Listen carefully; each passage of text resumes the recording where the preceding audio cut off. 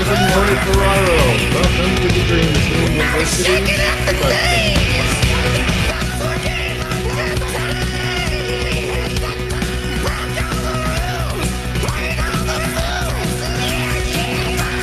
are live with Greg and Lori Ferraro. Welcome to the Dream Team University. Morning, everyone. Good afternoon. Welcome to Dream Team University. We're so excited to have everybody on here today. This is going to be a fantastic day. I'm Lori Ferraro. And I'm Greg Ferraro. And we are super excited to kick off Dream Team University, DTU. You guys are going to get your tool belts absolutely full this weekend. We had a great Thursday interview with Mr. Tracy Gibbs, our formulator and our Chief Scientific Advisory Board member. He was absolutely phenomenal. For those of you that missed that interview, it is on our Dream Team Facebook page as well as the Dream Team WhatsApp, so you can go back and watch that hour-long interview. Tracy's always filled with such he was amazing. Yeah, he just absolutely fantastic information. So you're able to catch that, and just in case you missed it, if you still have people that are trying to register, they can still get registered. So go ahead and invite people. We just want to share a little bit about us for those of you that haven't met us, that don't know us. Greg and I have been married for 28 years now. We have two amazing daughters. Our oldest daughter is married. We have phenomenal son-in-law, and we just had our youngest daughter get married. She just got married in Maui, and so now we have two son-in-laws. So we went from having two girls to adding two boys to our family. So it's not very so exciting. outnumbered anymore. Right, because we have two girl dogs too. So Greg was definitely outnumbered. But what did you pray for? You said years ago. Oh yeah, prayed for girls. Yeah, you be careful what you pray for. I remember when I was in high school, I prayed that God surround me by beautiful women, and it's been like that my whole life. You ended up with daughters and girl dogs, but now we do have two boys as well, so it's very exciting. So I want to take you guys back 28 years ago when Greg and I got started in this industry. We literally got started about a week after we got married, started in the network marketing industry. And I can tell you, we learned a lot over the last 28 years. We've been students of this industry, and we had a lot to learn, and we had a lot of growing to do. And I wish I could tell you we were an overnight success, but we were far from it. We failed many times, but we failed forward, and we kept moving forward. But man, when we first got into this industry, times were tough. I mean, really tough. So we didn't come from any type of money. I mean, we didn't have silver spoons in our mouth. I'd say we had plastic spoons in our mouth, and it probably had a crack in it. It was a tough go, and we struggled, but what we did have is a dream. We had a huge dream. We had huge ambition, huge desire. So you never know what's inside somebody. And man, I just think back to some of those days, and I wouldn't want to go back there, yet I'm thankful for them because they shaped us and they formed us and they gave us a heart for people, because we understand what it's like to go through some really painful things. Well, it helped make me realize that, if you want something and you're willing to go out and do the work for it, you can go out and change your situation. I mean, I remember back when we were newly married, had both of our daughters were born. We were living in Knoxville, Tennessee at the time. And that was actually when Peyton Manning was the quarterback for the Tennessee Volunteers. And that was a fun time. And I remember, talking about that. I mean, we wanted to go see a Tennessee Volunteer game, but we couldn't afford to go into the games. And, a guy from our church said that he could get us in. And, we went to this meeting, and they had us sign this form for taxes. And next thing I know, I'm asking, why are we signing this form? And they're like, well, because you're going to be an usher and you're going to get paid. And I'm like, you're going to pay us to go watch a game. I thought, well, that's cool. And we get to watch a game and get paid, but we were in a situation where we didn't have a whole lot coming in. I mean, little things like that were huge. I mean, just that little extra money was enough to help pay for a babysitter when we went to a game. And I remember, for our anniversary, I wanted to do something, special for Lori. And again, times were tough. And I remember there was this coupon that came in the mail. It was for the Baker Peters Jazz Club, which was a nice steakhouse. It was a very nice steakhouse, and it was buy one, get one free entree. And I thought, well, okay, I can buy one, we'll get 2 entrees and we can have an anniversary dinner. And we get there and I open up the menu and I look and it's a la carte, which I didn't even know what that meant. I had asked the waiter what that meant. And they're like, oh, that means you get the entree and then you have to pay for your vegetables. You have to pay for everything on the side. And we're like, oh my gosh. I mean, all we had was enough for 1 entree. And water. Water. And then we split a baked potato. And I remember, there was this table that was not too far from us, and these people were sitting down, and there was like, I don't know, 4 or 5 of them, and they were ordering appetizers and drinks and all this stuff. And we're like drooling. I mean, we're just like, oh my gosh, we could barely get by. And it was like at the end of their meal, the waiter came up and said, oh, there's no charge. Somebody called in and paid your bill. And Lori and I were just like, oh my gosh. Can you imagine? Can you imagine if we could eat like that? And, I mean, geez. Yeah. So, I'm just excited for everybody today, guys. I mean. But you forgot one of the other parts. What was that? When we left, were we full? No, we actually had to go down the street to this pizza place and get a couple slices of pizza because we were still hungry. We just couldn't afford any more at that restaurant. So it was tough times, you guys. But like I said, we had big goals, we had big dreams, and we wanted to win. And so we get super excited and passionate about helping other people and them wanting to win and them wanting to reach their goals and their dreams. And so we are so excited to have this DTU because that's what we're doing. We're going to pour into everyone. All these leaders that are gathered on here are going to pour into all of you, fill your tool belts so you don't have to fail like we did. I mean, we failed. We didn't have someone pouring into us in the beginning, and we had to fail forward and not quit and keep an eye on our dream. If your dream is huge, you're not going to stop. So make sure you have a big dream. That's number one. If your dream is too small, you might quit because there are going to be obstacles. There are going to be roadblocks. There are going to be tough times. I mean, not only in business, but in life. I mean, that was a tough time, but we just ended up laughing and eating a couple slices of pizza, and we'll do better next time. That was kind of our attitude. Well, and why it's important to have a big dream, guys, is, this is something new. I mean, it's, you have to get out of your comfort zone. I remember, we were in that situation and I wanted to get out of it so bad, but the problem is it was scary, to get out of that situation. It was scary. I mean, I remember, looking at this industry and how amazing it is, but realizing, oh my gosh, we do have to talk to people, which was a big deal for me. I mean, Lori's really good at talking to people, but that was scary for me. I flunked speech twice when I was going to college because I had a hard time with that. And, picking up the phone to call people, my hand would shake, sweat would pour down my face, my voice would crack. I didn't have a clue what I was going to say to people. Wait, you're missing a part. And he would make me get on the other side of the house. Oh man. Yeah, it was scary, but literally, what I did have, I had a picture of Lori right in front of me because that was my why. I wanted to do something special for her. I wanted to quit saying, no, we can't afford, Kraft macaroni and cheese. We can't afford that, or I can't get you a glider rocker chair for,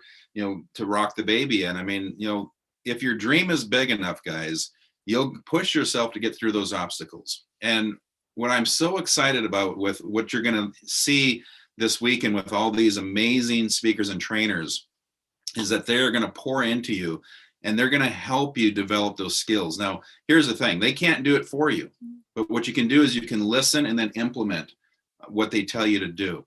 And then it's just practice, practice, practice, and never give up. And here's the thing, guys, and this is what I'm so excited about.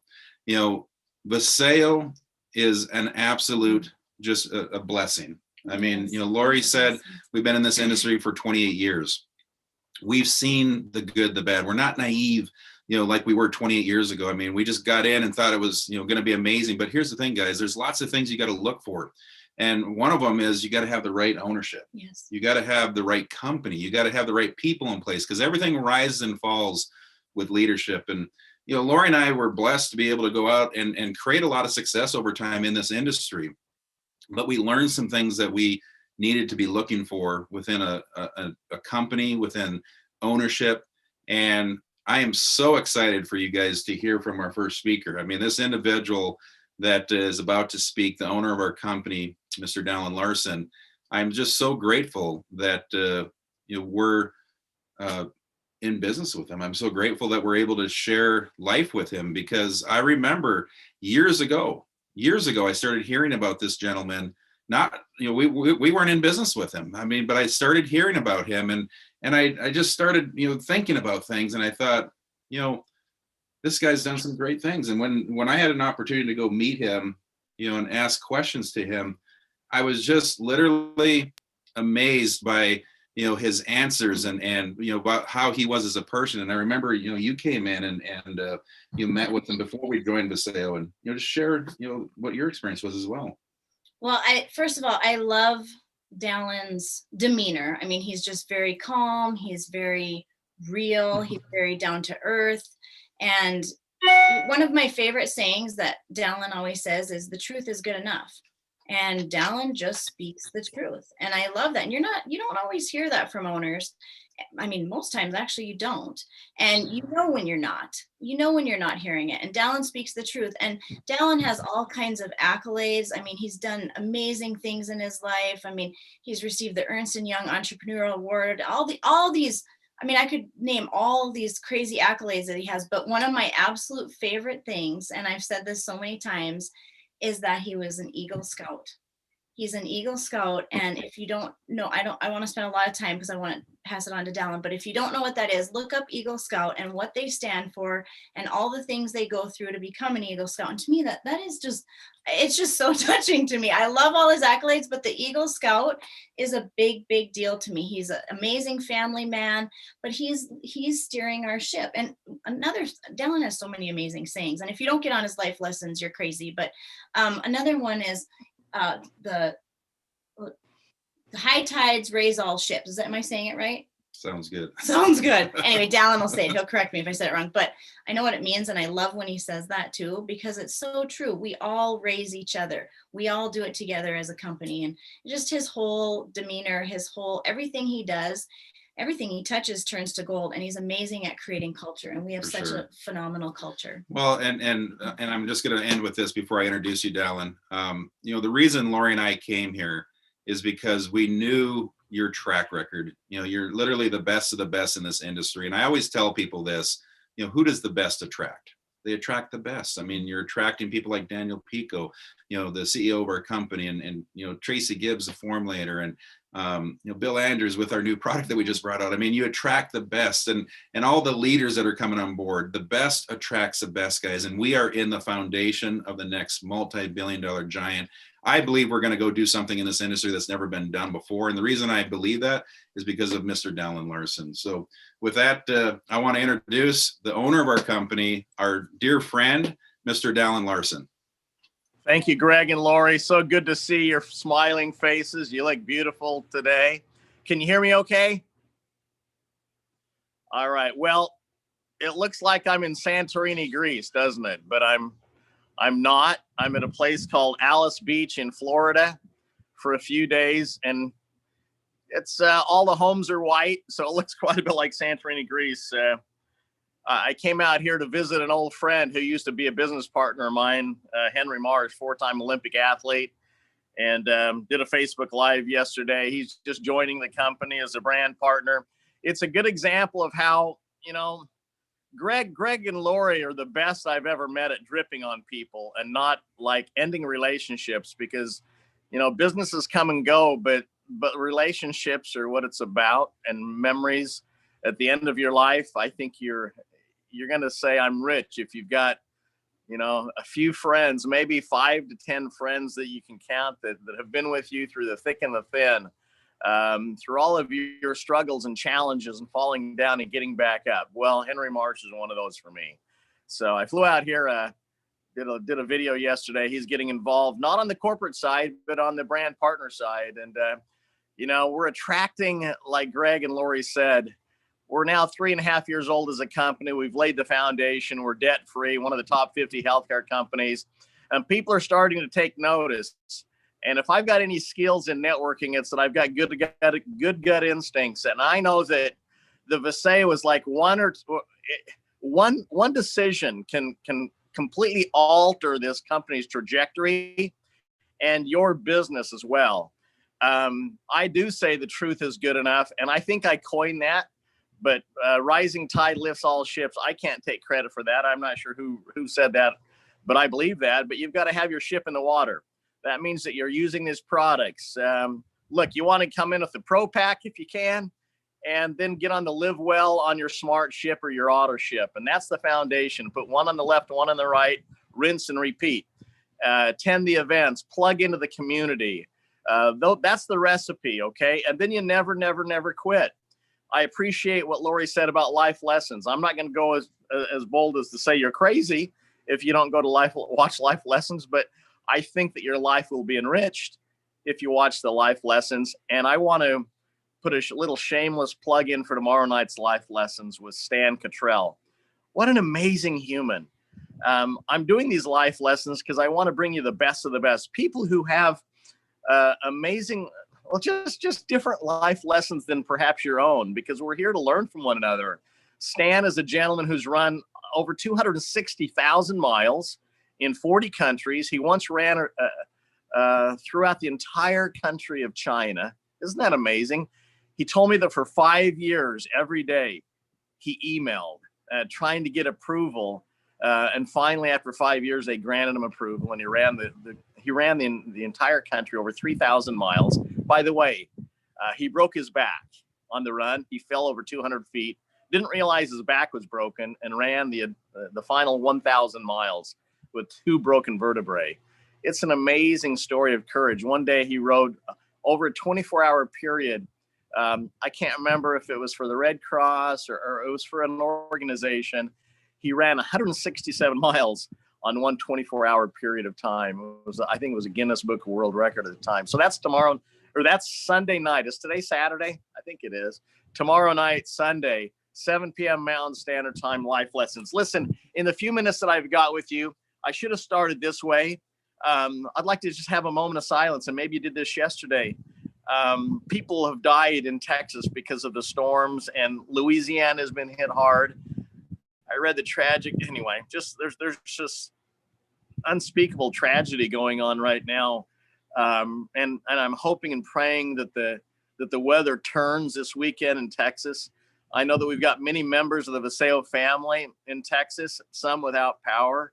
And so my heart goes out, and I'm sure your heart goes out to people who are hurting right now. I'd like to take 10 seconds of silence if we can.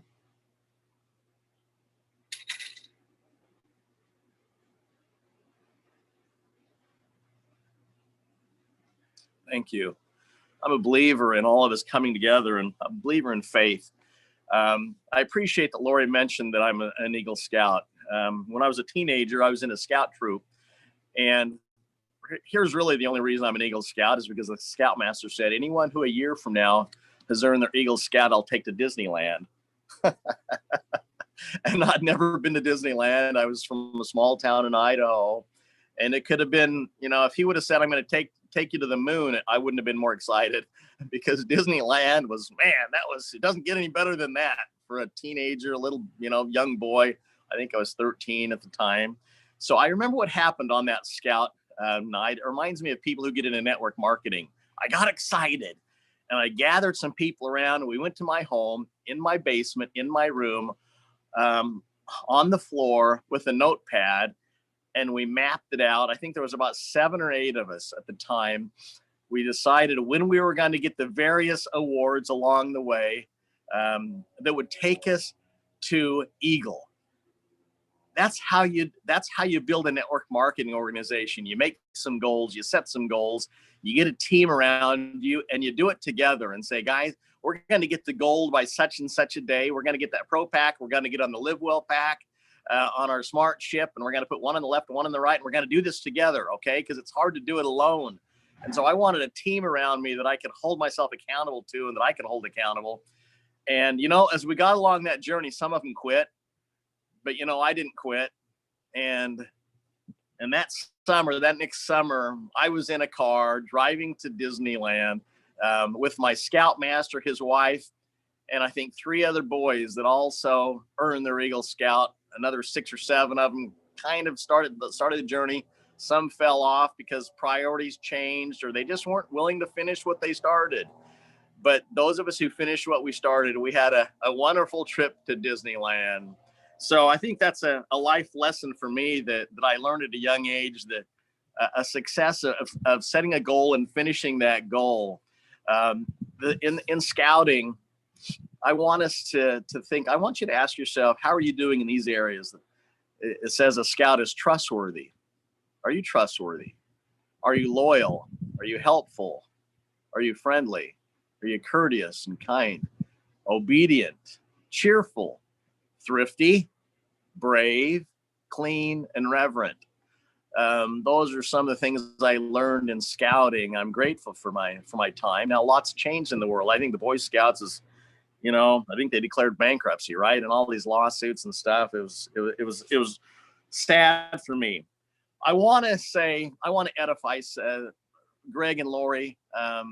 They're amazing leaders. I appreciate their commitment to serving you, each and every one of you. I'm grateful to them joining Viseo. I'm grateful for the diamonds in the organization in their personal enrollment tree. I think of course, the great Gilbert Anderson, a dear friend of mine, just a man with a plan. I think of Lyle and Jennifer. They're teachers and they're just servants. I just love their hearts and how they help people up in Canada and throughout.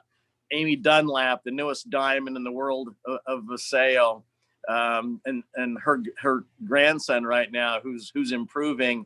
I'm thankful for that, Amy. I know that, one of the reasons I wanted to start this company, this community, is for people to pray for one another. Have your prayer warriors out there in times of need. And we did that the other day for your grandson. So my gosh, there's a lot of things you can do with your time. I'm grateful how I'm spending my time. This is my retirement. I love helping to create a community where people are there for one another in times of need. I didn't know we were going to have a pandemic when we started Viseo, but am I grateful that I put the golf clubs away and started this company in a community where people could be there for one another and lift one another up and provide leadership and provide finances in a time of need when over 50 million Americans are out of work. And did you see the jobless numbers last week? How many people filed for unemployment last week? These are challenging, difficult times. But it's time to rise up. And I'm grateful for each and every one of you who are rising up and sharing Viseo. I want Viseo to be an enormous blessing in your life. I'm grateful for all the up and coming leaders. I love the new list every week of the new golds and above, and getting on the phone and calling these individuals who won their first trip. I want to take you around the world in Viseo, and that first free trip is going to be a cruise to the Bahamas when cruise ships are sailing again. But I always say to people, the same thing that got you to gold will get you to ruby, emerald, and diamond. Okay, so keep putting one foot in front of another. This is more of a marathon than it is a 100-yard dash, and it may be a 100-mile race for some of you, like Bill Andrews runs. I had Henry Marsh, a 4-time Olympian, and Bill Andrews on the phone yesterday.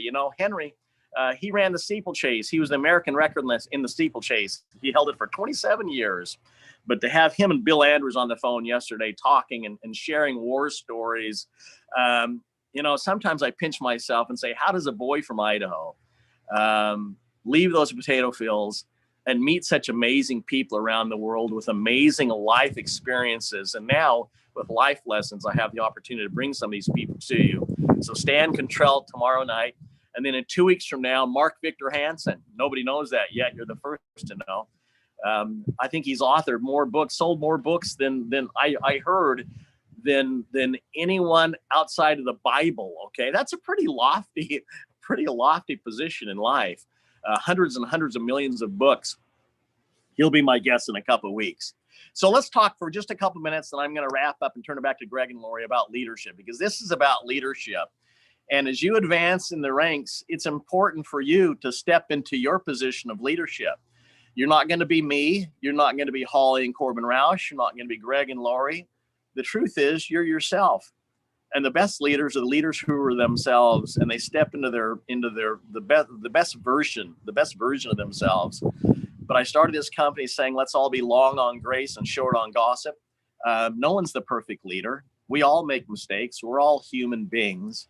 So I just want to encourage you to lead by being yourself. Second, by loving others. Someone once said to me, people don't care how much you know until they know how much you care.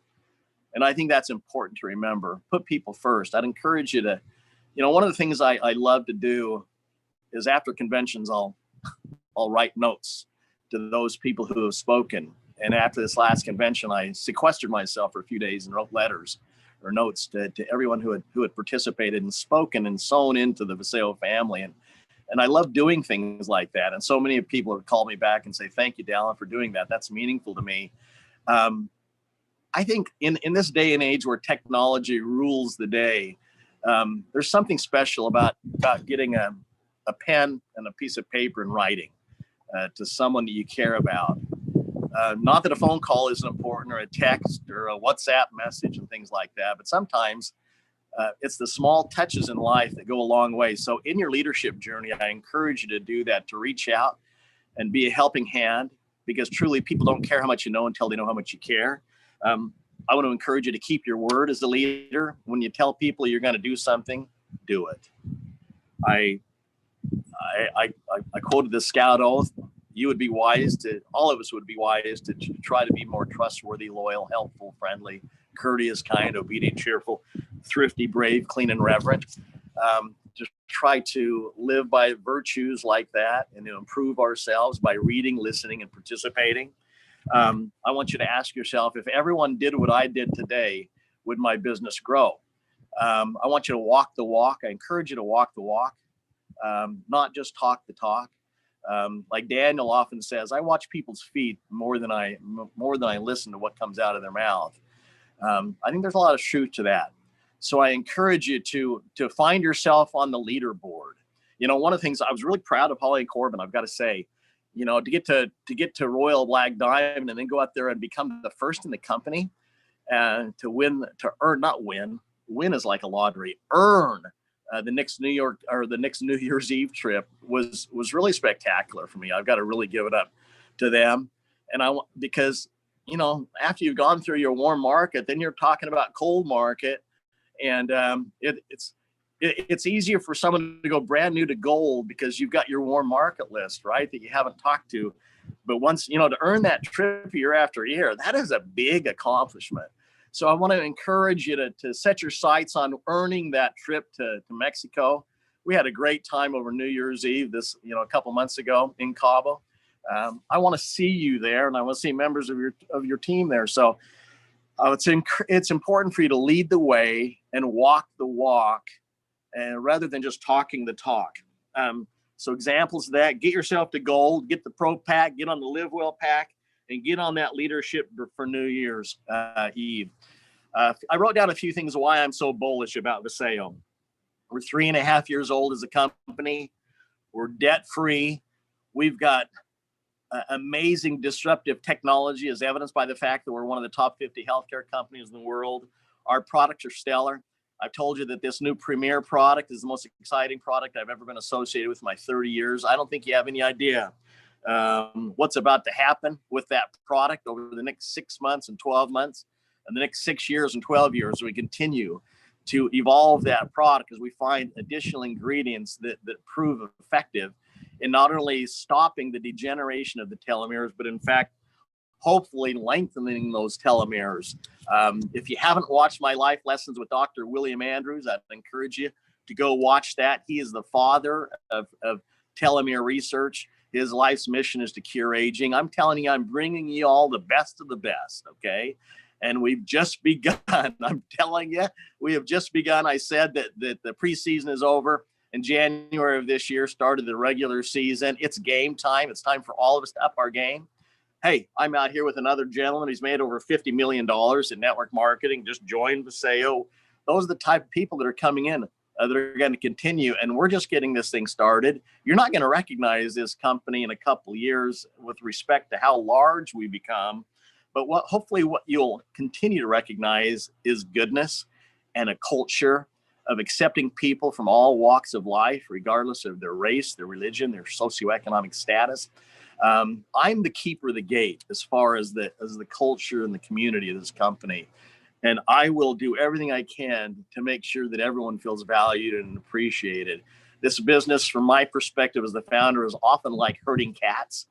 And you get people who are diamonds and white diamonds and black diamonds, and they've got strong personalities. They're, Dr. Seavey talked about your color, your personality test. And I think I'm very red and also blue, and maybe some different colors as well. But you know, my experience is that most people who get to Diamond and Beyond have quite a bit of red, and so they're very driven, and I love that. And it's also important to respect one another and give people room to grow. I'm giving you all room to grow, and I appreciate that you're giving me room to grow, because I really am the least among us in so many areas. I don't have a lot of gifts that you have. You bring so much to this community of Paseo that I'm grateful for. I will tell you that this year, there's always going to be companies in transition with people looking for a new home to go to, that they can bring the people they love and care about.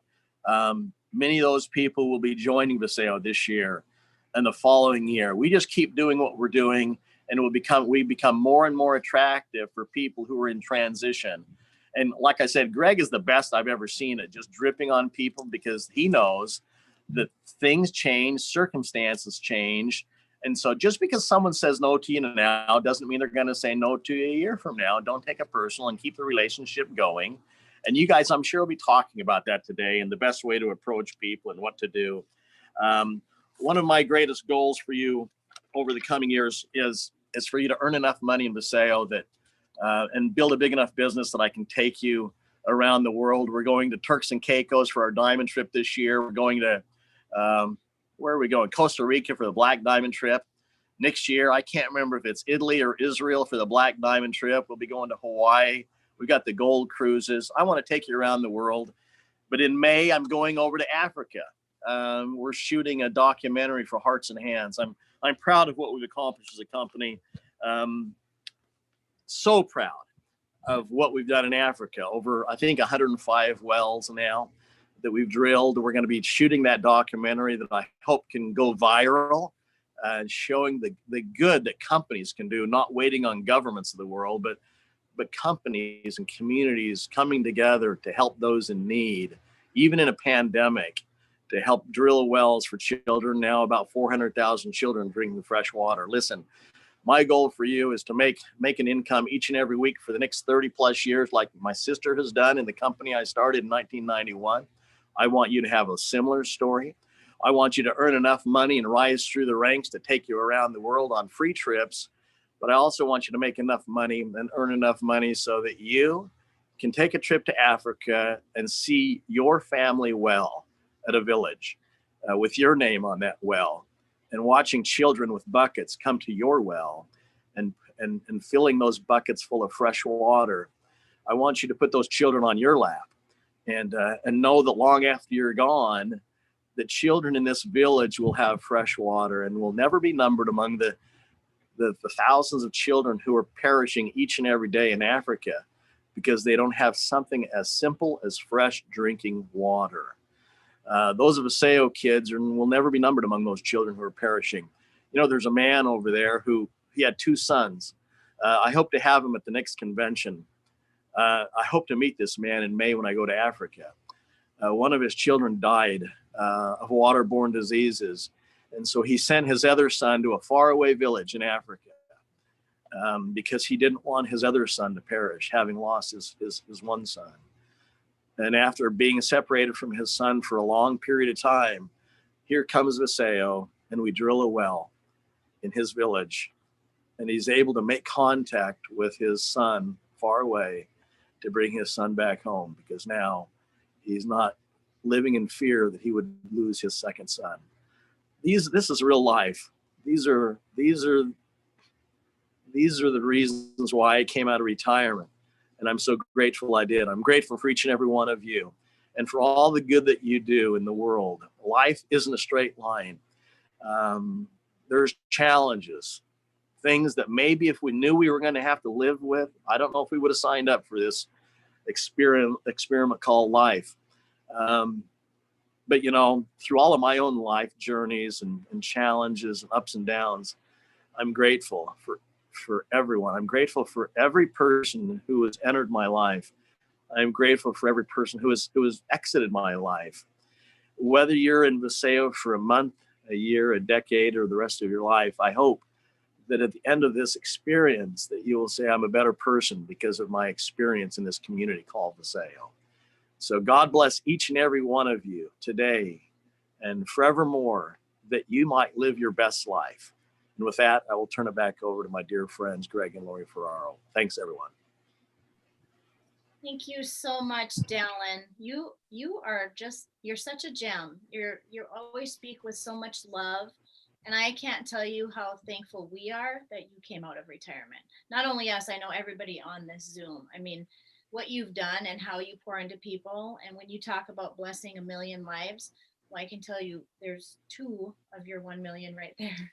I love you guys, Lori and Greg. I'm so happy for Kennedy and her new husband, and those pictures from Hawaii.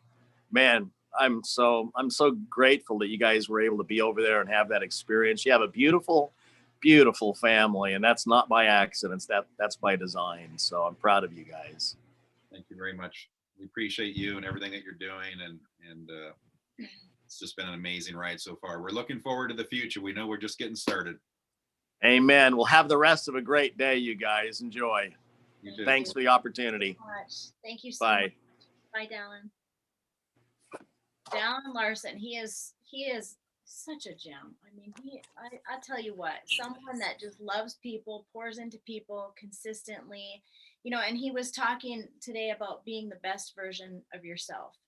And I always say, when I grow up, I want to be like Dallin Larson because, man, I mean, he lives that every single day. He's just something else. And those notes he does, we've received several handwritten notes in the mail from Dallin, and they're always so heartfelt, so personal. It's just a beautiful thing. He's just a beautiful person. And I mean, who better to be the founder of Vaseo? We're very blessed. Well, you know, I had certain expectations that I had hoped that our ownership and Dallin Larson would provide with this company. It wasn't an easy decision for us to come here. It was a big decision, and he has certainly exceeded by far every expectation. And you know, I love you talk about quotes, and you know, one thing that he told us early on is, he says, I'm not perfect. He says, but I will promise you this. He says, I will do everything in my power to put you and everybody that is part of Vaseo in a position to win.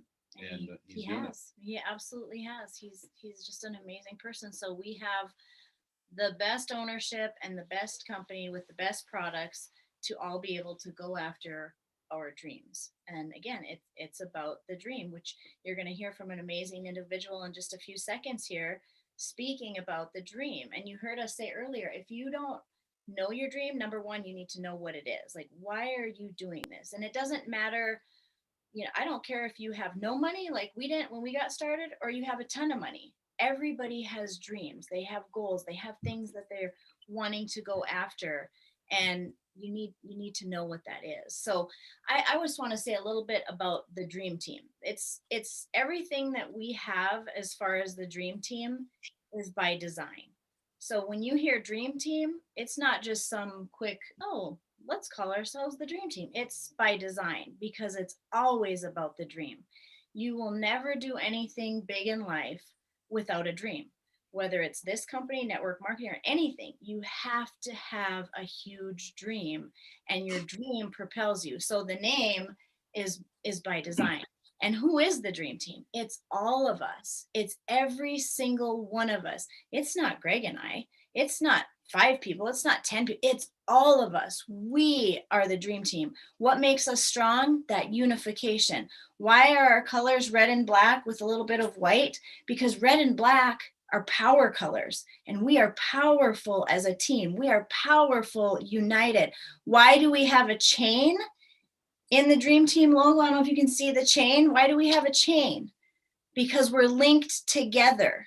One link isn't very strong, but when you have link after link after link after link, that forms a strong chain. We're unified, we're strong, we have colors of strength, we are unified, we have the chain that represents strength, and we are the dream team. So every single thing is by design for all of us, because you're not doing this alone, we're doing this together. We are unified, we are one, we are strong. You know, I think of Texas and Louisiana, like Dallin mentioned. And I think, you know what, when people are hurting, when people are hurting in Texas and Louisiana, that affects us all because we're a team. And that makes us all sad because we're one, we're unified. So anyway, we are all standing behind each other. You are not doing this alone.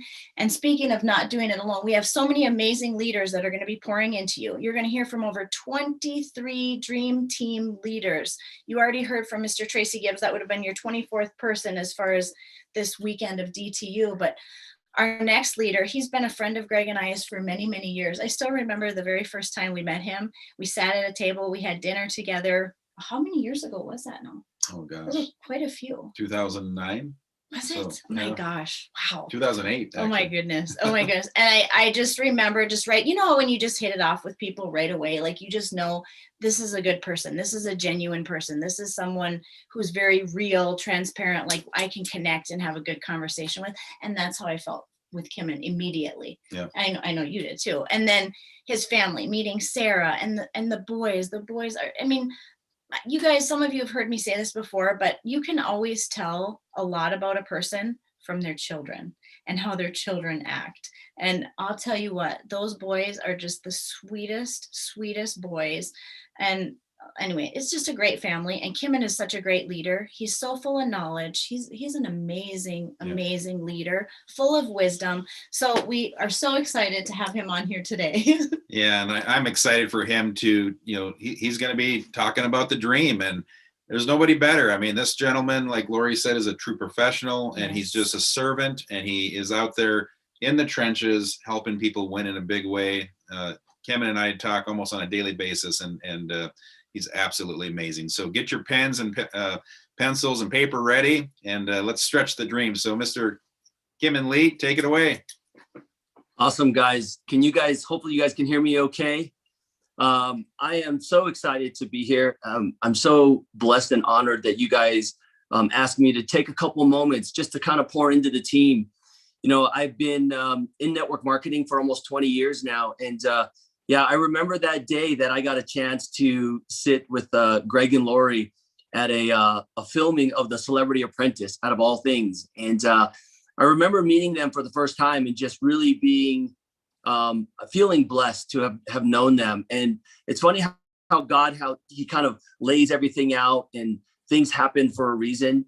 And so I was so excited when Greg called me. And, you know, I didn't join Viseo right away when Greg called me. I think Dallin said it perfect, that Greg just drips on you and drips on you. And my relationship with Greg was so good that I knew that if I was going to be joining Viseo, it was going to be with Greg and Lori Ferraro. And so I've been so honored. Sarah and I, my entire family, we've been extremely blessed by this experience. So when Lori called me up, she asked me if I could just talk briefly about dreams. And I think it's so important for us as adults to really start dreaming. You know, I think sometimes we feel like we're too old to dream, and it's okay when you're younger to dream, but it's silly when you're older that you start dreaming again. And, you know, I think as we go through life, we start to settle and we start to figure out that, you know, life is just happening to us, and life is not happening for us. And I want to encourage each and every one of you that are in Viseo right now, and whether you have been in Viseo for more than a month or whether you have been in Viseo just for a short period of time, I want to tell you that you should really start dreaming again, that what you're dreaming, the big dreams and the lofty goals that you have, they can actually come true here in Viseo. You've probably heard it so many times from people that, you know, people that dream really big dream, that has to be so audacious sometimes that when it comes true, it really makes the people that are watching you in awe. And I think for so many times in our lives as we grow up, we're always trying to fit in.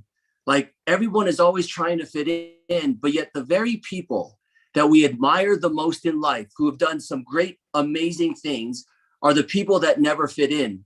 You know, one of the things that I've learned in the 20 years I've been in network marketing was to learn to dream, that the dream is what's going to motivate and inspire you. And the people who have really big dreams, they live different lives than those who don't. You know, our lives really, one of the things that I wrote down was that, you know, our life starts to change when we're more committed to our dreams than we are to our comfort zone. So I want to ask you something. You know, so many times we get so caught up and who believes in our dream. You know, we get so caught up that my husband doesn't support my dream, that my wife doesn't support my dream. You know, my mom and dad, they don't believe in my dream. I want to ask you, do you believe in the dream that you have? Do you believe in your skills, in your abilities, in your calling?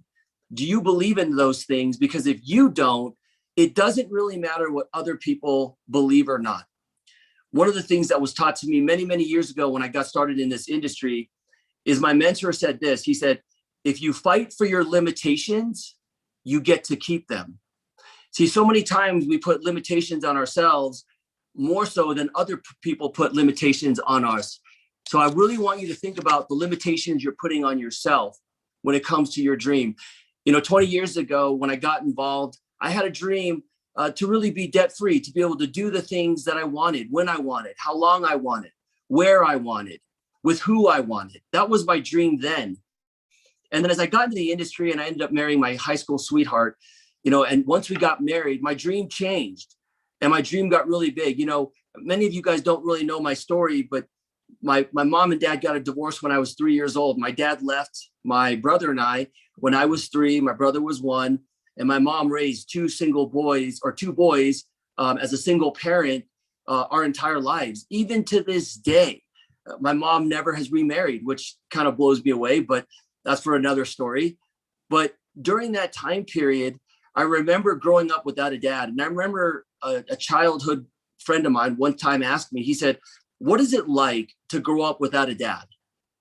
And I looked at him and said, I don't know, because I never grew up with one. I didn't know what I was missing. So when I had my 2 boys, one of my biggest dreams was that I got to raise my boys and do the things that I wanted to do with them, when I wanted to do with them, where I wanted to do it with them, for as long as I wanted to do it with them. And when I got involved in network marketing, I saw the vehicle that was going to allow me to do those things. I saw a vehicle that was going to allow me to spend as much time as I wanted with my kids. My pastor said one time, which really struck home with me, is he said, you know, so many times, he said, what you're doing is so great because, you know, so many times when we have children, we have jobs and we don't get to really pour into our children like we want to, because our children come out as blank slates. And unfortunately, after 30 or 60 days, you have to go back to work. You have to hand off your children to someone else who gets to write on who they are. The person taking care of our kids gets to instill their values, instill their beliefs, instill their thinking. See, we don't get to do that most often because we have to support our family. We have jobs to go to. So my dream was always that I wanted to be the one writing on my kids' blank slate, teaching them who they were going to be, pouring into them, teaching them the things that were important to me. You know, someone said to me one time, Kim, and give your kids not the things that you didn't get, but teach them the things that you never knew. So one of the things that was very important for me was that I had a dream that I could take care of my kids and I could be there with them all the time. And I could become the father that I didn't have. See, that was my dream. And so when I got really serious in network marketing, I understood that this was going to allow me to achieve my dream, and that I wouldn't allow those people that were not pouring into me to help me achieve my dream. I would pay them no mind, that I had a goal in mind and I was determined to do that. And I was able to leave a 13-and-a-half-year career once I got really serious about this. And as many of you guys know, I've been doing network marketing full-time for 18 years, but not by accident, but by sheer determination and through trials and tribulations. So I want to share with you, before my time's up, I want to share 3 things with you, which I believe have helped me in my journey. And hopefully some of these can apply to you, and maybe some of them won't, but take what you will, the things that you think can help you. But these are the things that helped me literally change my business around, because I had to get really focused on the dream that I wanted to accomplish, because your dream will then eventually turn into the goal, right? So here's number one. Number one is I needed to take responsibility for my business, because if my dream was going to come true, I needed to take responsibility. And that I realized that I could never become successful blaming someone else. See, blaming someone else is never going to help you become successful. See, we all have a story to tell. We all have a story that we create in our own mind. And the story we create in our own mind protects us from failure. So when you create these stories on why you're failing or why you're not successful, all it's simply doing is protecting you from failing. But at the same time, it imprisons you from having success. So one of the things you have to do is you have to take responsibility for where you are, but give yourself enough grace that you know as you keep plugging in and you keep plugging away and learning, you will get better. Don't be so hard on yourself that you need to be perfect, that you need to be the Greg and Lori Ferraro the moment you join, because we all have different chapters in our life. So don't compare your chapter 1 to someone's chapter 32. Number 2, I want to talk to you about getting rid of your excuses. You know, one of the things that was told to me was every one of us has a valid excuse on why you can't do what you can do, right? We all have excuses on why maybe you're not successful, or why you can't talk to as many people, or why your business isn't moving as fast. See, we all have excuses, and I'm here to tell you that your excuses are valid, but your excuses didn't choose you. You chose your excuse. So when I realized that all these things that I thought were excuses on why I wasn't winning and why other people were winning, the reason was I was choosing the excuse. The excuse didn't choose me. That makes sense. So I want you to be able to change that, because in order for your dream to be fulfilled, you have to get rid of those. So you have 2 choices. You can either change your dream or you can enhance your skills, but either one is going to take work. So I would encourage you to change your skills. And then the third thing is what I want to tell each and every one of you from the bottom of my heart. I want to tell you this. I want to tell you that you don't need permission to pursue your dream. No one said you had to get permission. I want you to know without a shadow of a doubt, you don't need permission to tap into your greatness. Each and every one of us, I believe, has a greatness inside of us. Each and every one of us has value. Each and every one of us has a mission, and we have someone out there that needs us. Someone out there needs Viseo. We have the opportunity to be a blessing to so many people out there. And I think when we start getting rid of the opportunity part, that we're trying to get people in to make money, and that we're trying to sell people an opportunity or sell people a product, if we start realizing that we're giving people hope, we're giving people inspiration and dreams of their own back. You know, one of the reasons why most people get excited when they hear network marketing presentations is because for a split second, they start to dream again. For a split second, they start to get more hope in their life.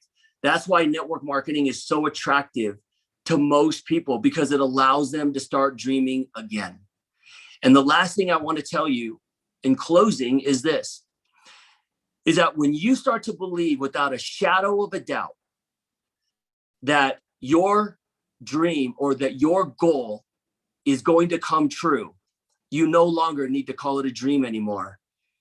But it has to come without a shadow of a doubt that you know that you will become a diamond, that you will become a black diamond, or that you will accomplish whatever dream you want to accomplish, even if it's as little as making enough money to be able to stay home and take care of your kids, pour into your kids, or whatever that dream may be. Just know this: the moment you know without a shadow of a doubt it will come true, you no longer have to call it a dream anymore.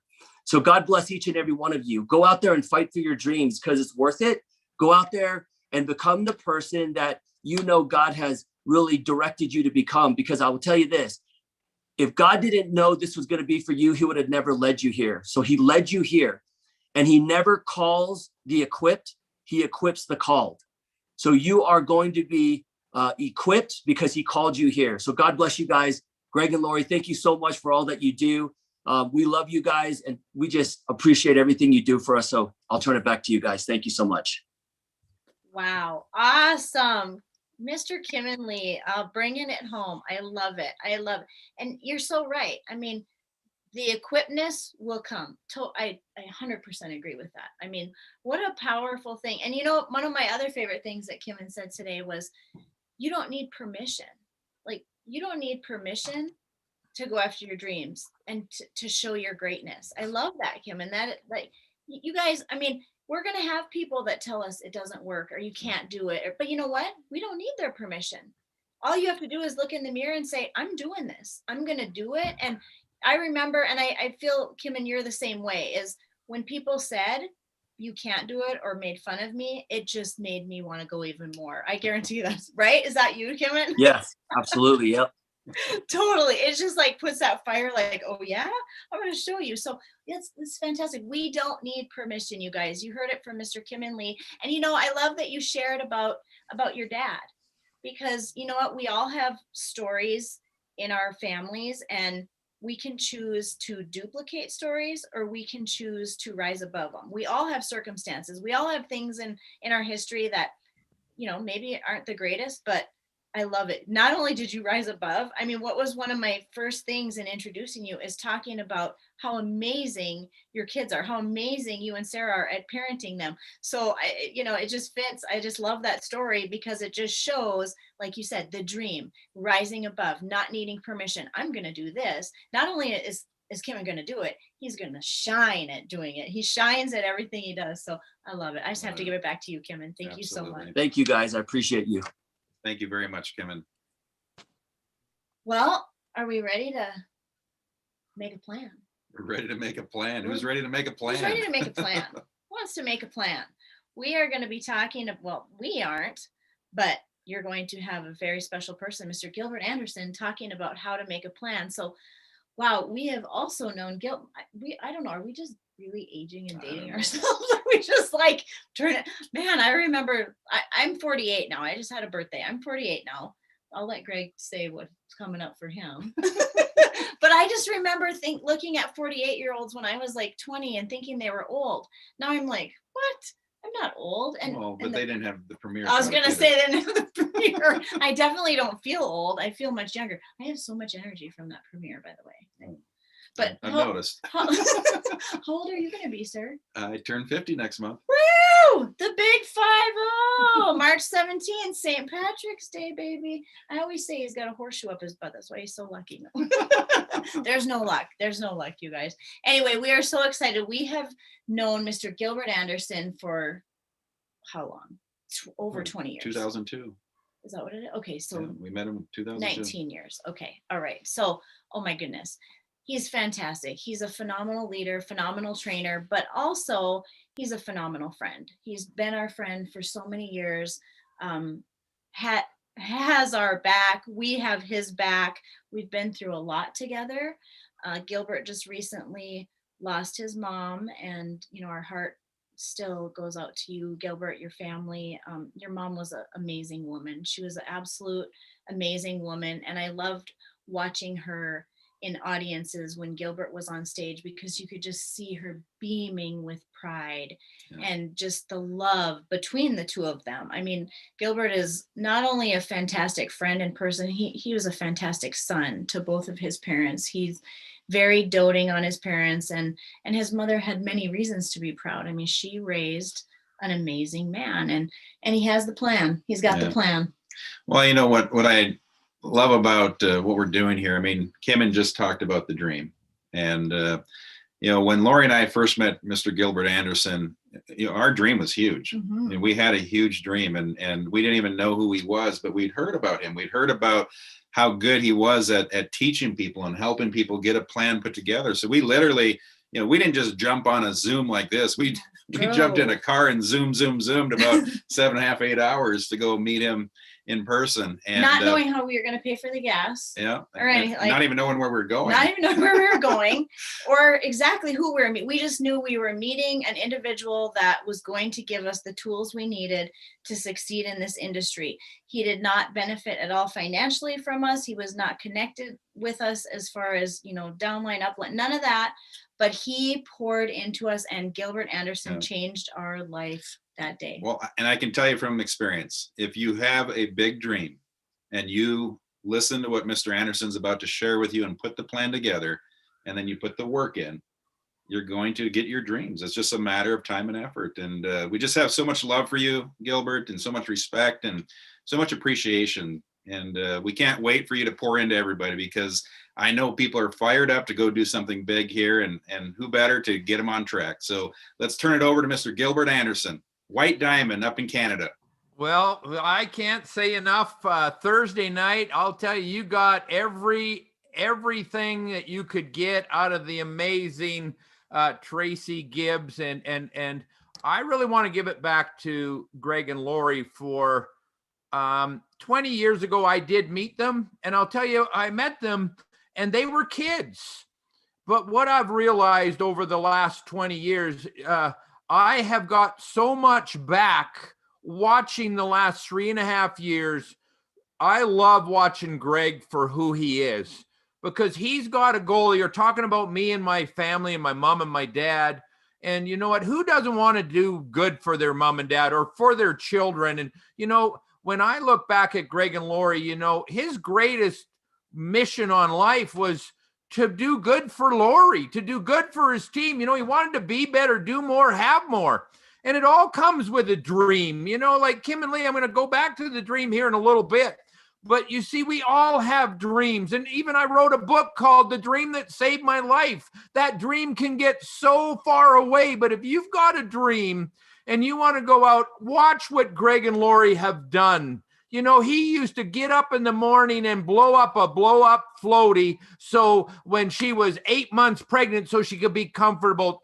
Greg has served his family, just got back from Hawaii. You see, they wouldn't be able to do these things if they didn't take action to their dream. You see, they wanted to be free. They wanted to have more. They come to a seminar and they started talking about goals and what it takes to achieve those goals. I want to talk about Dallin Larson. You know, he wanted to talk about being an Eagle Scout. Think about this. Finish what you start. You see, when I came into this business, I had a dream that I didn't finish. And thanks to Greg and Lori, they give me my dream back. That's what they did. They give me my dream back. That's all they did. And when they did that, I watched them. I watched them serve and serve and serve. And that's what it's all about. Now understand this. I love what Dallin Larson said. He said, you know, he said a lot of things, but he said, you know, if you ask everybody each day or you look in the mirror, and I learned this from the great Mark Uhl, he said, you look in the mirror, and if everybody did what I did, where would my business be? So what I want to let everybody know is this. Dallin Larson had a dream to start a company, came out of retirement, and he upped his vision. He came to believe in a bigger dream. Look what's happened these last few weeks, and look what's happened these last few days. I am so excited about where we are. Preseason's over, everybody. But guess what? After preseason, games start. We are now in the game. And so to understand this, Dallin Larson's got a vision to create 20 diamonds. That's a goal. That's a target. But you see what an amazing dream would take a company to 20 billion. And it all starts with dream. You know, whatever the mind can conceive and believe, it can achieve. That's what I used to say. You know, you got to have affirmations. Affirmations. What did Muhammad Ali say every single day? I am the greatest. I am the greatest. You guys, whatever the mind can conceive and believe, I can achieve. But what is it that you can conceive? What is it that you can believe? It's got to start, number one, with a goal or a dream. You see, the man that wrote this book, Think and Grow Rich, and I love this book. I teach from this book. I have been trained by this book, and here's what it says, you guys.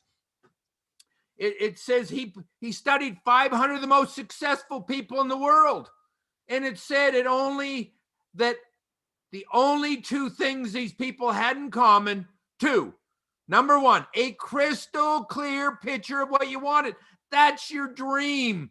If you can conceive it, you can believe it. But you got to keep telling you guys, I'm sitting where I dreamed 23 years ago at the lowest of lowest. I dreamed at this dream center. You guys, but it's not over. It's not to tear the goalpost down. There's still more to come. So number one, a crystal clear picture. That's the only thing 500 of the most successful people in the world had. Number two, they developed a plan. So Napoleon Hill, after studying 500 of the most successful people in the world, he come up with a six-step process. Yes, number one, a goal. You see, you got to have a goal. And when you have a goal and you have a dream, amazing things can happen. You guys, and it all starts, you see, if you don't have a goal, it's like a ship without a rudder. You cannot go out to sea and go from A to B without having a target, a plan, a map. So I want to encourage you, know your goals, whatever it may be. Get very specific. Number 2, a timeline. You see, I'm going to talk about a plan here real quick, but how many people, you got to have a timeline. I've got 10-week goals. I've had 10-week plans. I've done 90-day plans. I've done 30-day plans. You guys, we're just finishing up 6 more weeks of our 90-day plan called 21 and 90. You guys, every single person, you got to work a plan. So number 1, you got to have a goal. You got to have a timeline. You got to put these things in writing. I don't know what it is, but put pen to paper. Every single time I write things down, magic starts to happen. I've got hundreds of goals written down on my goal cards here. I'm going to fill that up till there's a barrel full of those. And when they're all full every day, write your goals down every single day, you guys. Read them morning and night. You guys, put it in writing. And then step 4, here's where I get excited. Develop a plan. And what does that mean? A plan for a 10-week, a plan for what did Dallin Larson do as an Eagle Scout? He sat in a room with a group of people. And what did he do? He went out and made a plan. That's what he did. He made a plan. And there was 7 or 8 people. They all didn't make the finish line. But you know what? A few did. Think about that. So how do you develop a plan? It's real simple. You sit down and you put this process together. Step number 5 in the 6-step process. You got to pay a price. There's a price to pay. You guys, every single time, Floyd Wickman, a great mentor of mine. Matter of fact, I had him on Thursday on the call, and he says, you got to learn how to dance. There's a formula for succeeding. Would anybody like to hear that formula? And you know what? It's a formula that's worked over and over and over. Nothing lasts forever. Not the good times, not the bad times. But what you got to remember, over a period of life, if you learn how to dance, and what's the dance? It's real simple. I'm going to give it to you. Number 1, set a goal. That's right. That's the first part to learning how to dance. Second part of that learning how to dance is make a commitment. You got to if you make no commitment, you're never going to win at anything. So number 1, here's how you dance. Set a goal, make a commitment. And then number 3, do the basics. There's so many things that are going to keep us busy. And what do I mean busy? Busy at staying away from the main thing. I've always been taught to do the main thing. Keep the main thing the main thing. You're going to hear from some great speakers. You're going to learn how to do 3-way calls. You're going to learn how to make a list. You're going to learn how to, probably put 240 jelly beans and take one out every time you get belly to belly. You guys, the basics is this. If you do the basics, you learn how to dance, set a goal, make a plan, make a commitment. Like what's the commitment? Tell everybody what you're doing. Dallin Larson saying, create 20,000 diamonds. Well, you want to know what? I want to create 200 diamonds. You see, we've created 1. Get there yourself. So the first of all, you got to get there. Mark will probably give you the formula to become a diamond.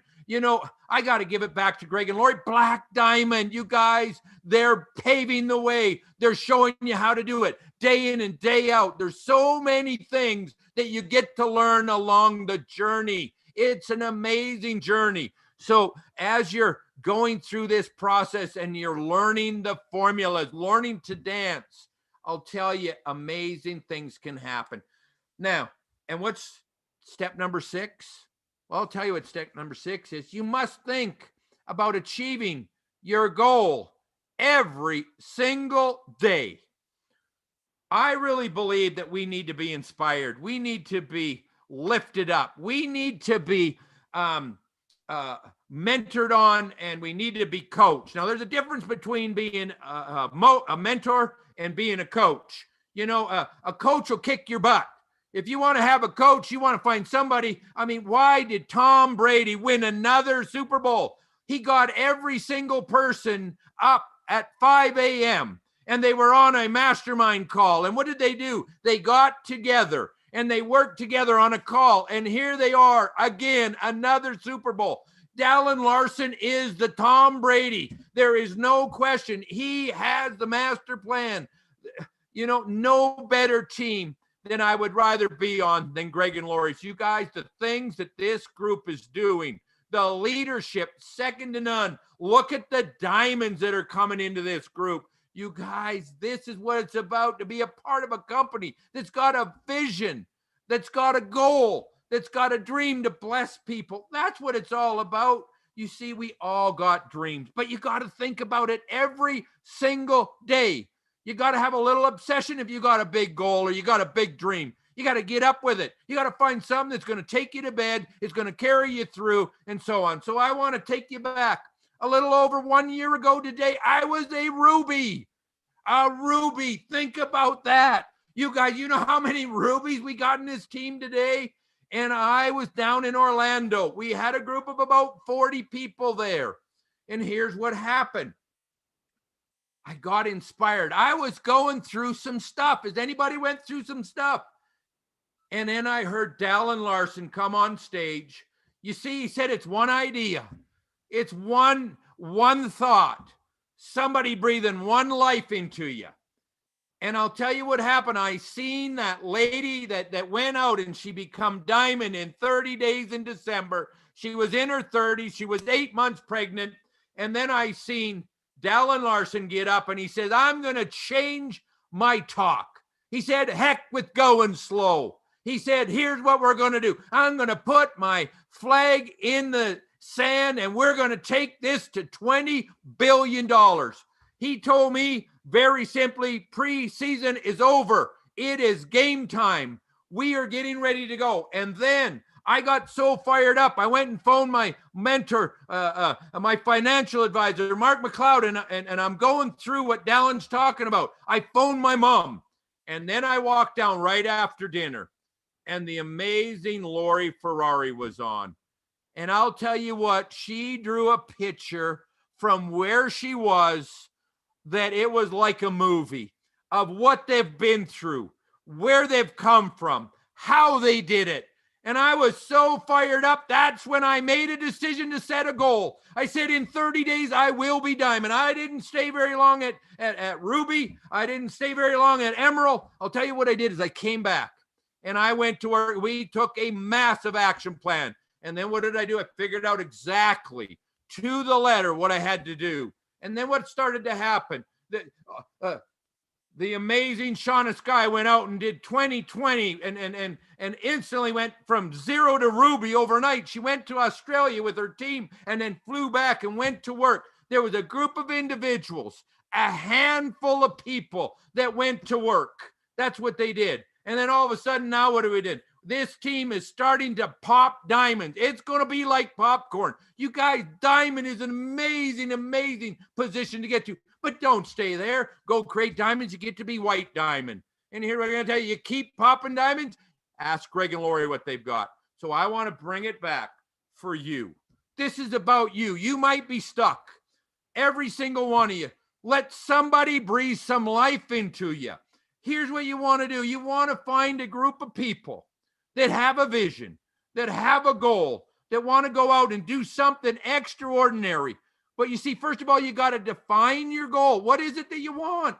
You guys, I didn't join this business. I didn't come out of retirement to become white diamond. I came out of retirement because I had a dream that was no longer there. I will tell you, the first year in this business, I didn't qualify for blue diamond. I didn't even get to go to Dallin's house. I felt that, what do I got to do? But you see, I didn't make a decision. I didn't do what was required. And then one day I woke up after having what do they call a fireside talk in Calgary when Mark Uhl came and he poured a couple hours into us. And I went home and I looked in the mirror and I realized what I was doing was not congruent with my goals. It wasn't congruent with my dreams. And I got serious about my health. Look at Greg and Lori. They are the most absolute beautiful people in the world, inside and out. They look like they're 20 years old. They're healthy. They're happy. They're wealthy. Who doesn't want to have what they got? You see, that's by leading by example. So what I want to encourage you this is I want you to go find a group of people that are committed, that have goals, you know, that want to go out and do something extraordinary. You guys, it takes time. I've been working on my dream since 1997. And what happened was, because of this vehicle, because of this thing called Viseo, we were able to go ahead and start. I set a goal, and I woke up when I made that decision after talking to Mark, and I woke up and it was September 4th, Labor Day. The football goes on between Edmonton and Calgary every year. And at 5 a.m., I was going to set my goals, and Grant Cardone was on. Never heard of him before. And that moment, I wrote down a little goal on a little goal card, and I said, I want to 10x my income. Well, guess what? It didn't happen the first year. It didn't happen the second year. But as I run my numbers today, we have 10x our income. You guys, it takes time. It takes time to build a base. But here's what I'm going to tell you. We pioneered this company. We pioneered this country. And here's what we get to do. You know, I'm not much on scripture, you guys, and I'm not a theologian, and I don't teach Bible school, but there's a saying in Jeremiah 28, 10 and 11, I think, and it says something like, there are the plans for good, not destruction, not disaster. It says, we will give you a future of hope. Now think about this. This is what I want to breathe life into you. I want to give you a hope. Like when Greg and Lori drove 8 hours, they couldn't buy diapers for their kids. They came and they come to a seminar, they changed their lives, they set their goals, they left with a plan, and in a very short period of time, they started executing. Have been doing that for 20 years. And so think about this. Moses had an 11-day walk, took him 40 years. But you see, he had one of the most amazing plans ever. You guys, the first goal is to be happy, and there's 3 levels of being happy. You see, Greg and Lori are happy. They're some of the happiest people. Look at Lori. She's beaming. She's attracting great, happy people. You know, we can be happy by, you know, being with our kids, or a situational happiness, having a great meal, coming on one of these things. But there's a second level of happiness, and it's through growth. You guys, the second level of happiness is as we grow, what we got to go through. You see, we got to go through things, and sometimes it's not always that, but when we're growing through, it's not where we're going to, it's what we're going through. And as we keep going and we have a dream and we have a plan, and then there's the third level, and this is the highest level. This is happiness from meaning, happiness of serving others. When you have a dream, you have a goal, and you're willing to go work for it, no matter where you end up. And then it goes back to this. And I'm going to bring it in for a landing. You guys, whatever it is your goal is, surround yourself with goal-oriented people. Surround yourself with people that are going somewhere. We're working on a 90-day plan here with a large group of people to do 21 in 90. And why is that? You guys, 21 people into this business, you have no idea what one person can change your life forever. One person, one idea. Look who just joined our company, somebody that's made $50 million in this. They're coming, you guys. Sean, the guy said, you got to be ahead of the wave. You want to be ahead of this wave. We are positioned as well as anything I've ever seen in my life, but you got to go to work. So as you're working with groups of people, your mastermind teams, your leadership teams, and as you're working with these groups of people, go get them 21. And then from those 21, at the end of March, what you want to do is you want to dig down, and you're going to talk about tap rooting. Then go make another 30-day plan, and then go find a group of people that want to go diamond. And then let's go on a diamond run, and let's go build that vision. But you got to put yourself in position to win. You see, when I went to the convention, and I'm glad everybody's here, conventions, you guys, the ones that got the most people on the convention here today are the ones, the most people that are the best trained are the ones that are going to win the most. But here's what I will tell you, you guys, it doesn't matter if you're in day one or you've been in this business from day one. We're just getting started. You've missed nothing. So what I want to encourage each and every person, as I give it back to Greg and Lori, is this. Be grateful for the person that brought you into this. But then what you got to do is you got to look at your own dreams and your own goals. And then what you got to do is you got to work together and serve your people based on their needs and their wants. And then there's activity. There's only two things. And this is the last thing that I'm going to say. We know what we need to do to become healthy. We got to take the vitamins. We got to drink the water. We've got all of the ingredients in the world. It's up to you whether you're going to take them. But then it goes back to this. You guys, are you willing to do what I call generating income? There's only two things that will ever make you money in this business. And that's if you're getting people in front and getting them to try the product, number one. And these are income generating ideas.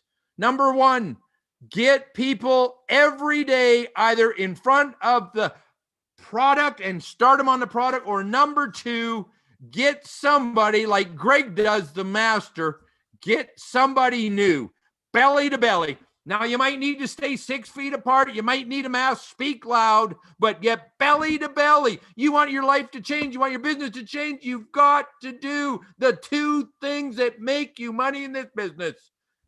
So with that, I want to encourage you, each and every one of you, take a few ideas after today and run with it with everything you got. Back to you, Greg and Lori. Thank you for having me on. Thank you so much for being on. Woo! That was powerful. I'm like fired up in my chair. I'm ready to go run. I got to get on the phone, Gilbert. You just fired me up. I love it. And yeah, right? And how true is that? Income producing activities, you guys. Don't just sit there and sharpen your pencil, sit at your desk and think you're doing something productive. You can sit there for 2 hours, straighten all your papers, get everything in order. That's not income producing activities. I love it. And I love when we sat in front of you 20 years ago, Gilbert, because that's exactly what it was. You told us, write it down, draw a line in the sand. I mean, and that's what we did. And I was like, I don't think I need to write it down. I know. And you're like, write it down, Lori. You have to put pen to paper. And I did. And I'm telling you what, you talk about dancing, you're cutting a rug, dude. Who's ready to dance, you guys? That's what we have to do. We have to put pen to paper. We have to write down our goals. We have to draw a line in the sand like Gilbert talked about. He did in Florida. He went from ruby to emerald to diamond. I mean, white diamond. He flew through. How did that happen? Because he set a goal, he wrote it down, he had a dream, he drew that line, and he just made that decision. It's you guys, I don't care where you're at in your business today, it's one decision. It's drawing that line and saying, this is it, I'm doing it. And Mr. Gilbert Anderson, that's what he did. That's what he taught us to do.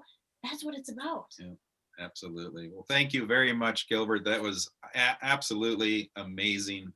We appreciate you so much. And man, your team is absolutely just, being blessed with everything that you're doing with them. They're exploding, and we're just so grateful to be friends with you. Thank you very much, Gilbert. Keep up the great work, you guys. You look amazing. I am so proud of you guys. Like, I'll tell you what, it is just a pleasure just watching you guys smile. Oh, thank you. We love appreciate you. I was listening to what Gilbert was talking about, when he's talking about Dallin Larson and what Dallin's vision is. I mean, to build a $20 billion company, 20,000 diamonds to do that, guys. 20,000 diamonds that need to come out into this company over the next 10, 20, 30, 40 years, however long it takes us to get to that 20 billion mark. And we're going to do it. We're going to build something massive here. But, here's the thing, guys. It comes down to that plan. It comes down to putting that together. And my question to you is, first off, do you want to be a diamond? I mean, a diamond is somebody that, that's $1 million business. I mean, you build a monster business, but start thinking about this. It's more than just you being a diamond. I mean, think about maybe you having a dozen of your friends become Exactly. diamonds, Exactly. or maybe even 100 of your friends become diamonds. Or how about we think big? I mean, if we're going to have 20,000 diamonds in this company, maybe we have thousands of diamonds that we are able to help because of we're going out and talking to people. And Gilbert put it best. You got to tell everybody what you're doing. Tell everybody. Now, you don't have to be that person that is annoying, but make sure everybody knows what you're doing, because you know what? Some of those people are going to be frustrated if you go on to become a millionaire Yeah, and you didn't tell them about it. You didn't tell them. Okay, I mean, so and it all starts with a list. It 100%. all starts with a list. 100%. We got to make the list. We have to put pen to paper, and don't be saying that your list. Don't be saying, "Oh, I got my list. It's just my phone." Pen to paper. Got to do it. And who better to talk about writing the list than Mrs. Tony McElroy? Oh, now, what I love is Tony is super loving. Like, she is so loving. She will love on you, but she will also kick you in the butt. She is strong. In a nice she is way, in though. in a loving way. She's gonna love on you, but she's gonna kick you in the butt, and she's gonna tell you exactly what you need to do if you want to get this done. No fluff. And I love the no fluff. I love straight to the point. I love when someone can have that strength, but be loving. And she is Absolutely. awesome. So get ready to have a lot of love and also get kicked in the butt from the awesome Mrs. Tony McElroy. Thank you, Lori. Oh my gosh, I'm so blessed and thrilled to be here. This has been incredible, and we've only been at it for an hour, I think, and a half. So totally amazing.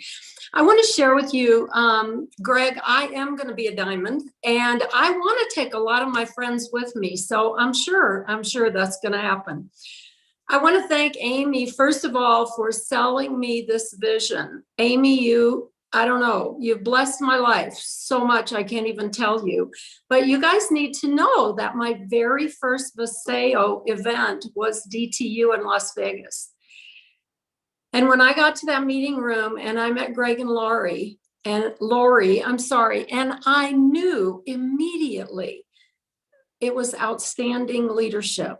And Lori, you and Greg just bring it the best. I can't even tell you, thanks enough. Because of that event and being in that room with the two of you, I knew that Viseo was where I was supposed to be. Now I have to talk about making a list. And it's so funny because Lori got on the phone with me the other day and she goes, "You have to write it down. You have to write it down. You have to write it down." And I was just laughing because then she goes, "Tony, you know how to make a list." And I said, "Yeah, I do, but I love the advice." But Lori did say something that I just really thought about. She called it a life list. And I've never heard it called a life list. And I loved that because your list is about the people that you've already done some life with.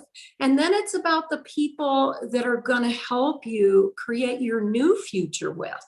I mean, this group of people, they are powerful to you. And who do you want to tell about these amazing products? I mean, I'm going to go through a few categories with you, but the list goes on and on and on forever, and the possibilities. So first of all, I call my family and my friends. Some said yes, some said no. It's okay. It didn't matter. That was my start. Then I made a list of my phone contacts. Oh my gosh. I had so many people in my phone contacts from previous careers that I'd been in. They were all still there. And those people really added numbers to my list. I truly called some people that I hadn't talked to in 10 or 15 years. Actually, what I did is message them, text them and said, "I'd really love to catch up. When could we talk?" Because most people don't answer their phones. And I would have a short conversation with them. I would tell them how my family was doing, ask how their family was doing. Maybe we'd catch up a little, but I got to the point. I said, "I would love to tell you about what I'm doing now. It's brand new. It's so exciting." And I'd be thrilled to just share the information. And I got them on Zoom calls. One of these friends, I mean, I bet I had not talked to her in 15 years. And this is a good story. I actually called her and she answered. And I said, oh my gosh, I can't believe you're answering the phone. And she said, of course I'd answer if you're calling me. And so I shared the business, I shared the product and the business. She got started on the product and now she's building her team. Then I went to my Facebook friends, and I'll be honest with you. Look at who I am. Look at what generation I'm from. I'm not real good on social media, but I do have some Facebook friends. So I connected with some of them because they were different from my phone list. I went to lists of people from organizations that I'd been in. I want you to do the same thing. You've come from different places. You've been part of different groups. Go back to people you went to high school with, maybe people you went to college with. Who do you go to church with? All of these are different groups that go on your list. Think of parents, maybe of your children's friends. People who like your stories on Facebook and Instagram. Here I am back with the social media. I'm not real good at social media yet, but I'm getting better because I know there's people out there that I won't connect with if I don't use that avenue. And those people need to hear about the sale. It's not about me. It is about them. The great thing about the list is now your list might be 100 people, maybe it's 200 people, maybe it's 75 people, but those people know people. And it keeps going and going and going. So go for 100 and then go for 200. I just had a brand partner tell me the other day, I'm so excited to have 39 people on my list. And I talked to her 3 or 4 days later and she said, I have 75 people on my list. Now that's a good list maker. So your list, as Lori and I say, and Gilbert said, write it. It must be written. You cannot keep it in your head. It cannot be on your phone. You know, I rewrite my list all the time. Why? Because it's so messy, I can't read it because I've made notes on it. I've followed up with people. I've written their comments. I just use it every single day. So I often need to rewrite it. When I rewrite my list, some different people come to the top. Sometimes I star a different group of people. Who am I going to call next? But when people pop into your mind, put them on the list. Don't say, I'm going to remember to write that name down later, because I promise you will not. What about the lady at the bank? She's so friendly. Put her on the list. You don't know her name? We'll write down lady at the bank. What about the receptionist at the dentist office? She's always so friendly. You don't know her name? We'll write down receptionist at the dentist office. The next time you go in there, share with her. My health has been amazing. I love what I'm doing. Here's some information. I'd love to get you on a Zoom. Would you just bless me in that way?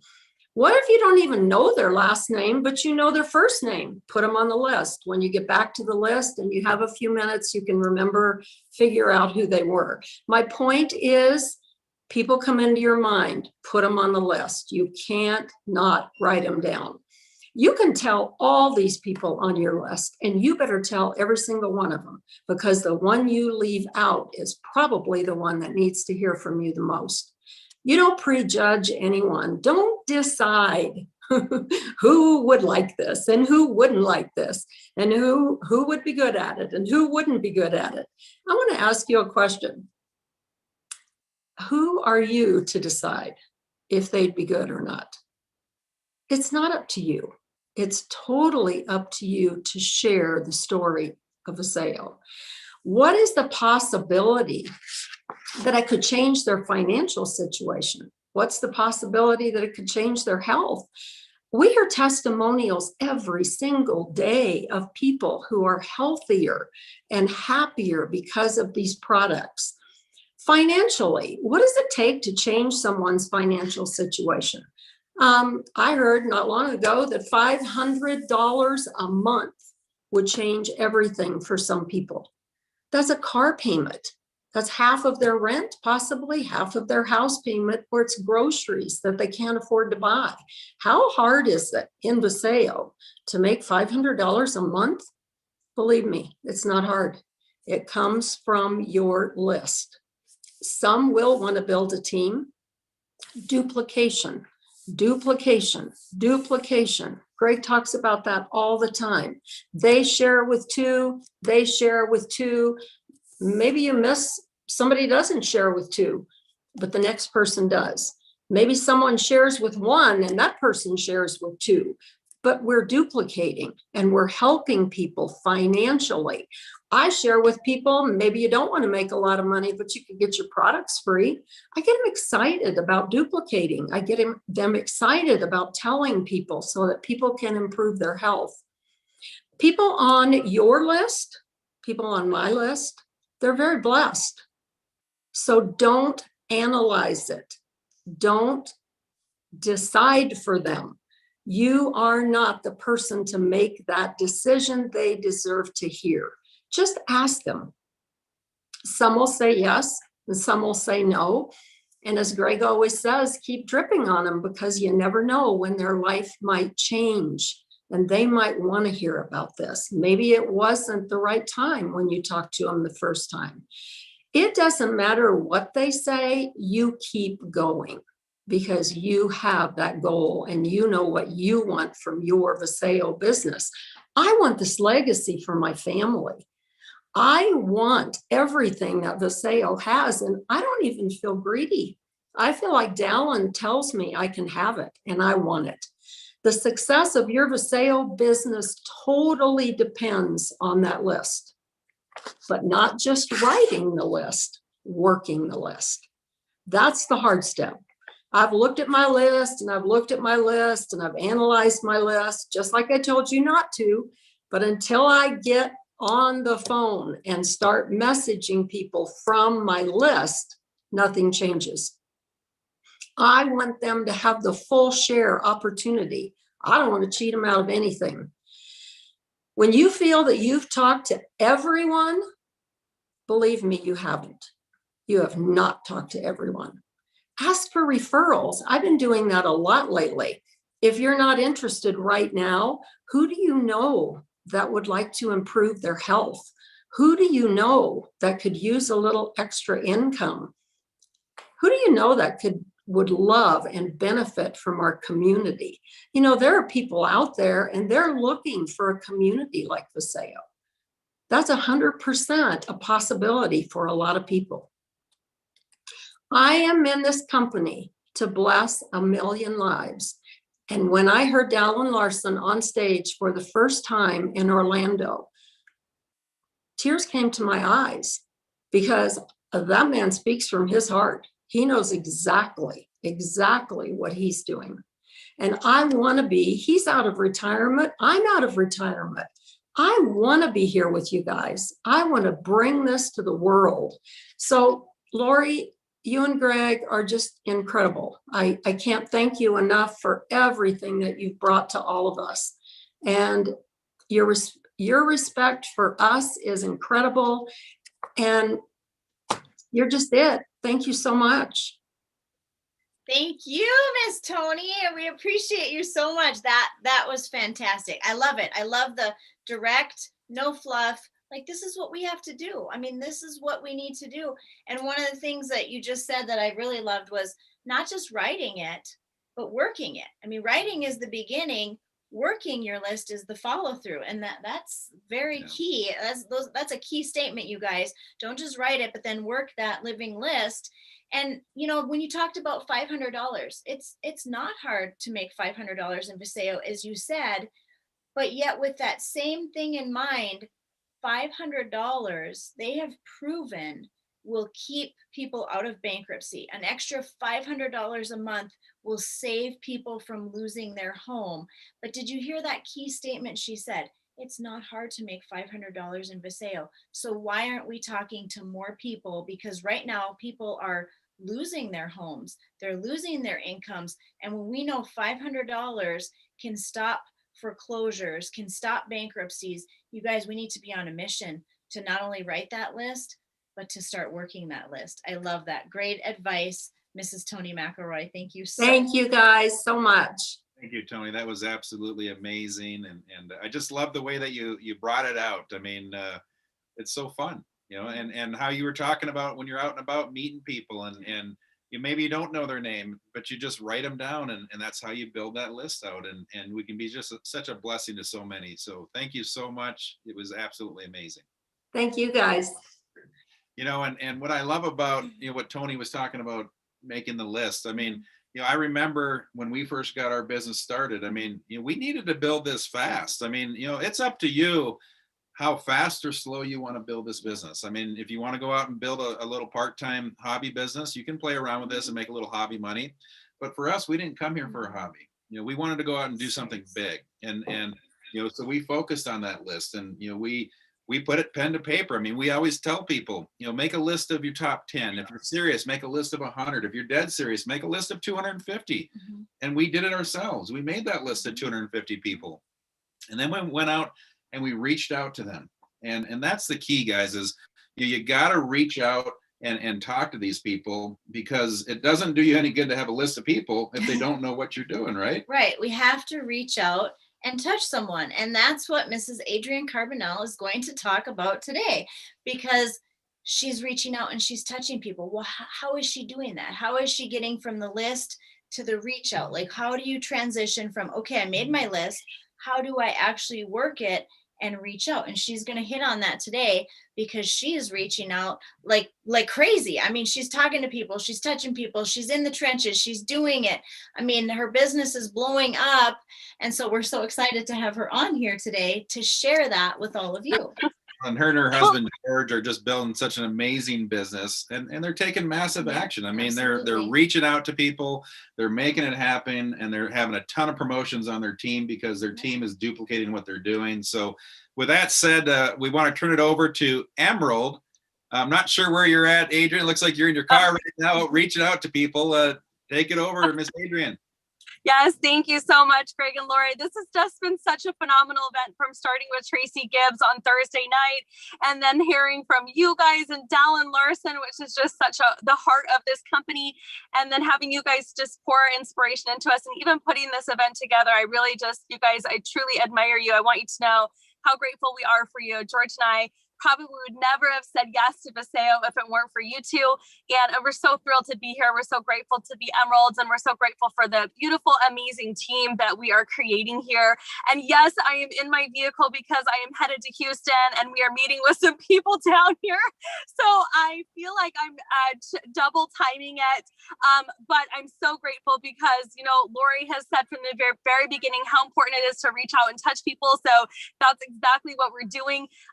This is something that I love to talk about, actually. So thank you for giving me this topic to talk about, Lori, because it is so important that we're making connections and that we're sharing with people on a consistent basis, y'all, a consistent basis. And I know it's something that I feel like sometimes we get in the flow of, and sometimes we're not in the flow of. So there's a huge difference between being in the flow of connecting with people and being out of it. And you know when you're out of it because it feels yucky, right? It feels like you're not doing the do. It feels like you're not doing the things that really build and grow this. And so I always say this, that a connection is the energy that exists between two people when they feel seen, heard, and valued. So that is what we're doing when we say connect and invite and all that good stuff. Connecting and inviting is so much about the energy that's existing between two people when you're reaching out to share Paseo with them. And I always say the most peaceful person is the one who can lay their head down on their pillow at night and know they've made connections that day. They've reached out to 5 to 10 to 15 people, whatever that looks like for you. I know that Maggie Shake has a great sheet that she shared with our team that we've put out everywhere. You guys all can have access to it. But she talks about connecting with 30 people, 15 saying, yeah, I want to learn more, and 5 enrolling. And so that's something when I talk about doing the daily do, it's reaching out and connecting and helping people feel seen, heard, and valued with what we have to offer them here with Paseo. So there really is an art to connecting with your list, you guys. Before you even call or connect, I always say you want to imagine how Paseo can help them improve their life. You also want to feel the emotion and the excitement of helping them. I know for me, sometimes I get this nervous energy if it's like a big fish or if it's somebody I knows had experience in this profession and, they could really change things for the team. And so I think the thing is what you want to do. Oh, can you guys still hear me? It's saying I'm like signed out. Oh, we're good. Okay. I think we're good. Okay. So, thank you. Thank you for the thumbs up. Okay. All of a sudden it's like, you're unconnected. Okay. So that's what happens when you're in your car trying to do this live. So anyways, you guys, it's about feeling that emotion within yourself. So instead of getting that nervous, kind of nervous, scared, like, what if they say no, when you're going through all the what ifs in your head before you make that phone call or you send that text message, just tap in for just a moment with yourself and ask yourself why you're calling. It's so interesting because we started, this is what I love about Greg and Lori. They put everything in the right flow. Kim started you off with your dreams. Gilbert helped you create a plan. Tony's helping you create a list, and I'm showing you how to connect with all of those things. So before you're connecting, if you get nervous or if the phone feels like it's 20 pounds, reconnect with your dream about why you're doing this. Right? Go back to your plan about what needs to happen in order to achieve that goal. Come back to that list and go back to why you wrote that name down in the first place. Right? Why is that person even on your list right now? And that's really why you're calling. It's the purpose of connecting. It's to catch up with those who are on your list and get to know people by connecting with them brand new, new people as well. So you want to, honestly, I don't say fake it till you make it, but you want to faith it till you make it. And so much of, connecting is about just believing that you're going to have a great connection in the first place. So the first thing we do, and this really is the system, you guys, the first thing we do is we connect with people. The second thing we do is we invite them to take a look at something or to attend a meeting or, come to an event. The third thing is we present. And the fourth thing we do is follow up. And there's nothing outside of that. There really isn't. It's about connecting, inviting, presenting, and following up. It truly is. So you can connect using a text message. You can connect by simply calling somebody and asking them how they're doing, right? There's so many different ways. But what I'll tell you is that one of the easiest things to do, and I remember Greg telling me this when I first started, he said the best way to connect with people right now is to send them a text message and say, hey, how are you? Right? So you can do that. You can say, we haven't been in touch for a while. I would love to reconnect with you. How are you? Hey, I'd like to catch up. When would you have 10 minutes to chat this week? Hey, I'm super pumped to tell you something that's happened to me. When would you have time for a quick call? Right? Things like that. And you want to use the form method. This is so tried and true. Yes, I said form, FORM. Okay. The form method stands for family, occupation, recreation, and message. And so I like to just keep it real powerful when I'm connecting with people by just keeping focused on those questions at first so that I'm not, going away from the process of connecting. Sometimes we get lost and we start saying too much because we don't have that methodology of doing form, which is first asking, how's your family doing, right? How are your kids? How's life, right? How's your job going? How's business, right? That's occupation, recreation. You guys do anything fun this summer? I know that we're all, we've been quarantined for a while and, all this other stuff's been happening, but, are you guys planning on doing anything fun? No, okay, whatever that looks like, right? And then the message, well, listen, the reason I'm reaching out is because I've always admired you, right? And you can put in more compliments in there, just a genuine compliment, you guys, about, that they might have a great mind for business or that they've always been a people person, right? And you'd like to get their opinion. So, wanted to ask, you could be open to taking a look at what I'm doing now. I'm launching a new business that's going to be $1 billion company. I don't want you to be left out. Would you be open to taking a look? That's such an easier question to ask after you've formed them, right? It's so much easier after you've not been a weirdo. Sometimes people call and they launch right in and they verbal vomit on people. You don't want to be that girl or guy. You want to be the one that makes it easy for them to say yes to taking a look, right? That's what the connection is. So the connection is going into how's your family and being genuine, right? How's work going? Okay. Are you guys doing anything fun? All right, listen, the reason I'm calling, Lori, is because I know that you and Greg have built phenomenal businesses in network marketing. I've recently partnered with $1 billion company. I'm super fired up about it. Would you just do me the favor of taking a look and letting me know I've made a great choice or not? Right? Like really being genuine.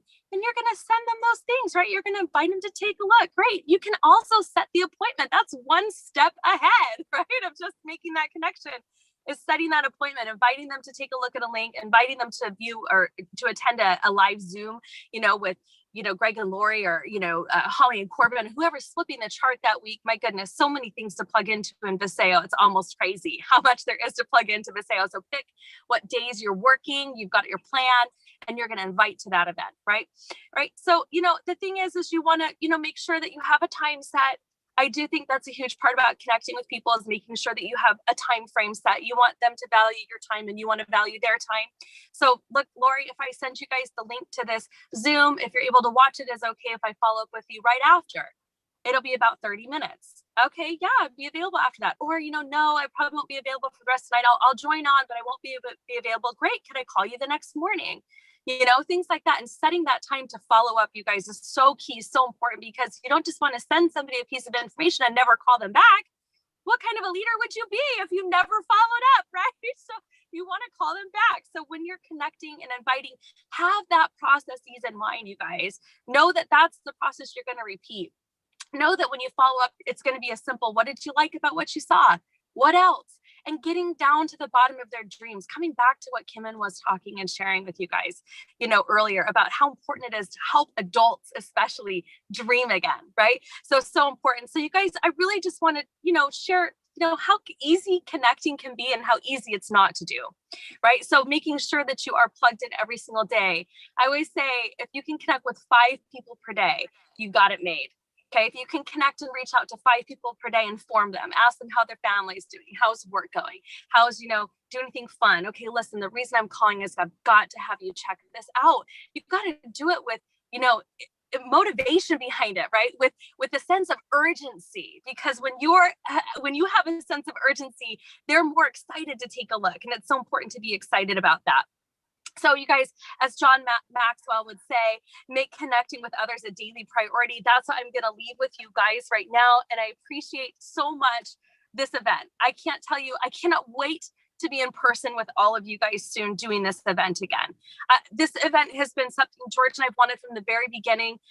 Having a DTU, a dream team university where you are being taught the ins and outs of how to build a phenomenal organization, to go diamond, to go black diamond beyond.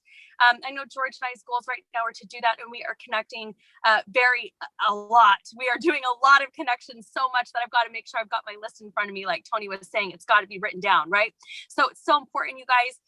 And just want to say that I just love all of you guys. I know it's been a crazy year, but I'm so excited, so looking forward to being back in person with everybody again soon. And thank you so much for letting me share a little bit about connecting, Greg and Lori. Yay!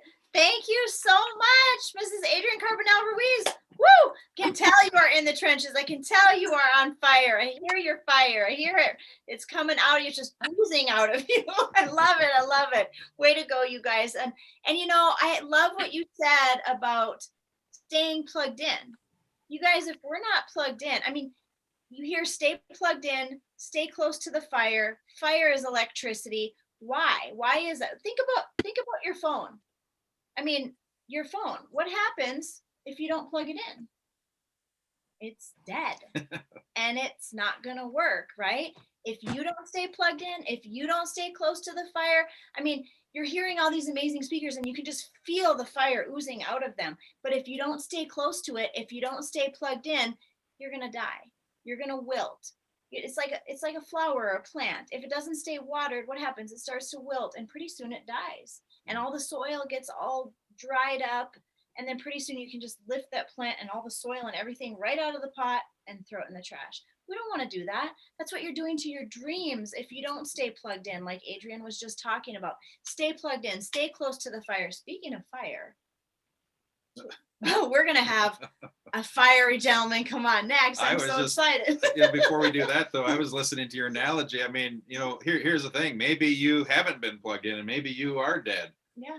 Plug yourself in. That's it, because you'll get charged up and then you're fully charged and you're not going to have results. Work again. I love what Adrienne said about just reaching out to people. If you can reach out to 5 people a day and consistency. That's the key. If you stay consistency, you're going to build a massive business.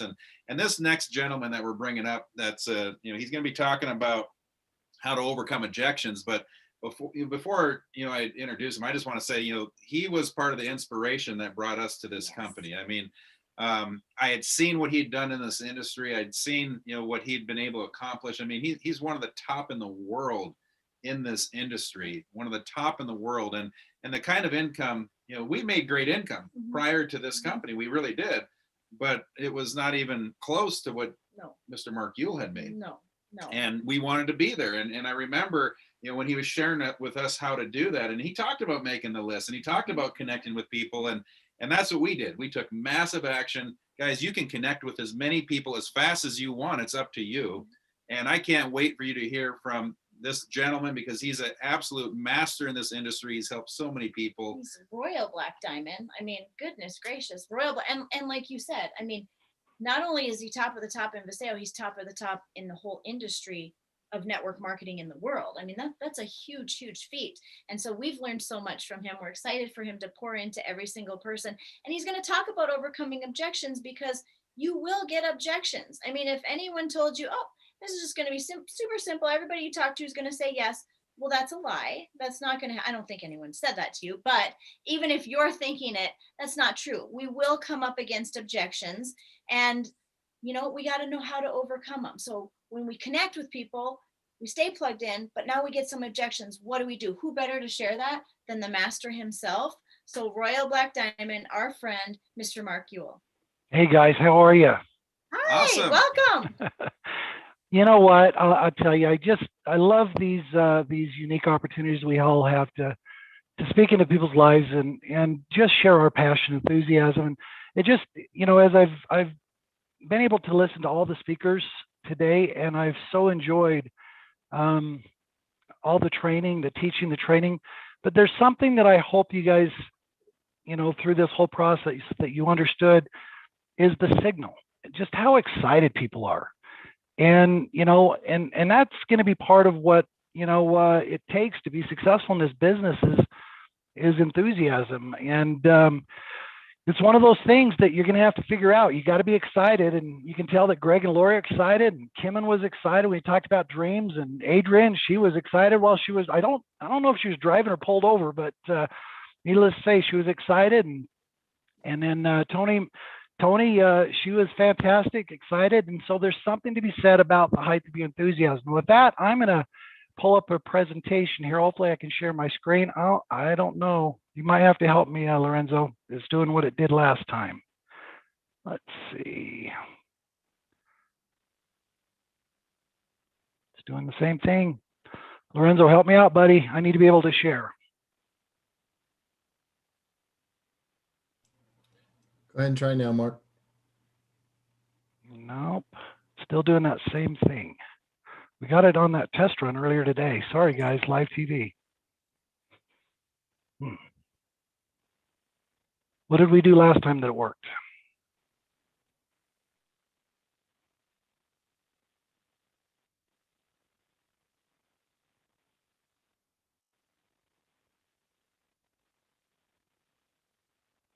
There we go. It just went on, finally. All righty. We should be there. I thought I would start this little presentation just with a little bit of humor, because I think that this has happened to all of us at one point or in our little career in direct sales.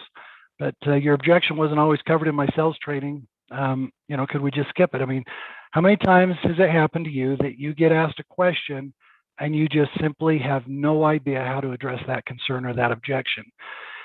So Greg and Lori asked me to actually spend some time on this. And, and it's funny, as you start to build over 33 years, all this stuff it really becomes just second nature. It just becomes who you are in the business, and you just learn techniques and different ways to communicate. And so to put this in presentation was actually kind of nice to just go back and kind of sit back and just kind of revisit a lot of this stuff and actually put it here on a screen. I'm very visual, and I think some of you might be very visual as well. And so I decided to put something on a screen here for you. But let's just talk about something that you have to get good at if you want to build a successful business and become that professional that you're looking to be. That's what I think that's the ultimate goal, is to become a professional. And so with that, here we go. Overcoming objections. The first step to overcoming objections is to be a very good listener. I don't know if you've ever heard the term, but it was something when I was very early in my career in direct sales, one of my mentors said, Mark, God gave you 2 ears and 1 mouth, use them accordingly. And I've never forgot that. when I say be a good listener, that is one of the best things, one of the best traits that you can really polish in this business is you want to be a good listener. And so as you do that, as they start to ask you questions, and sometimes they're, in a form of an objection, you may want to repeat back the objection to that person, that prospect, and confirm that you understood them correctly. You want to make sure that you understand what it is that they're asking you. Explore the reasoning for that objection by asking a few questions. It's okay to ask questions, and then proceed to give a thoughtful answer to the best of your ability and try to bring them to the close. Now we're going to get into a little more depth here. This is something that I have used. I don't know how many people that I have brought to a close in direct sales. I think I've probably had over it's well over 1,000, 1,200 yeses over my 33-year career where I brought them to a decision, either yes or no. I'm never attached to the outcome. We'll get into that as well. And remember, when someone says no, never take it personally. It's just simply part of the process. And and this is something, especially for new people, because it affected me when I was first involved in this. I struggled. I wasn't I wasn't somebody that I think you would actually go after and try to recruit. The funny thing is, you look at us now and you see somebody that has got developed skills and just confidence and a lot of stuff. But understand, we all started at the same place. And when I started, I struggled and I got told no a lot. And I mean a lot. And I don't care who you are, it will affect you unless you become bulletproof. And sometimes that's why you're part of the community. That's why you're part of the Dream Team community, is to help you become bulletproof, to help you become stronger. And when you're down, you always have a place to cry up and say, look, I had a bad day. I had a very, I always say there's 3 types of no's, and one of them is an abusive no. And sometimes there are some of those individuals out there that don't have boundaries, and you can get an abusive no, and it can sting. I think we've all had them. I'm sure Greg and Lori's had them. I've had them, and Gilbert and what have you. I don't think you can be successful in this business without getting a few of those. But when we talk about overcoming objections, these are I put in 5 that seem to be, I don't know if you say top 5, but the 5 that seem to come up the most. One is, I can't afford it, and that was me. I mean, when I was 21 years old, I had $800 in my bank account. I was making $3.35 an hour as a bellboy at a hotel. And the idea of coming up with, $1,400 was not something that I could afford. So I was guilty that I couldn't afford it. I don't have the time. That was me too. I mean, you guys can relate. I was in school full time, college, going to school from 7 in the morning to 2:30, and started a swing shift at 3:30 to midnight. And so I'm right there. I didn't have time. It was too expensive. I products for some people that are used to maybe less quality, they may seem to them to be more expensive. Here's a big one. It's a pyramid, and then the last one, I hear this a lot. I don't like to sell people. I don't want to sell them anything. These are things that you're gonna hear on a regular basis, and you're gonna want to practice these objections and others. And this is where these team communities, and a lot of times we do role playing. If you got a local team in a local area, role playing is fantastic. That's how I mastered these at the beginning of my early 20s, is I role played, and I got to the point where it became really easy. And I'll tell you what, when you have that confidence, none of this stuff ever even shakes you ever. It's just, once you get there, you understand, you've practiced, you've role played, you know right how to answer these questions and move them right along. And that's part of what we're trying to help you out today. I wish we had more time. We don't. we're limited on time, but one of the things that I was taught in my 20s, and I've used it 1,000 times, it's called Fill Felt Found. I actually found a little logo or a little picture, and I thought I'd throw that up. But it's just as simple. I can't afford it. For me, I could say, what, I know how you feel. I felt the same way. You know what I mean? So right off the bat, I know how you feel, prospect. Let's say it's Gilbert, my good friend Gilbert, who I love, by the way. And I know how you feel, Gilbert. I felt the same way. I couldn't afford it either, And so right off the bat, you never want to create any discomfort or confrontation. That's the art of selling. You never ever want to go down that pathway, ever. A lot of times, if you don't have this skill set, it's so easy to become defensive and sometimes offend. And when that happens, the sell is over. It's done. So this is why you want to polish the skill set. But I know how you feel, Gilbert. I felt the same way. But let me tell you what I found. And you go through the process. I found that, that where I was in my life right now, that it wasn't getting better. My next 5 years, 10 years, if I didn't change something now, I learned that if I didn't change something now, that I'd be in the same situation. So something had to give, and it was going to require a lot of sacrifice for me. But guess what? I did it, and it was the best decision of my life. You see how we walked through that? I don't have the time. You know what, Gilbert? I felt the same way. When I started, I was in school full time, 7 to 2:30. I had a swing shift at the Marriott Hotel from 3:30 to midnight. I didn't have any time.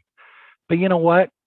When they asked me about my dream and what was important to me, and he reminded me, Mark, with what you're doing right now, is there any chance that dream can become your reality? And I realized that was a no.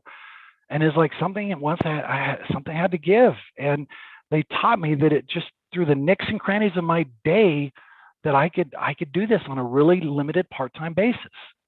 And they walked me. These are my live objections that my mentor, the guy doing a presentation, these were my objections. I can't afford it. That was one. I said it. I don't have the time. I said it. I didn't say I was too expensive, and I didn't say it was a pyramid, and I didn't say that I don't like to sell to people. But two of those were my legit concerns. That if he did not know how to address those concerns, do you know what? Here's something that's really interesting. I may not be here today talking to you today. That's a fact. That's why it's up to us. I always say, look, our job is we have a job. We don't, Tony was talking about your list. You don't get to make a decision for somebody else. And so I want to echo that. That's not our job to make a decision for somebody else. You know what our job is? It's very simple. Our job is to develop some skill sets and get very good at presenting so that we can pass on great information to bring them to, to make a decision, an informed decision, either yes or no. That's it. We're never attached to the outcome. And so that's what I do. When I have 250 people on my list, my goal is to go through every one of those individuals and I'm never, but I do something at the very beginning to lay the foundation. And that is when I call up my friend Gilbert and I'll say, hey, Gilbert, I'm so excited about something. Something I do is I try to say excited 3 times. Gilbert, I'm so excited about something. I found something and man, I'm excited.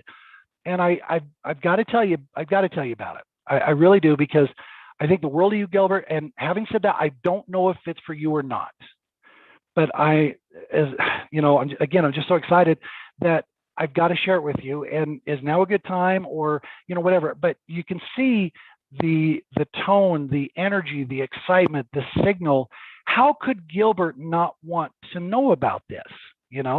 That I haven't given him time to even throw an objection. I just say, hey, look, I don't know if it's for you or not. I've already taken this part of it out because I've already laid a solid foundation. I don't know if it's for you or not, Gilbert. My goal is to pass on some really good information. And, I may not even be qualified, but guess what? I've got my good friend Greg or Lori that oh my gosh, they're the most amazing people. And they just understand success and business. And I would love to have them actually help you understand this process, because again, I'm just new at this. I'm just learning, but they get it. And I'm just excited. And so even if you're not qualified to give that an effective presentation, there is always, and I mean always, somebody in your direct upline support line that can help you.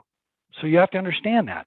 And so right off the bat, you know, our objective is to simply go through and lay that foundation to everybody on our list. Don't make a decision for them, help them bring them to a decision. And part of this is bringing them to a decision.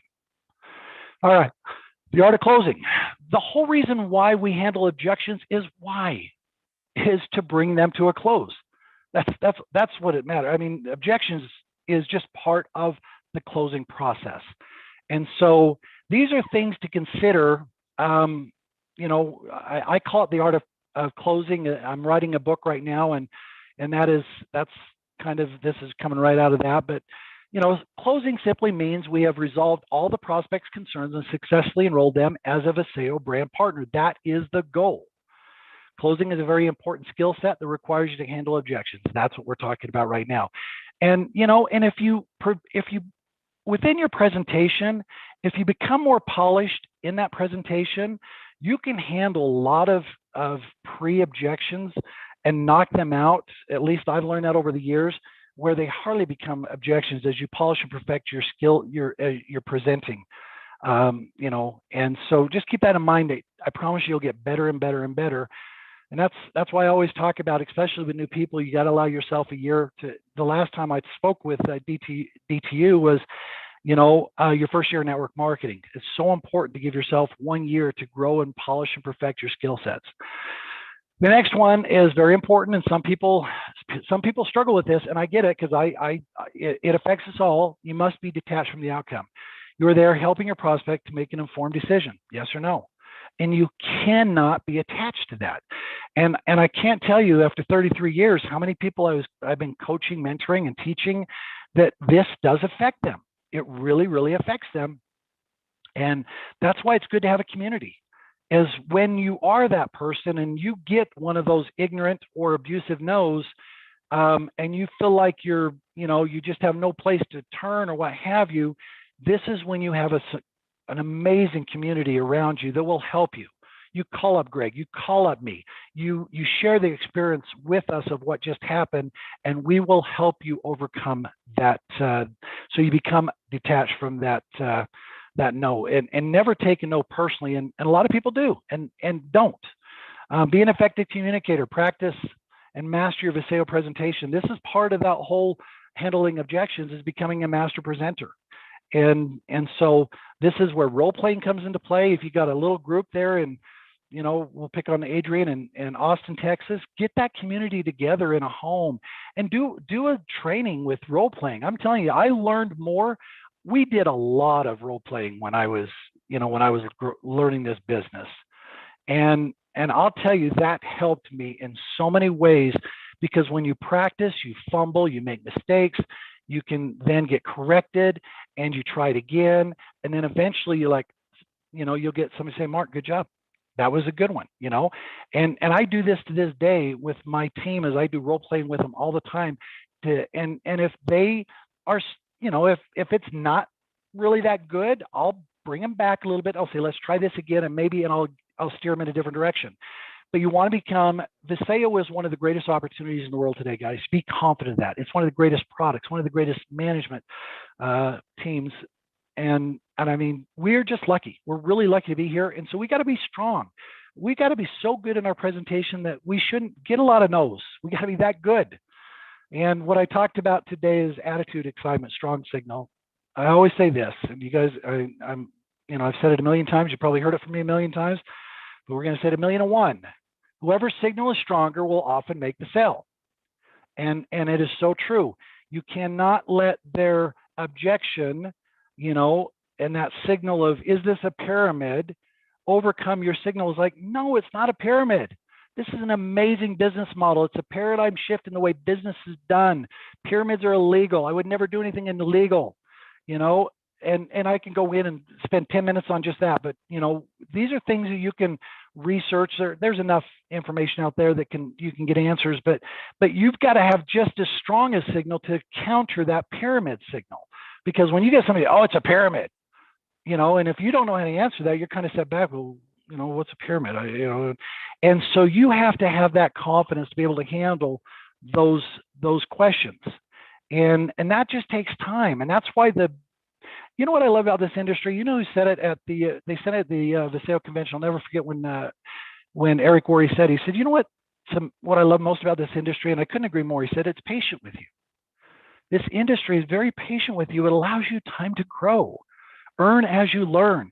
You know, in a job, in a paying job, you may get a really nice job, and there are some skill sets you're going to have to learn very, very quickly. And if you don't, you're very vulnerable to losing that job. I love that this industry is so patient with you, that allows you time to grow. And that's why I teach. And that's part of the book I'm writing is this first year network marketing. You know, there is grace in this industry to allow you to grow and get better and polish and perfect your skill sets. Always stay positive. Train yourself to consistently respond calmly and positive to anything, even the worst objections. Stay calm and always be positive. These are very important tips right here. All right.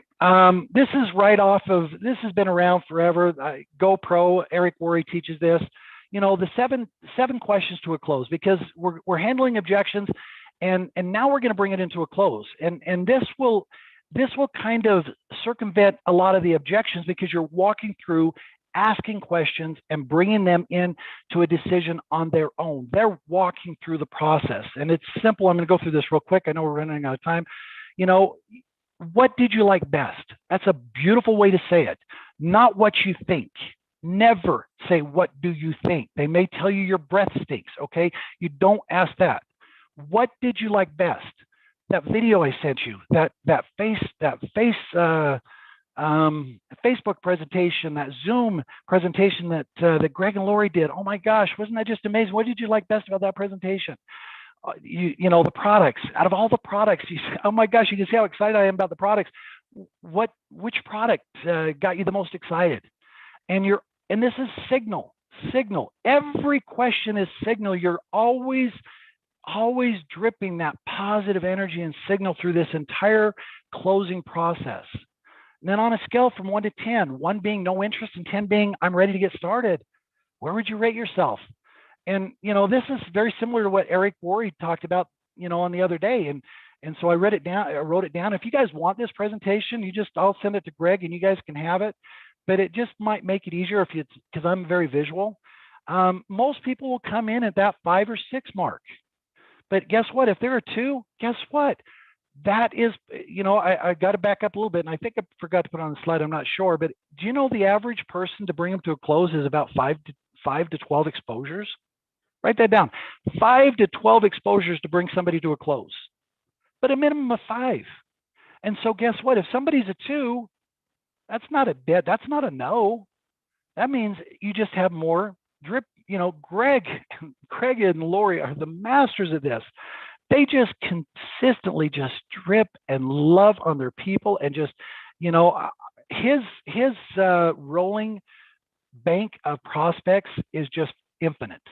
And just every week or month, they'll just drip and say, hey, I just want to touch base with you and just let you know that I think the world of you, and, you know, we're just doing some fun things at Viseo, and, you know, I promised you in the past that I would catch up with you, let you know how we're doing. So I just wanted to tell you that we're doing great. We love the company. It's just everything we thought it would be.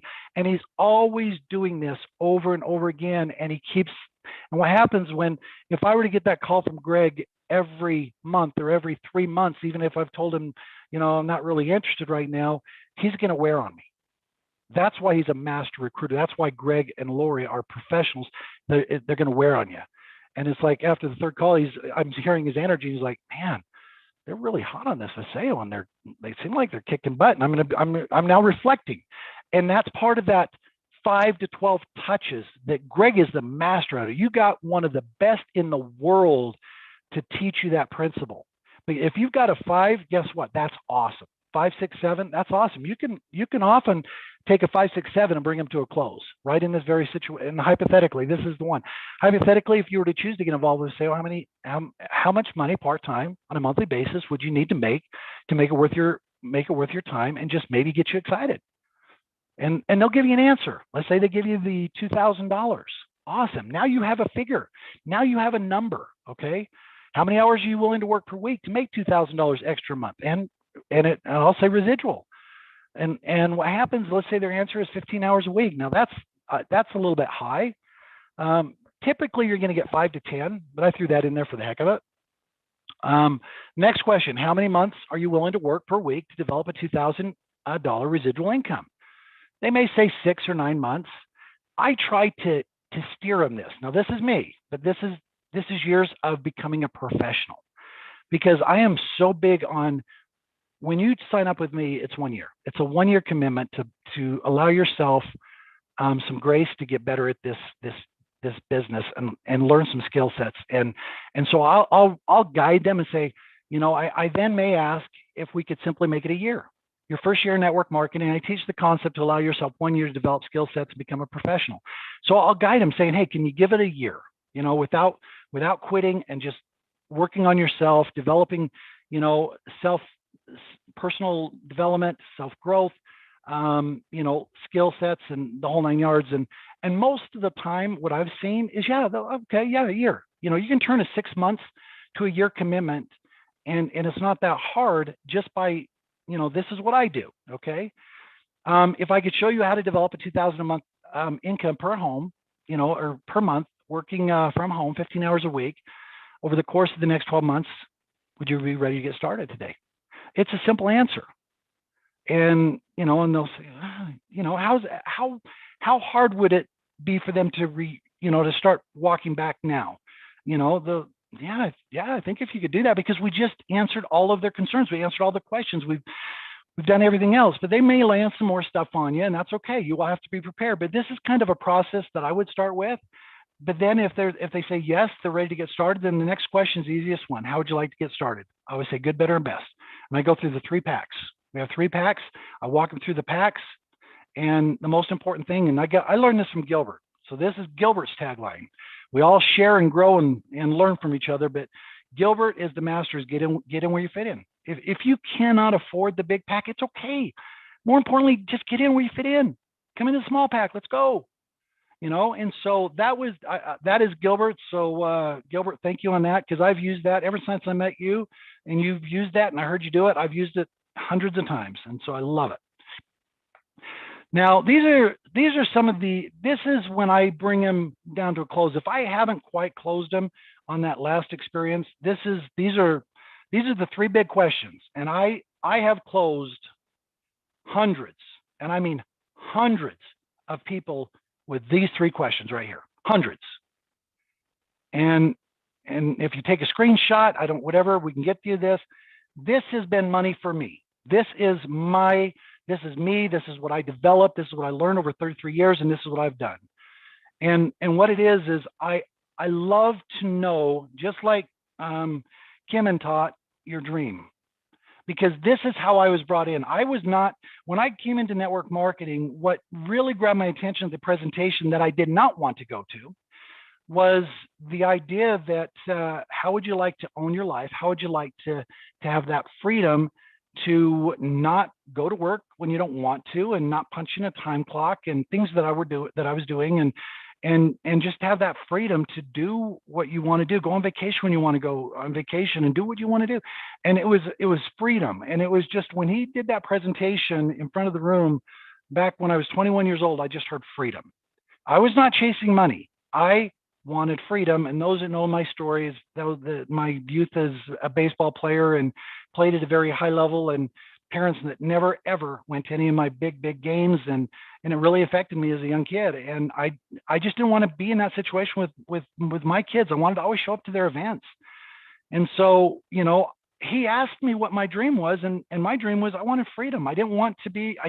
I told him that. I confessed to the presenter what my passion, what my dream was, and guess what? He used it against me in a good way, because he knew that I was after freedom, that he knew that I never wanted somebody to control my life, that I couldn't do what I wanted to do. He just knew that, and so he knew that this was a perfect solution for me. So then, what happens? He says, what are you willing to sacrifice for a season of your life to make that dream come true? So this is a question you can ask, people. And he asked me this, he kind of asked me this in some kind of way. you know, what I was willing to sacrifice for a season to make that dream come true. And I said, I'd willing to sacrifice about anything. You know, I wanted my freedom. And he says, with what you're doing today, could that dream ever become your reality? You know, I think I missed dream. Can that ever, it should be that dream ever become your reality? I did this up with my good friend Gilbert at the Banff Springs Hotel with the waitress. If you remember that, Gilbert, I used this exact same with, it was the young lady that did a fabulous job, and you know, we paid her a compliment, and then, you know, I got into this, but I asked her this question eventually. It was a very methodical process, but I said, you know, with what you're doing right now, her dream was to own a restaurant with you know, kind of a high, you know, quality winery type restaurant, you know, where they serve the very best wines. And I simply asked her, with what you're doing today, could that dream ever become your reality? And she just got really, Gilbert was there, she just got really sad and just like, no, it would never happen. And I simply said, I've got a way. I've got something I think that could make that happen for you. I don't want to talk about it right now, but you know, what's the best way to get information to you, either email or text?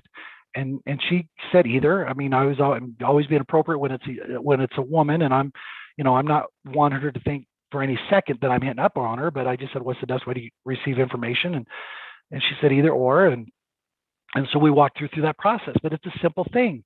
And what are you doing so great? And so then this is when it comes down to the very, very end.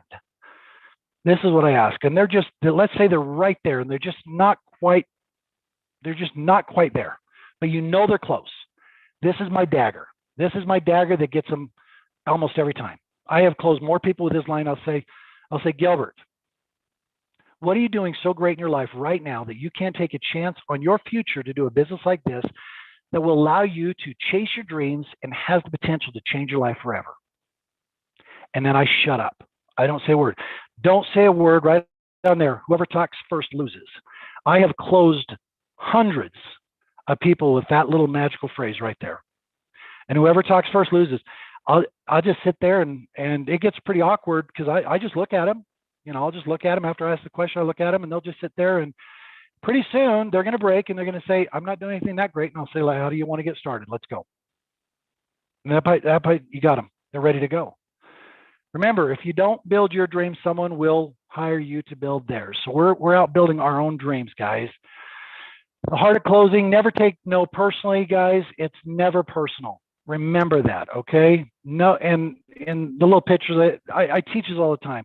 No doesn't mean never. It just means not yet. Greg and Lori are the masters at that.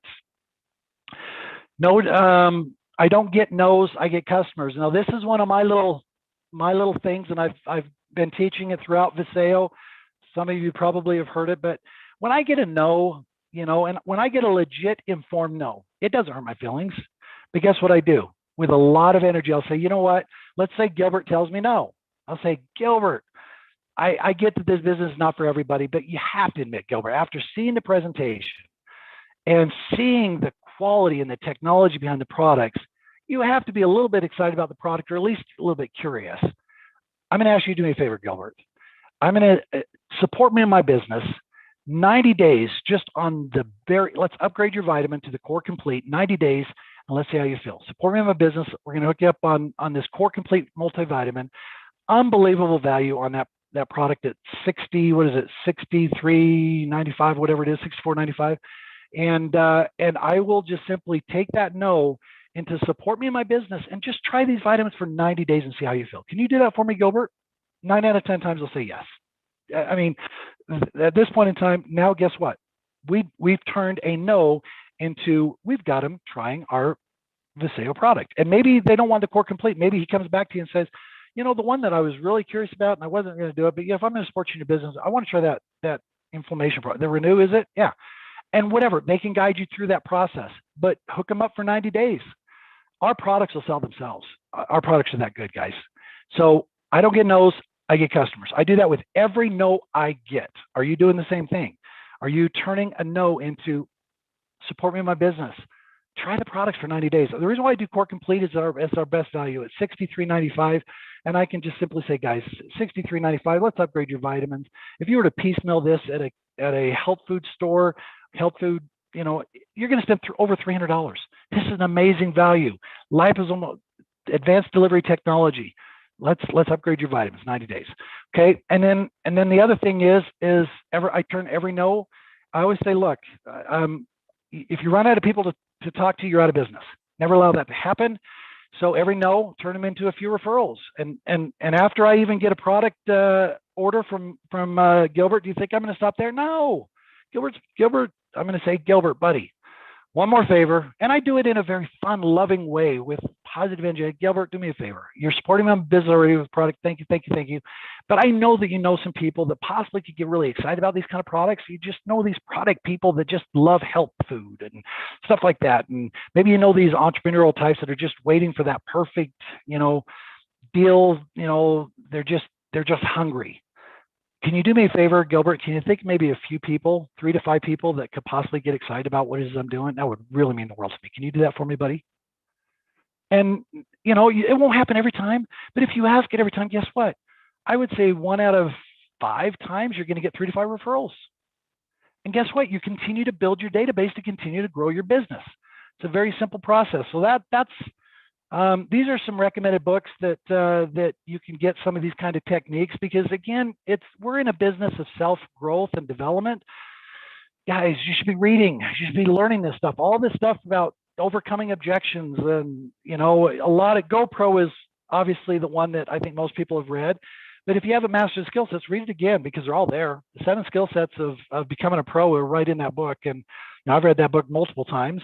The DNA of Success, my good friend Jack Zufelt, he just actually signed out with us in Viseo. So you're going to hear a lot more about him in the upcoming months. Jack Zufelt just signed up with us in Viseo, another big name. Closing for network marketing, getting prospects across the finish line. Big Al, I've known Big Al. I met Big Al. I'm surprised he's still alive, to be honest with you, because I met him when he was probably 60, 70, back in my 20s, and he's still around. And we actually Facebook text message the other day. But anyway, these are just some books that will help you. But, you know, if you're growing in your business, you're studying, then you know you're growing, you're getting better, you're polishing and perfecting your skill set. So with that, Greg, hopefully I didn't take too much time. I tried to be quick, but there you have it. I'll hand it back over to the awesome Greg and Lori Ferraro. Guys, love you guys. I just think the world of you. Thank you for giving me this honor to speak to your group today. It means a lot. Absolutely. We appreciate you. Thank you very much, Mark. And you know, what an amazing presentation. I mean, you know, but what I want to say about, you know, what Mark just covered, I mean, he was very, very good, very thorough, but understand we all are new when we first get started. And these are skills that you develop over time. I mean, you did an amazing job. And I remember, like you said, Mark, when you know, we were just getting started, we weren't good at this at all. None of us are, Greg. None of us are. It is a process. It's that core desire to become good. Yeah. And when that core desire is strong enough, and our determination to become a professional, because professionals in this industry have a shot at making that $1 million. And there's not a lot of industries, a lot of business choices out there that we can do that. We are living that, but yet we came from nothing, you know? And so we're part of that example. What one person can do, so can another. And what we're willing to do is sacrifice our time and effort to help you learn it too, because that's what drives us today. You know, we want to go out and help as many people as we can. That's what fires me up is just the ability to speak into as many lives as I can. And if I can take one person that learns one concept, one golden nugget, and moves them further ahead, then that was awesome. Absolutely. Well, thank you again very much. We appreciate you, Mark. Thanks, guys. Thank you. So with that said, I mean, you know, obviously it's a process. It is. You know, overcoming objections and learning. You know, one of the most important things that I heard Mark say is you got to be a good listener. Yeah. You know, and listen to what people are saying, and then come up with a solution. And don't be attached to the outcome, right? Like you said. And you might not be good in the beginning. You might not be good at doing that, but you will get better, and you'll get better, and you'll get better, and you'll become a professional. And obviously it's all about just helping each other out. So. And then once you take that person from there, it's the next positioning is share the presentation. So share the presentation, show the plan. You've heard it called several different things. Share the presentation, show the plan, flip the chart. You've heard all of this lingo. Basically, you want to get information in front of them. Now, people do that in lots of different ways. There's all kinds of ways to share the plan, flip the chart, show the presentation. And when I say that, you're like, well, what do you mean there's different ways? Well, you can do a Zoom presentation where you're actually, showing slides and going through it. You can do a 3-way call where you're going through the whole presentation, but it's verbal. It's more in conversation form. Everyone has different styles, different ways of doing it. And that's cool because everybody's different. So however that works for you, if you're comfortable with slides, use slides. If you're comfortable in conversation form, do it in conversation form. Whatever works for you. The main thing is that we get the presentation in front of people, out of our mouths, and we're sharing with people. Me personally, I do it in conversation form. I like to have it in a conversation. If you ever listen to me on 3-way calls, I'm doing a presentation, but very conversationally. So it's just however you choose to do it. The main thing is get information in front of people. Yeah. And just do it. You're going to get better and better and better. And I can't wait for you guys to hear from this next couple, because that's what they're doing. They're out there just doing it. They're amazing at getting the information to people, amazing at getting the presentations in front of people. And it shows because their team is absolutely exploding. And they are a power couple. So we're going to turn it over to Mr. and Mrs. Tom and Bonnie Liotta. Welcome, guys. Awesome. Thank you so much for having us. This is so exciting. How many times we have to say exciting 3 times, or excited 3 times, Mark said. So you can say it this time. I'm excited. We are so excited to be here, you guys. Oh, what excellent presentation so far. We are amidst champions and superstars, and we're absolutely humbled and honored to have the opportunity to share presenting. So Tom, when I shared that Lori asked us to talk about the presentation, what was your first response? Let's just send them a video. Yeah, send them a video. So what is there to talk about? We can send a video from our app. Like Lori was saying, we can have a phone conversation. You can 3-way in your upline. The biggest thing is to create a process that works for you. What do you call it? Embracing our own uniqueness. Embracing our own uniqueness. So develop a process that works for you. And in the beginning, it's going to be sending out a video and doing 3-way calls. So we've broken down the presentation process into 3 parts: before the presentation, during the presentation, and after the presentation. Yes. And just like figuring out little puzzles, I can remember working the maze backwards, start at the end and go to the start. And somehow it just went much better. So in this case, what do we do with the presentation? What if we were to begin with the end in mind? Let's use the acronym ABC, always be closing. Well, that's right. Because how often have you shared a video or you've shown a presentation and at the end, you're like a deer in the headlights going, now, how do I get their credit card? All right. So always be closing. And that's the process that we're going to take you through right now. You must have heard, or you will hear right now, that thoughts become things. Mm-hmm. So one thing before the presentation, what are you thinking about? Do you have thoughts of fear? Oh my gosh, I hope they join my team. Oh, I wish that I could succeed. Or are you thinking thoughts that are faith, like Mark was talking about, being convicted and having confidence and having thoughts of, this is what changed it for me. I went from being needy to, if they join my team, they'll be blessed. If they don't, it's their loss, right? These are some thoughts that I would think before the presentation. Thank you so much for my new brand partner. Everything I do every day creates more and more success in every way. And on like that. Yes. And so what do you want to do? You want to dress for success. Is it laundry day where you're wearing whatever? Or you're going to find something awesome? It would be your best. and dress for success. Yeah, Napoleon Hill talks about spending his last dime on a suit. And I know a lot of us right now are working on the phones. We're working on Zooms, maybe with the camera off or whatever. But if you get up in the morning and you get dressed for success and you do your hair before you make that phone call, you're going to feel more successful. It's going to change your energy, and your energy can be not seen through the phone, but it can be felt through the phone. Mm-hmm. So we're going to ready to switch into part number 2. No, we're just going to close with this. All right. So before a presentation, as we are preparing, we're getting ready. And Lori, I was going to say, don't listen to Thunderstruck on the way to a meeting. I'm like, no, Lori wouldn't agree. We can listen to Thunderstruck on the way to a meeting if it's something that pumps up your energy. But before the meeting, before you get there, is part of the presentation, right? What are you thinking about? The declaring of success. I would say create some cue cards. Mark shared a lot of really great questions, but you're never going to remember them. But if you take cue cards and you write a question on a cue card, write a declaration statement on a cue card. Every day I'm becoming more and more successful. People join my team every single day, and I don't even know where they come from, whatever. You're creating declaration statements that you're saying to yourself on the way to a meeting. Listen to Zig Ziglar, listen to something about dreams, something inspiring, and get yourself in the zone. Right. Yeah. So we're moving on to part 2 now. We are ready. We're dressed for success. We're thinking good thoughts. Now we're at the presentation. Right.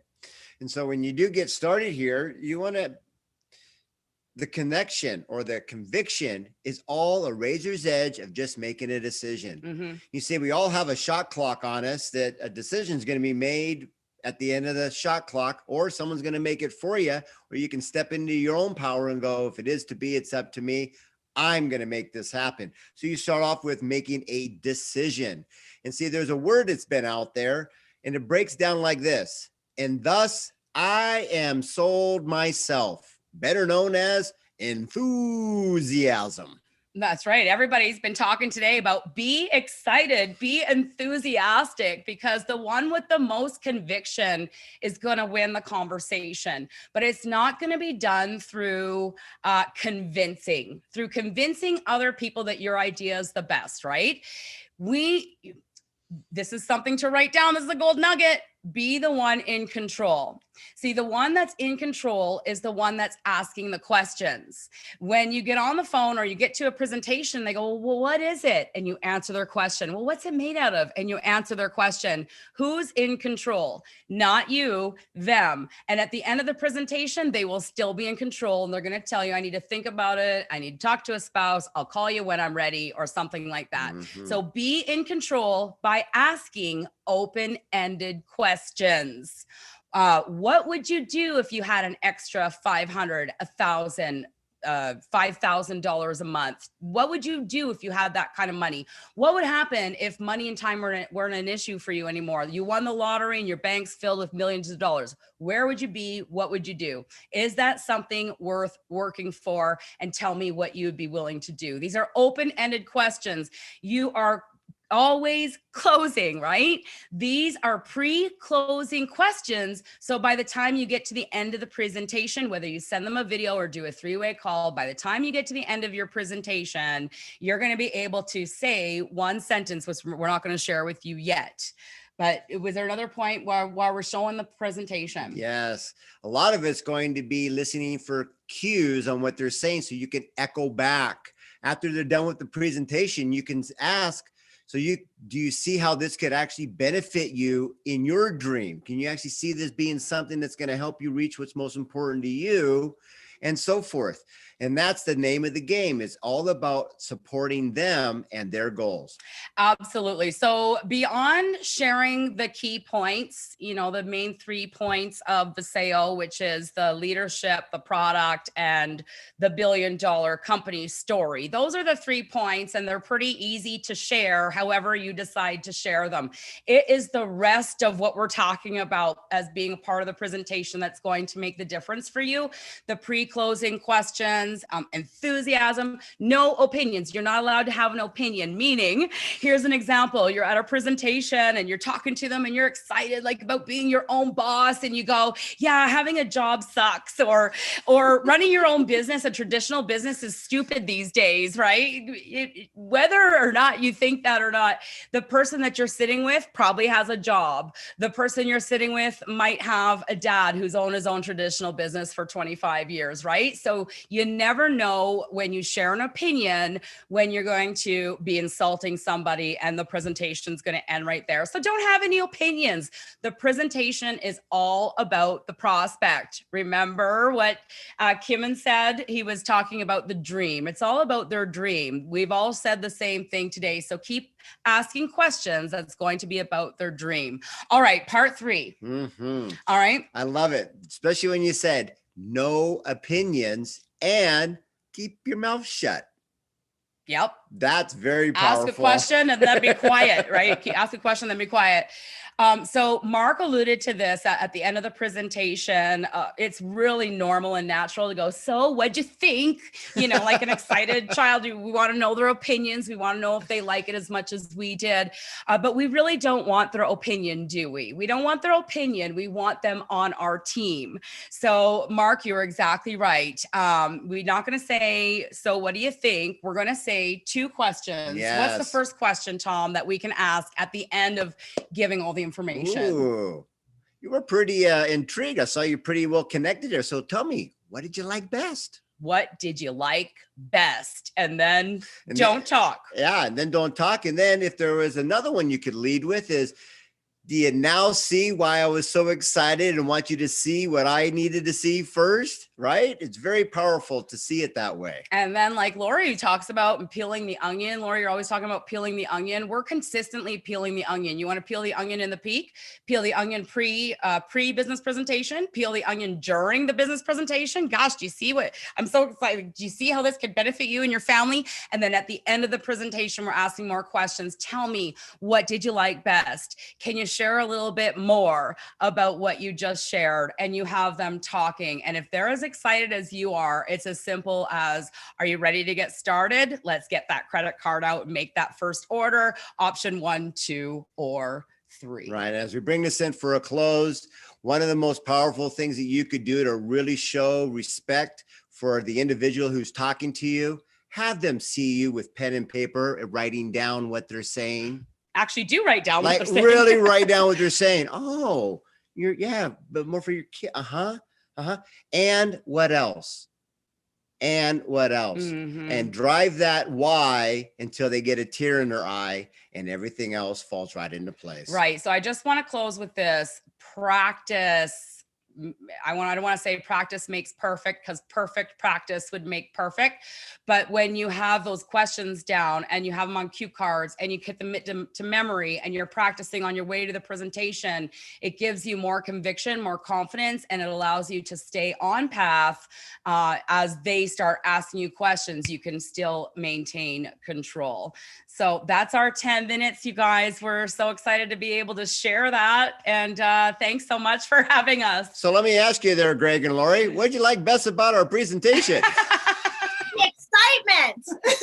Enthusiasm. That's awesome. And I love what you said about, the practice. I mean, because that's the key is just showing it with enthusiasm and doing it over and over. Thank you so much, guys. You did an awesome job. Love Thank it. you. Love it. Love it. So that was Mrs. B and Mr. T, also known as Mr. and Mrs. Tom and Bonnie Laiota. And, I love it because they're talking about being enthusiastic. I mean, you guys, that's so huge. Can you imagine if someone was like sharing something with you and they're like, yeah, this is like really cool. And yeah, I hope you can take a look at it. Versus, oh my gosh, I can't wait for you to see why I'm so excited. I had to share this with you. I was thinking of you. We have to be excited and be in control. Yeah. That's a huge one, to be in control. And I loved what you said, Bonnie, about the cue cards. I mean, because you're not going to remember everything. No. But you know what? Here's a cue card. Yep. This is a great way to have a cue card for a presentation. This is actually a sheet that Lori put together. And it's in the back office of the Viseo back office under the Viseo share sheet. And this has got just step by step. It's just a cue card with a guide of how to share information. And you know, the key, guys, is just do it, share it. Try to connect with the person that you're sharing with. And again, try to show them how Viseo can be a solution for whatever it is that they need out of life. Yes. And when you ask questions, always know the answer. You realize an attorney never asks a question he doesn't already know the answer to. So when you ask questions, very key to always know the answer already. Little trick in network marketing. Okay, so we're excited to have our next speaker jump on here. She is a fireball. She is, and she's just a love. She's a ton of fun. She's going to talk about follow up and follow through, because that's huge. I mean, we're making a list, we're sharing with people, we're connecting with people, the presentations, all of these things. Well, is every single person going to join your business right away? No. So we have to follow up and we have to follow through.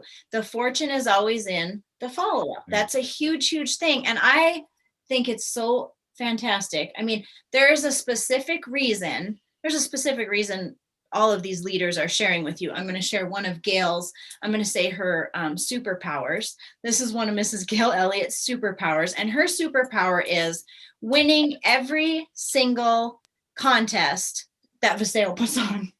That is a superpower. And I love it. She's amazing. But how does she win every contest that Viseo puts on? Follow up, follow through. Fortune is in the follow up. Winning contest is in the follow up, follow through. Well, you know, who better to go through the follow through process than somebody that is obviously out there following through with people? Because you don't win contests, you know, not every single one, without actually going down there and obviously, you know, sharing, you know, making your list and, you know, contacting and sharing and presenting, but then following through and following up with people. So I'm super excited. Gail, I know you're tearing it up. Your team's exploding. And I'm super excited for you to share with everybody, you know, how you're going out and making it happen and how you're following through with people. So let's turn it over to Miss Gail Elliott. Wow. Thanks so much. I'm almost intimidated. This has been so exciting. I am so humbled to be learning from you guys and to be on your team. So thank you so much for inviting me on. I have to say a special thanks to Amy for stepping out and reaching out and inviting me into Viseo. It's been a massive blessing from day one. So thanks so much, guys. The same theme is being repeated over and over and over. So I could take my notes and probably just trash them because you guys have done an amazing job, the leaders that have already shared with y'all. But the mindset theme, are you getting it? Are you getting a clue that we have to stay growing ourselves? I love how Daniel always says, I'm growing me to serve you. You have to be growing you to serve others. This is a servant business. And that's what my heart always is thinking of. Who can I serve? Who needs what I have to offer? And how can I serve? We have control over one thing, and that's our thoughts. And so you need to know that. The stinking thinking has to go out the door. We could sit here and give you tactics all day long and verbiage, and Mark, you'll just killed it with all the different things giving us what to say. I hope you took pictures of those slides, but we could teach you all day long what to say, how to say it, when to say it, but it won't mean a hill of beans if you don't get your head out of the gutter and you don't stay in a positive note. Oh my gosh, the teachers have already done so much of what I want to talk about, but I'm going to tell you a quick story because I'm super blessed to be a mom and a Mimi. And I learn more from my kids and my grandkids really than I ever teach them. And I have one of our grandsons was over. He's 8, guys, 8 years old. And he's at the house and we're having dinner. Me and his granddad and I were sitting there eating. He finishes and he says, Mimi, can I get up from the table? I'm like, sure, bud, go ahead. He runs into the living room and he starts playing with what he wants to do. And he turns around, he peeks over the couch and he says, hey, Mimi, when you and granddad are done, just let me know. And I'm going to come help you clean up the table and wipe up the table. And I said, buddy, you don't need to do that. And he goes, yes, I do. And I said, you came over to clean Mimi's table? He said, no, Mimi, I'm here to serve. Yeah. And I'm thinking, boom, slap right in the face. But that's what we are here to do, guys. We are here to serve. This is a servant business. To serve your way to sales and recruits. You need to remember that. It's all about what can I do to serve. My 8-year-old grandson taught me a lesson that I've known the lesson, but I thought, wow, he just really drove it home for me. People do business with people that they what? You've heard it, know, like, and trust. Is your heart in the right place? Is your best interest in their results, not in dollar signs in your eyes about what do they have that they could bring to you? It's what do you have that you can serve them with? So people also buy and join your team when they feel understood, not when they understand you. Okay. They need to know that you understand them. Again, the other teachers have gone before us. Mark said he was always told you have 2 ears and 1 mouth for a reason. Listen twice as much as you speak. So listen to what it is that their pain points are. What do they need in this from the Viseo opportunity? Do they need the product? Do they need the income, or do they need both?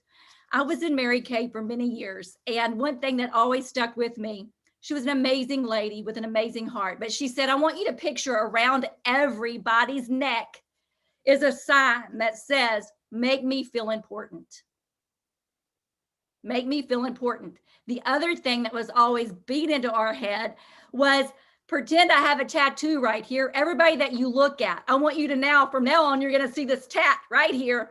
I would never get a tattoo, but I'm just saying they're cool. But picture everybody with a tattoo right here that says, what's in it for me?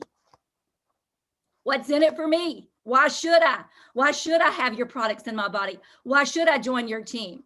Why should I be involved? Because they want to know, and down when the rubber hits the road, what's in it for them.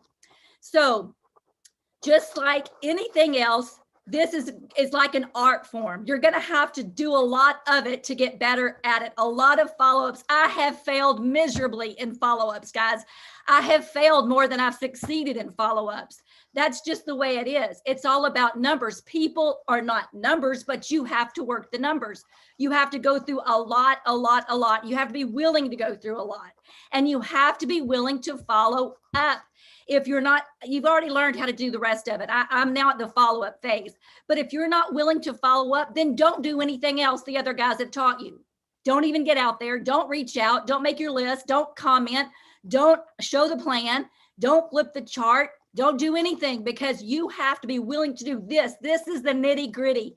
This is really where it gets real, because this is what's going to bring you and bring them the blessings that Viseo has to offer. Every single one of us are a master or a disaster long before we're a master, including me, including you. We're all going to have those moments where we feel like we're failing, but every time you fail, you're going to fail forward to success. You're going to get your knees dirty.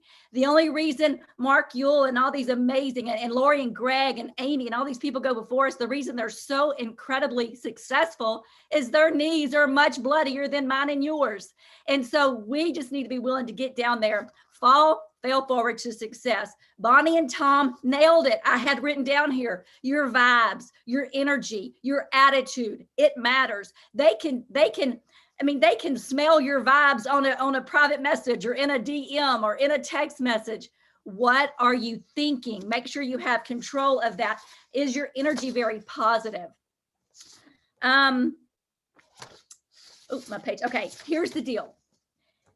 I have found myself not wanting to follow up at times because I didn't want to get a no. Like if I just didn't say anything to them, it couldn't be a no, but it sure couldn't be a yes. And so you got to, figure out how to knock yourself out of that process, that thought process, is stay in this.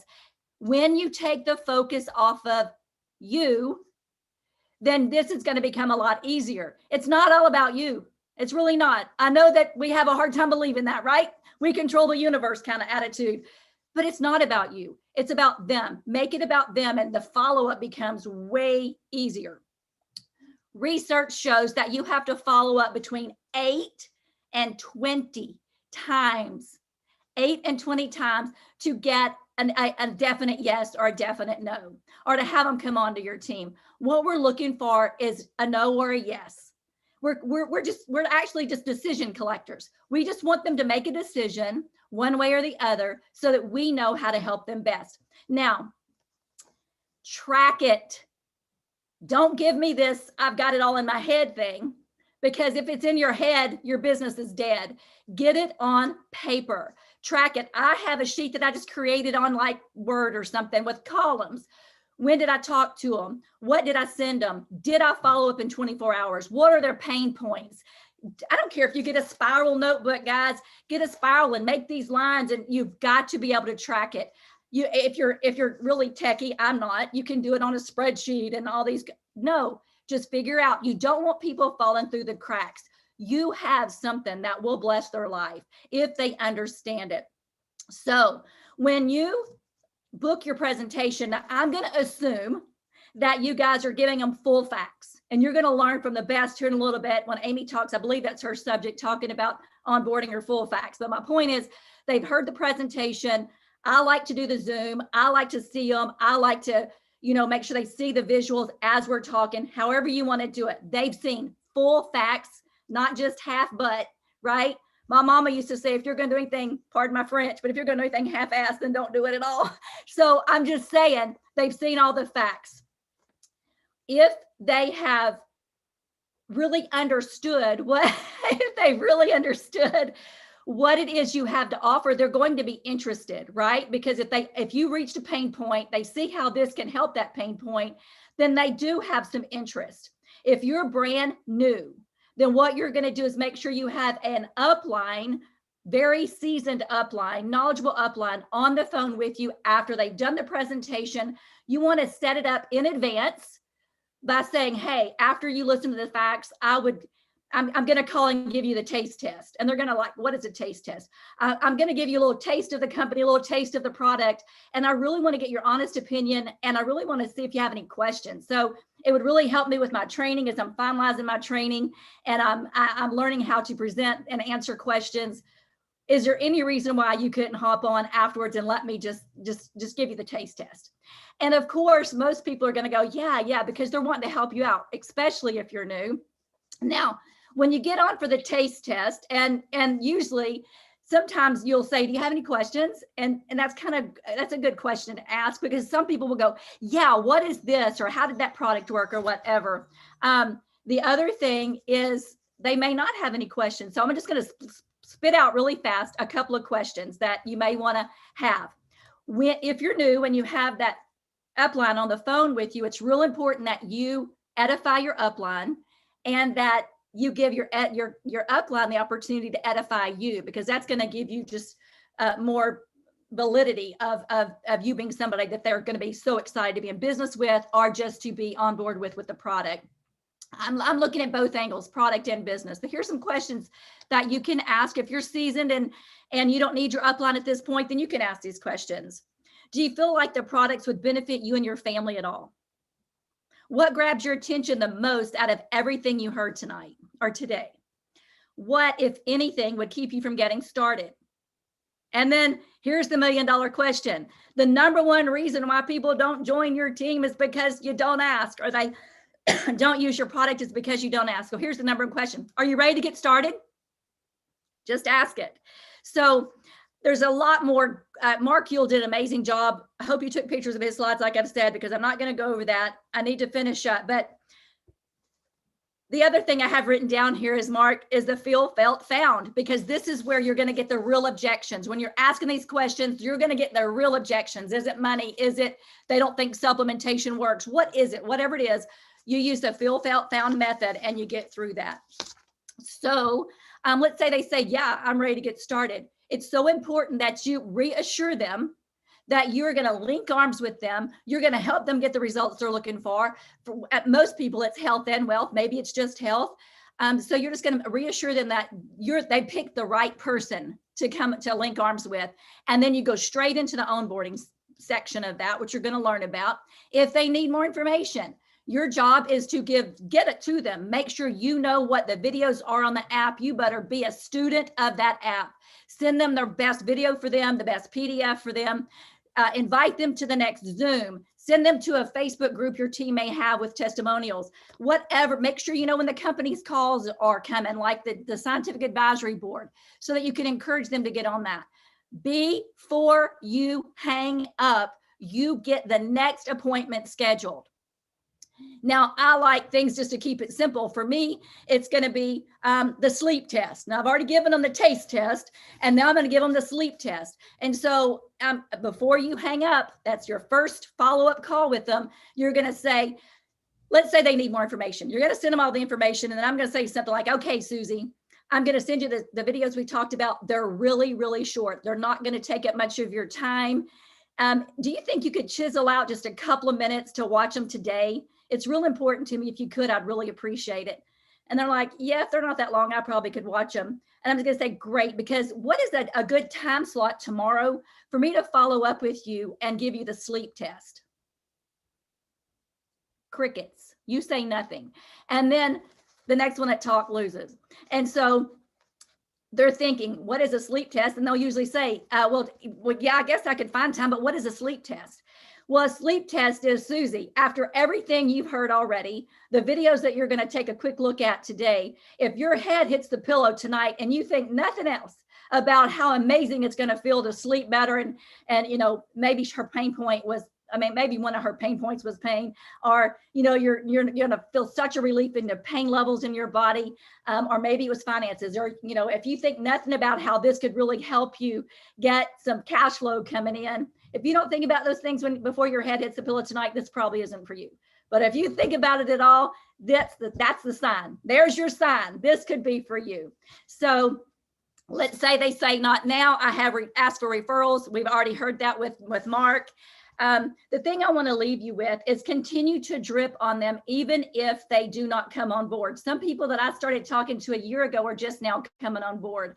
And we've learned how to do that from the other teachers. So I'm not going to go there either. But one thing I want to mention, make sure that you know third-party product testimonies and third-party business testimonies so that you can use those in the follow-up process. It is so important that you can relate to their pain points. Even if it's not you personally, you need to have somebody that you do know that you could connect to. So the more calls that you're on, the more people you meet in Viseo, the better that's going to be. You're following up with potential brand partners, potential customers, as we learn, turning them into customers. But guys, follow-up doesn't stop there. You follow up with them once they order the product into your customers. Then you're going to follow up with them as a customer.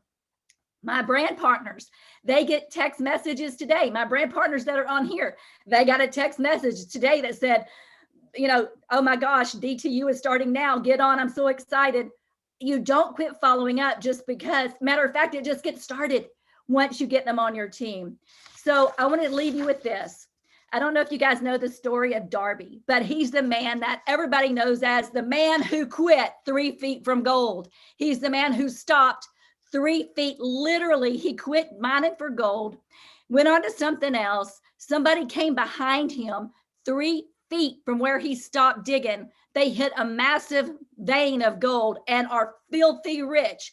And he said in his own words, I stopped 3 feet from gold, but I will never stop because men say no. All right, guys, collect the no's. And then one of my favorite statements that a mentor told me years and years ago was, your income is the measure of the pleasure that you bring into the lives of others.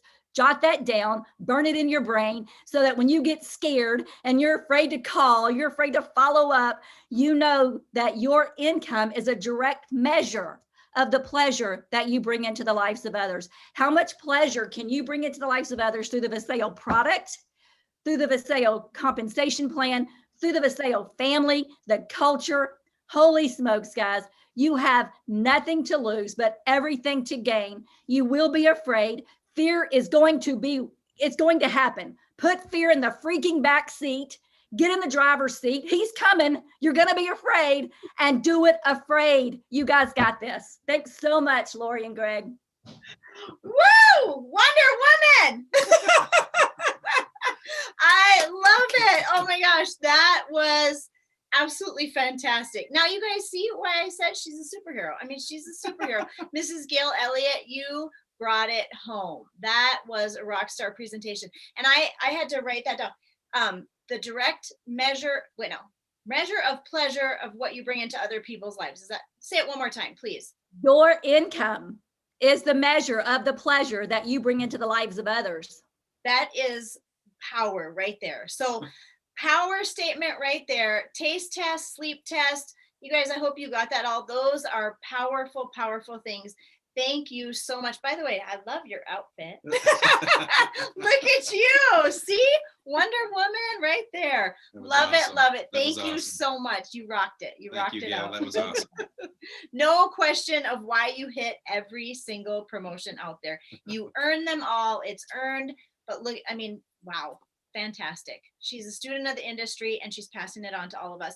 You know, another really key thing that Gail shared today is, you know what, it's not about what's in it for you, for us. It's about what we can do for others. That's why that power statement at the end was so huge, because, you know, sometimes people, I hear people say things like, oh my gosh, I just had this person join my business, or these 5 people join my business. I'm going to hit gold now.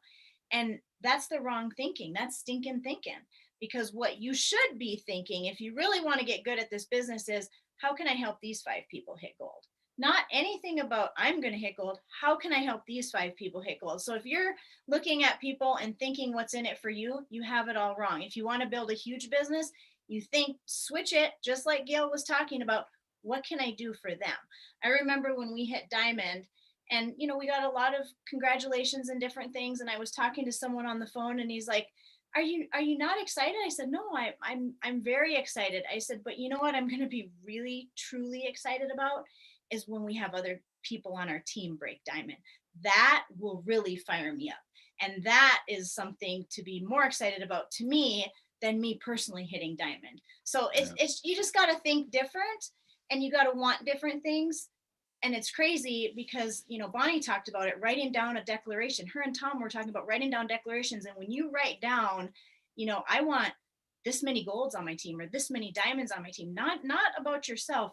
You watch what starts to happen. So thank you again to the amazing Mrs. Gail Elliott. That was a fantastic rock star presentation. It was awesome, Wonder Woman. Yeah, that was absolutely awesome. And no wonder why you've got such an exploding team, because you're out there making it happen, and you certainly, you know, you care about helping other people win. And that's really what it's all about. Like you said, it's helping people win. And this next gentleman that we're going to be bringing up, him and his wife are amazing. I mean, Corbin Roush is you know, him and his wife are the master distributors of the company for a reason. That's because, you know, when they got into business with Dallin about 13, 14 years ago, you know, they went out and made a big splash. And it wasn't because of Corbin in the beginning. I mean, you'll probably hear their story from Holly.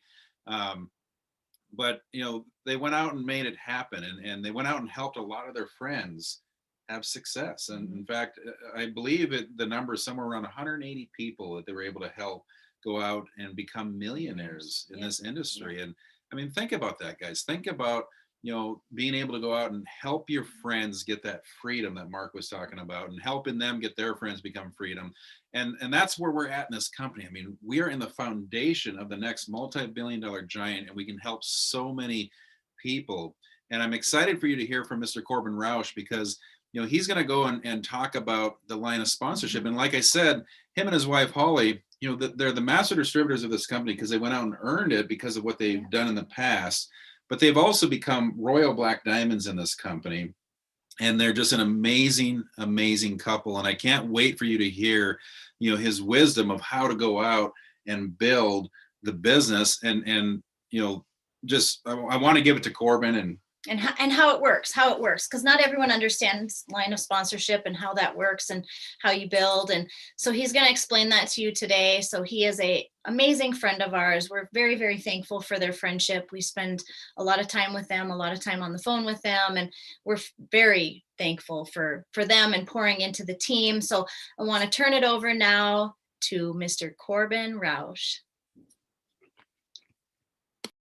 Hey, Dream Team, this is Corbin Roush. I am a Royal Black Diamond in Viseo, and I'm so excited that all of you chose to be here this weekend to learn and grow and just spend some time investing in yourself so you can grow a massive business. I'm so excited about Viseo right now and the direction it is going and all the great things that are happening, all the massive rank advancements. I love the new incentives that they've thrown out. I especially love the one for Imperial, that if Holly and I can go Imperial this year, we get to go on a yacht trip anywhere in the world, a yacht trip, and then like $60,000 worth of jewelry. I think Holly's already said she gets all the jewelry, which is fine. I don't wear jewelry, but I just can't believe the company's done that. They not only did that for Imperial, but they did it for Black.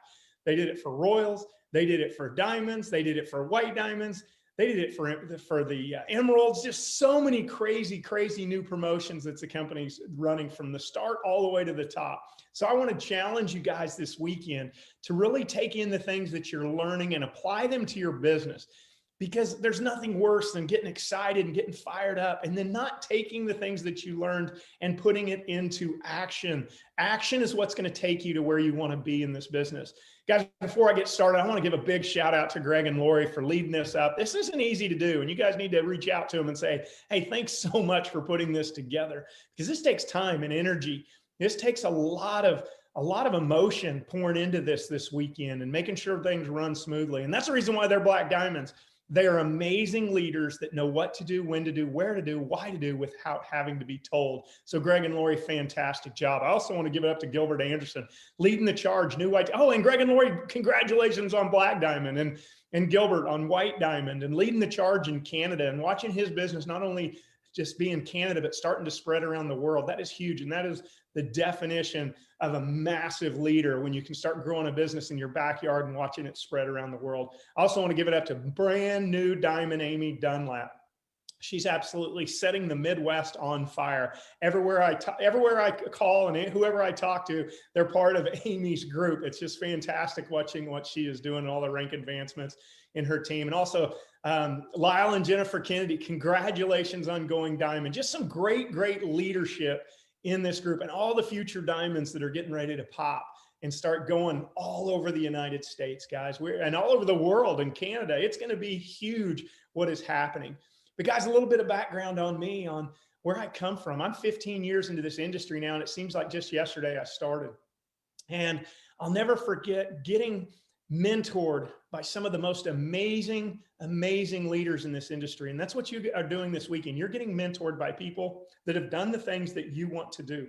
They're putting their feet forward and they're saying, hey, follow me, guys. We're going to line up and we're going to start running. And you need to be running when they're running. And you need to be doing the things that they're teaching you this weekend. Because 15 years ago, guys, I could have said I've been successful in corporate America and I don't need to listen to you. And what are you going to teach me? But I didn't, because I saw what they had accomplished and I wanted what they had. So why wouldn't I take the time and learn from them? And that's what I did. And some of the things that they were teaching me 15 years ago, I didn't totally agree with. I didn't totally understand it, but that didn't mean I disregarded it, because I honored them in what they were doing. So I followed what they were teaching. And I implemented into my business. And some of the things, again, that they shared with me, I didn't quite understand at the time, but now over the progression of 15 years, I've learned so much. And what I have found is all the things that they were teaching me and sharing with me applied somewhere along the journey. And so as I talk today, this isn't the greatest or funnest subject sometimes to have to talk about, but it's very, very important to your business, so you can understand why and what we put out there. And line of sponsorship is so important. And knowing your line of sponsorship is so important. And only taking advice and mentorship from line of sponsorship is a must. Guys, if you're seeking other systems and other ways of doing it, both inside of Viseo and outside of Viseo, you're failing. You're making a huge mistake. You have the most amazing teaching and training from your line of sponsorship. So you're probably like, well, what does line of sponsorship mean? It doesn't mean that everyone that is in the dream team is in your line of sponsorship. That is not accurate. They're in your group, they're in your team. This is a team here, but they're not your line of sponsorship. So you need to know what your line of sponsorship is. So I'll give you an example. My good buddy, Dub Cruz. What is his line of sponsorship? Well, Dub was sponsored by Greg and Lori Ferraro. That is his immediate diamond, or in this case, Black Diamond upline. So where does it go from Dub? Or from Dub, it goes to Greg and Lori, from Greg and Lori to Mark Ewell, and from Mark Ewell, guess what? To Holly and I. And that is the line of sponsorship. So as Dub is growing his business and runs into obstacles and needs some help, he needs to reach to his line of sponsorship. Reach up. Who can help me? He doesn't want to reach out to somebody in what is his downline, the people he's put in and the people they've put in. That's his downline. He doesn't want to reach to what's cross line, which would be somebody in someone else's organization, whether in Dream Team or in another organization, and start asking them for advice, because the advice might not be accurate. And here's what I know about the upline that I just mentioned. They're actively engaged in the business, and they know what is going on in their legs that are growing.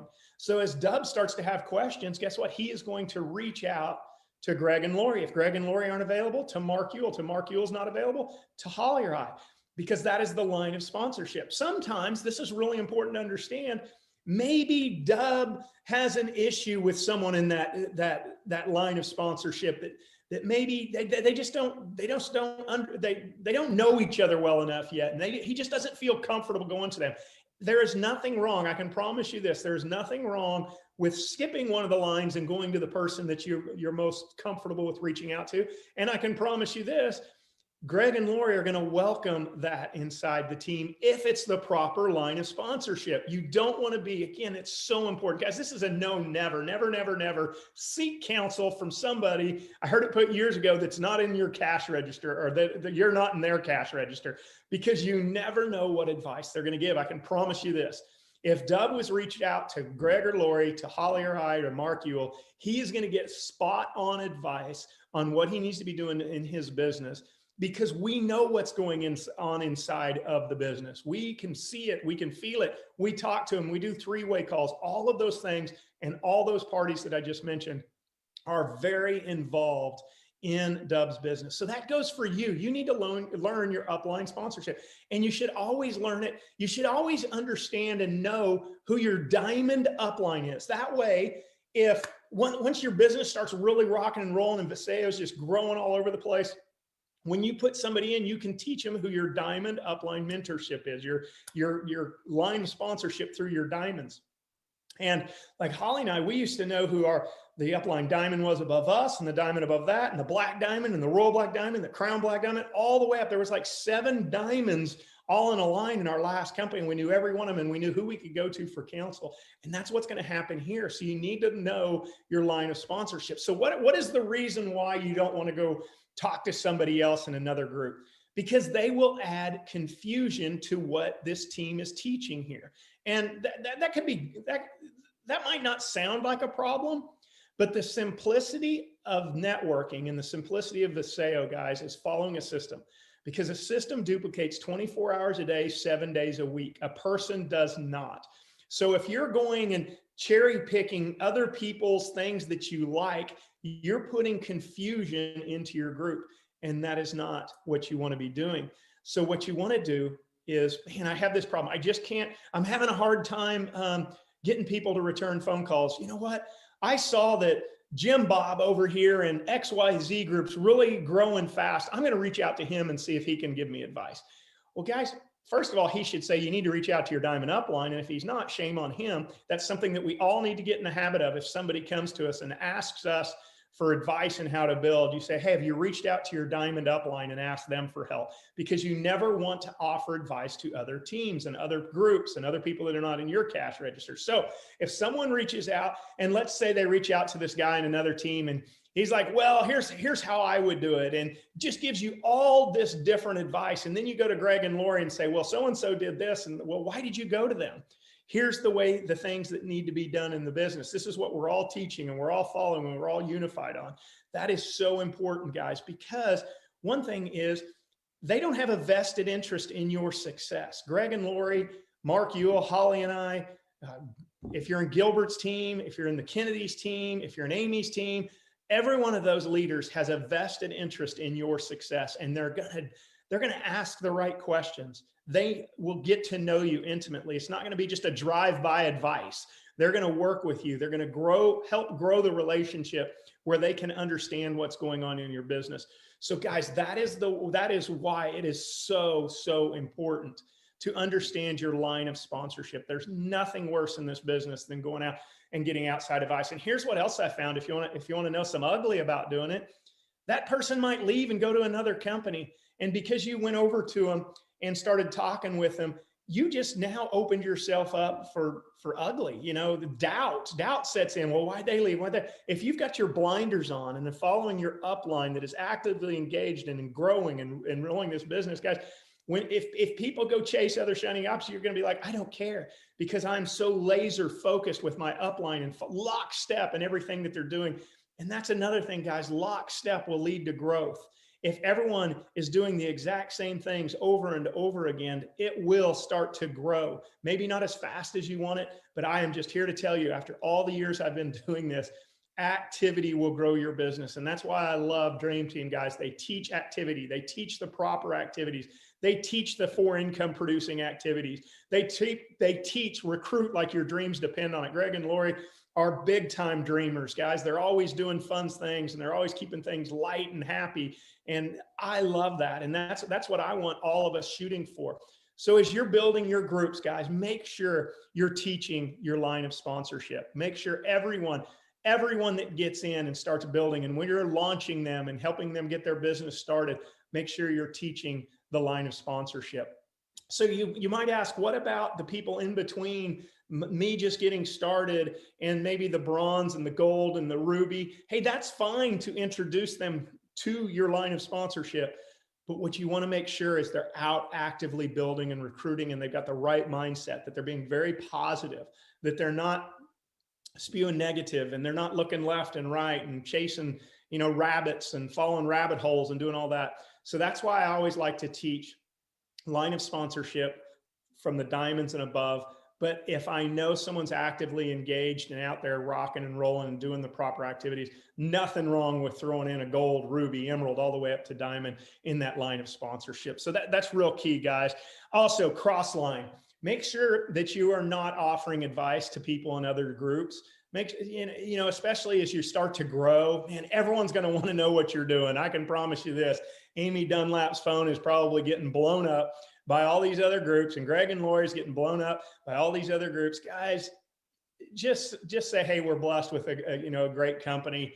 Keep it company driven. Hey, we've got an amazing company, man. Everyone has the opportunity to go build. I'm excited. Make sure you reach out to your diamond upline, as is kind of what you need to be saying to people. And just understand this, as you as brand new, don't go reaching out to people in other groups again, because it's so important to be getting the right advice. Cross line is great for friendships, and when you go on trips together and hang out and learn about each other's families and talk about how awesome Paseo is and your favorite products and how great they are. But when it comes to, hey, what are you doing here, and how are you building here, and how do you handle this objection? Please don't do that.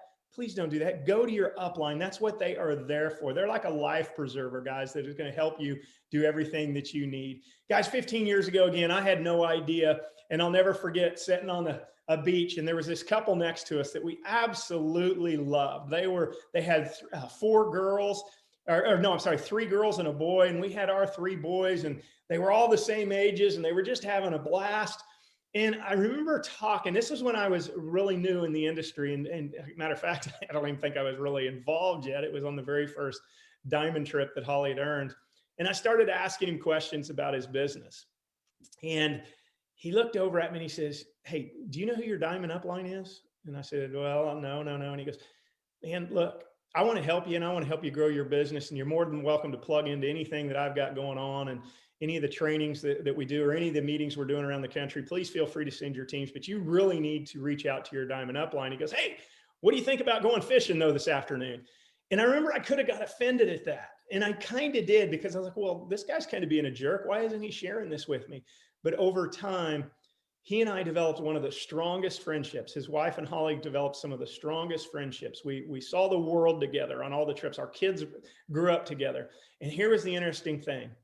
Over 10 years of being in business, cross-line to each other. Never, ever, ever did we talk in depth about each other's businesses, because it was a cross-line. It was a situation where I didn't know what was going on for sure in his team. He didn't know what was going on for sure in my team. But guess what? We had a common upline, and we both went to that common upline and always sought advice. Some of our questions might have been the same. Some of them might have been different. But guess what, guys? It developed a huge friendship that is still here today. He is an amazing person, and I love him. And I'm telling you, the best thing that he ever did for me was tell me right off the bat, no cross-lining. So that might be a little extreme right there, guys, but that's so important to understand as you're growing your business. Guys, I want to just wrap it up. I've got a few more things that I want to talk about. And I think it's so important, guys, as you're outgrowing your business, to concentrate as much as you can on recruiting, and let the system, let the team be with the retention mechanism for growing your business. What you guys need to do right now is not fall into the trap of trying to manage your business and do the things, do all this training and all that. Let the upline diamonds handle that. What you need to be focused on, every one of you that's on this Dream Team weekend, every single one of you need to be focused on recruiting like your dreams depend on it.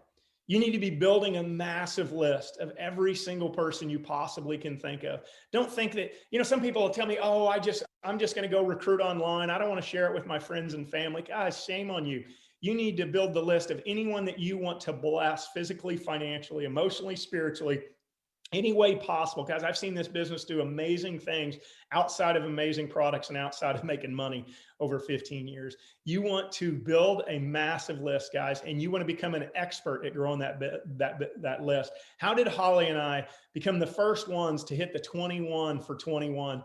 Because we built a massive list. We were always out recruiting. We were always, guys, building the list. We were constantly contacting and inviting people to take a look at the opportunity. We had so many people in our funnel over the last 4 to 5 months that we didn't give up on and we didn't quit on. And some of them took every bit of 4 to 5 months before they came out of the bottom of that funnel and became enrollments for us. So I want you to understand that.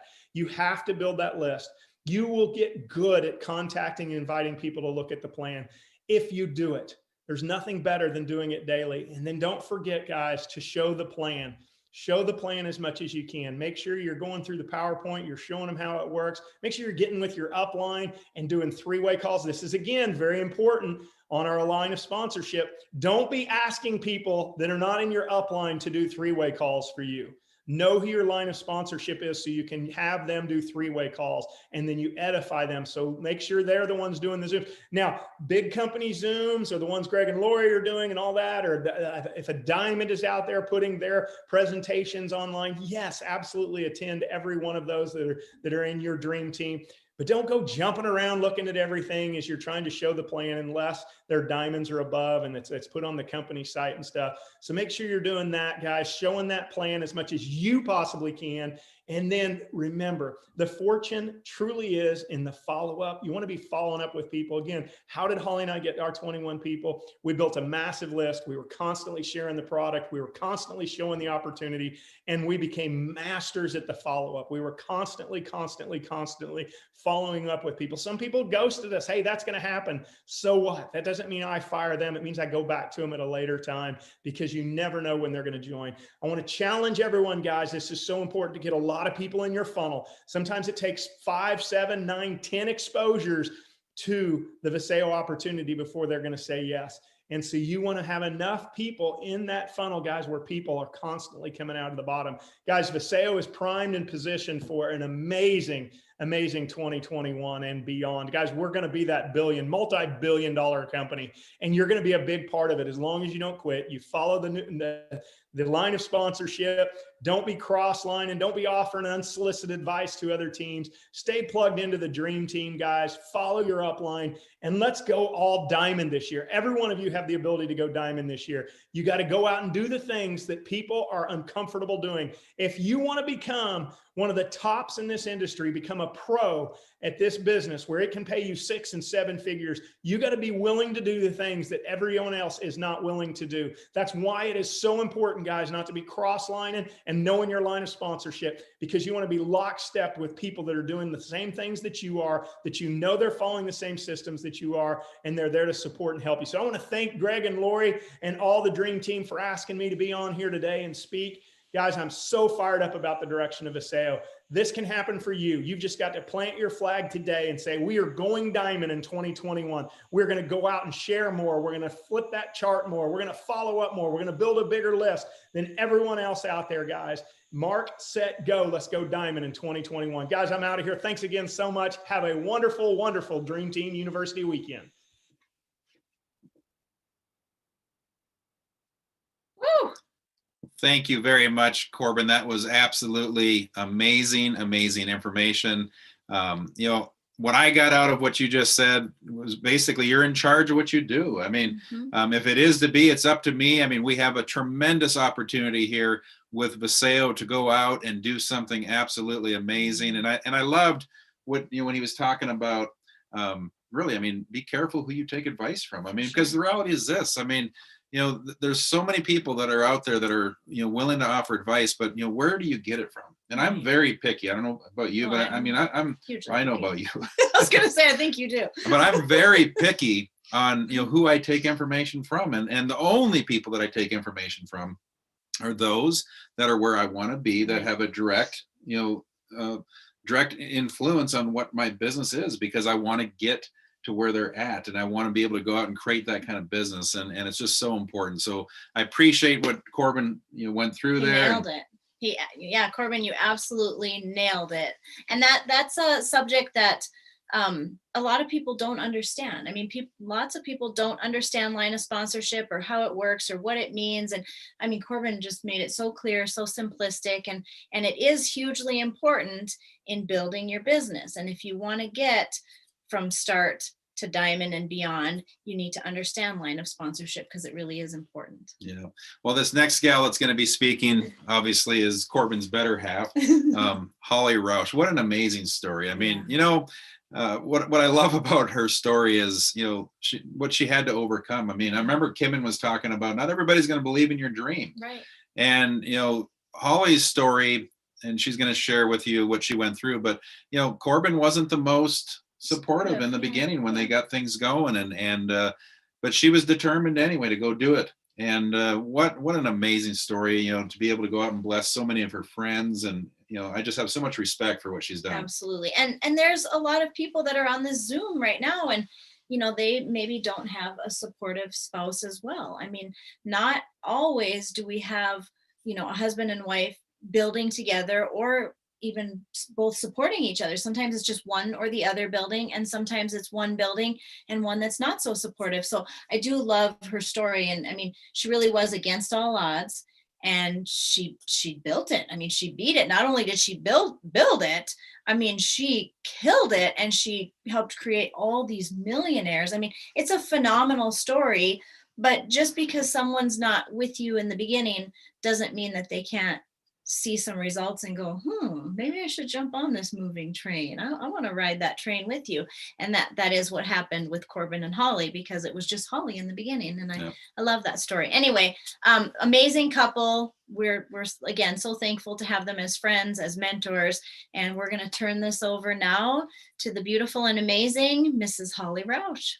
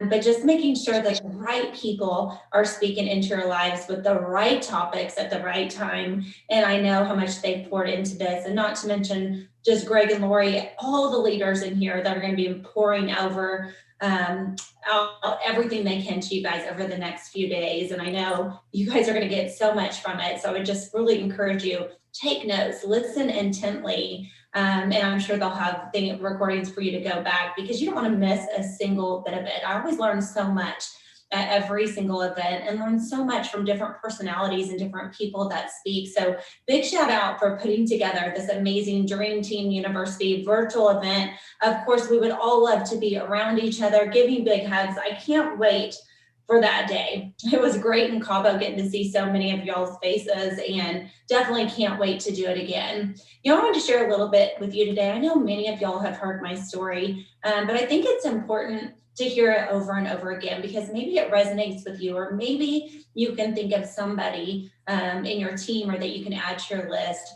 that has a very similar story. You know, when I said yes to the industry, I had never done it before. You know, so many times you look at your upline leaders, your blue sapphires, your diamonds, your black diamonds, and you think, I'll never be that, or it was easy for them, or yeah, they can do that because they're diamonds. And I think we forget that they weren't diamonds one day, right? They went out and had to make something happen. And there was a day that they were at ground zero. They didn't have one person in their team. And so I think it's important for each of you to remember that we all started at the same place. The difference is maybe some of us we're fortunate that we found some amazing people that went off and grew the business right away. Maybe it took years and years in the making. You know, I know for us, yes, I hadn't done network marketing, but I had done so many other things in the past. I had done marketing, I'd done public relations, I'd done pharmaceutical sales. I was in a sorority in college, and I was developing and building relationships through all of those things that would set me up for success here. And so I want you to keep that in mind. This can happen for anyone. You know, from a stay-at-home mom, here I am in Tulsa, Oklahoma. I had zero experience in the industry. And I remember my brother-in-law and sister telling me about this industry and this company. It's like, what if, you know, the company was brand new and they were telling about this healthy product that could help us get healthier. You know, here's what I was thinking then. I was 35 years old, 15 years ago. I knew the importance of taking care of myself then, so that later I wouldn't have some of these things that maybe my parents had down the road. And that's what I want to encourage each of you, no matter what age you are. It's important for us to take care of ourselves with all natural health. And so I started that young. Sometimes we think about our products and we're like, oh, I need this aha moment. How many times do you hear from somebody who says, oh, let me try it. I got to get this feeling because I've got to believe in it.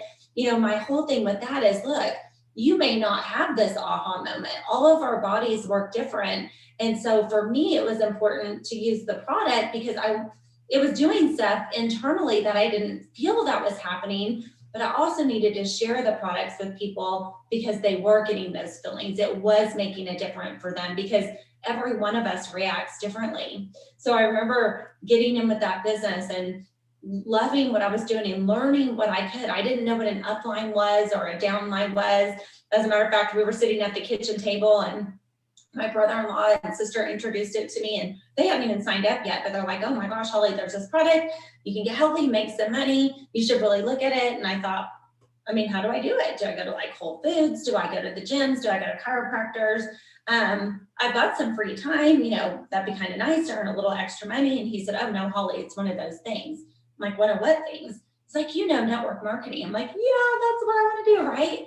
I'm sure most of you watching this were so excited when your friend approached you about a network marketing opportunity. I mean, no, I didn't lay down at night and dream as a little girl about being a network marketer, but I'm telling you, it should be on your dream list, and we should be teaching our kids this because it is a huge way for your family to get financial freedom, and not just financial freedom, time freedom. And that's what I found very quickly. So when they said, oh, it's one of those things, Corbin said, over my dead body, you're not going to do it. All our friends will run from you. You're not getting involved. And for 3 days, I couldn't get out of my head because for 3 days, I thought, what if it's the next big thing? I had said no, I'd be sick about it. So I decided, you know what? I think I'm going to do it. And he said, fine, you can have your one night a week out, your girls' night out. You'll quit in 3 months. I'll never have to hear about it again. How many people hate I told you so? I, for one, do, especially coming from my spouse. So I knew I had to go do something with it. I've got to earn some income. I had ordered some product. I knew it was showing up, and I knew I had to get it in people's hands as quick as possible. Do you have that sense of urgency when your Pro Pack shows up on that front door? Because when that product shows up on that front door, I knew, look, I've got to use it because I want to be experiencing it, but I also got to get it in my friends' hands because I want to hear their stories, create more stories that I can share with other people. So I had this sense of urgency the second that it showed up on my doorstep. And I'm going to tell you, you need to have that too. If you have a closet full of product and it's just sitting there for you to use each month, you're missing the whole key to building a massive business. That product is your investment in your Paseo business. That product's your investment in your family to get financially free. And so I took this product and I started sharing it with people as quick as possible because I knew I needed to make money. Guys, I had big dreams and goals. I wanted $100 a week. It was like, if I could just have pedicure and manicure money, my own spending money, how great would that be? Because I really didn't know anyone in this industry who made money. There's always, right, that guy in Florida. It seems like there's that guy in Florida that had really success in this industry, but I never knew who that guy was. So I thought, I've got to do this, and I'm going to start sharing it with my friends. And so my goal was 100 a week. Well, it was interesting because as I was sharing it, I wrote my list of friends of everyone I could think of. And I was calling them up saying, hey, look, I think I found something. It's a way for us to get healthier, a way for us to earn some extra income. I want my closest friends with me. Let's get you in. It was that simple. And if they weren't answering, I was leaving messages saying, hey, call me when you get a chance. I remember I had gotten signed up. I hadn't even tried the product yet. So how many of y'all have done this? You get signed up, you haven't even tried the product, but you're so excited, you start calling people. That was me. And before my product even showed up on my doorstep, I had 5 people signed up. I was like, okay, I can do this because I had excitement in my voice. My friends didn't want to miss out on what I was doing. And they knew that if anyone was going to do something, it was me. Do your friends know that about you? Are you giving that confidence to them? And again, it wasn't for $1 million. It was for 100 a week because I knew if I could make 100 a week, then I could make 200. And if I could make 200, I could make 500. And if I could make 500, I could make 1,000. And that's what can happen for each of you. So Corbin said over my dead body, 3 days later, I said, I think I'm going to do it. What if I don't? And it's the next biggest thing and everyone's talking about it. So we set parameters. We set, time frames that I can work on it. And that's what I encourage each of you, because I'm sure some of you have young kids that are watching it. Maybe you have an unsupportive spouse that's watching it. And sometimes with the unsupportive spouse, we want to shove it down their throats. We want to get them to join us. We want to get them to like it. And so we just say too much. And the best thing that I did with Corbin is I didn't talk to him about it all the time. I did things when he was at work. When he was at the office, I was making my calls. At night, if he maybe was watching a show, I was making my calls. I waited till I had the kids to bed. I didn't do it during dinner. So I was trying to do it in times that didn't affect what our family happenings and system and our little plan that we had going. And so I was very smart with how I used my time. But here's how I use my time. I was consistent every single day. And that's what I want to encourage you. I had 3 young boys. They were 3, 6, and 9. So Ethan was still in Mother's Day out, and Dakota and Drake were going to school, but they were going to football practices. And I was like, how do I do this? They're at football practice like every day of the week, because we're all raising little NFL football players at age 3, 6, and 9. But I took it to the football practice because who else is there? Other parents that are looking to get healthier and earn some income, because why not? So I went up and down, all the parents are in the lawn chairs sharing the product with them. Guess what? I still do that today. Every time I'm around people, do you do that? Do you put yourself out there? You've got to get yourself uncomfortable to get comfortable. And I was 100% willing to do it. Not necessarily for the money, because at that time I didn't know what kind of money could come in, but I believed in the product so much, I knew that everyone needed it. And I also was having fun with my friends, and I wanted more friends to come have fun with us. Mm-hmm. And so that's what you need to do. And I made a decision when I got started, and as things started to grow, I made the decision, I want everyone in Tulsa, Oklahoma to be on my team. Do you think that about your backyard? So many times we just go to the internet and social media and we're trying to get all these strangers, but we're not developing our list with people who live in our backyard. Or friends that we went to school with, friends maybe that we went to college with, people we go to church with, people our kids go to school with. these are people that I like to spend time with, that if I could take anyone on a free trip with me, who would that be? And those are the people you should be adding to your list. If I could help someone get physically better, who would that be? If I could help someone earn some extra income, who would that be? If I could get them to travel, who would that be? That was on my list. I didn't want complete strangers. I wanted people that I cared about. And I believe everyone needs to know about our products, and then it's up to them whether they use it or not. I remember sitting at the bronze level. I mean, how many of you all you see your business at the beginning? It can go up and down. You can be star 800, you could be bronze, you could be silver and go to star 800. I mean, that's just how it goes at the beginning. You're getting traction, right? Your smart shifts are starting to kick in.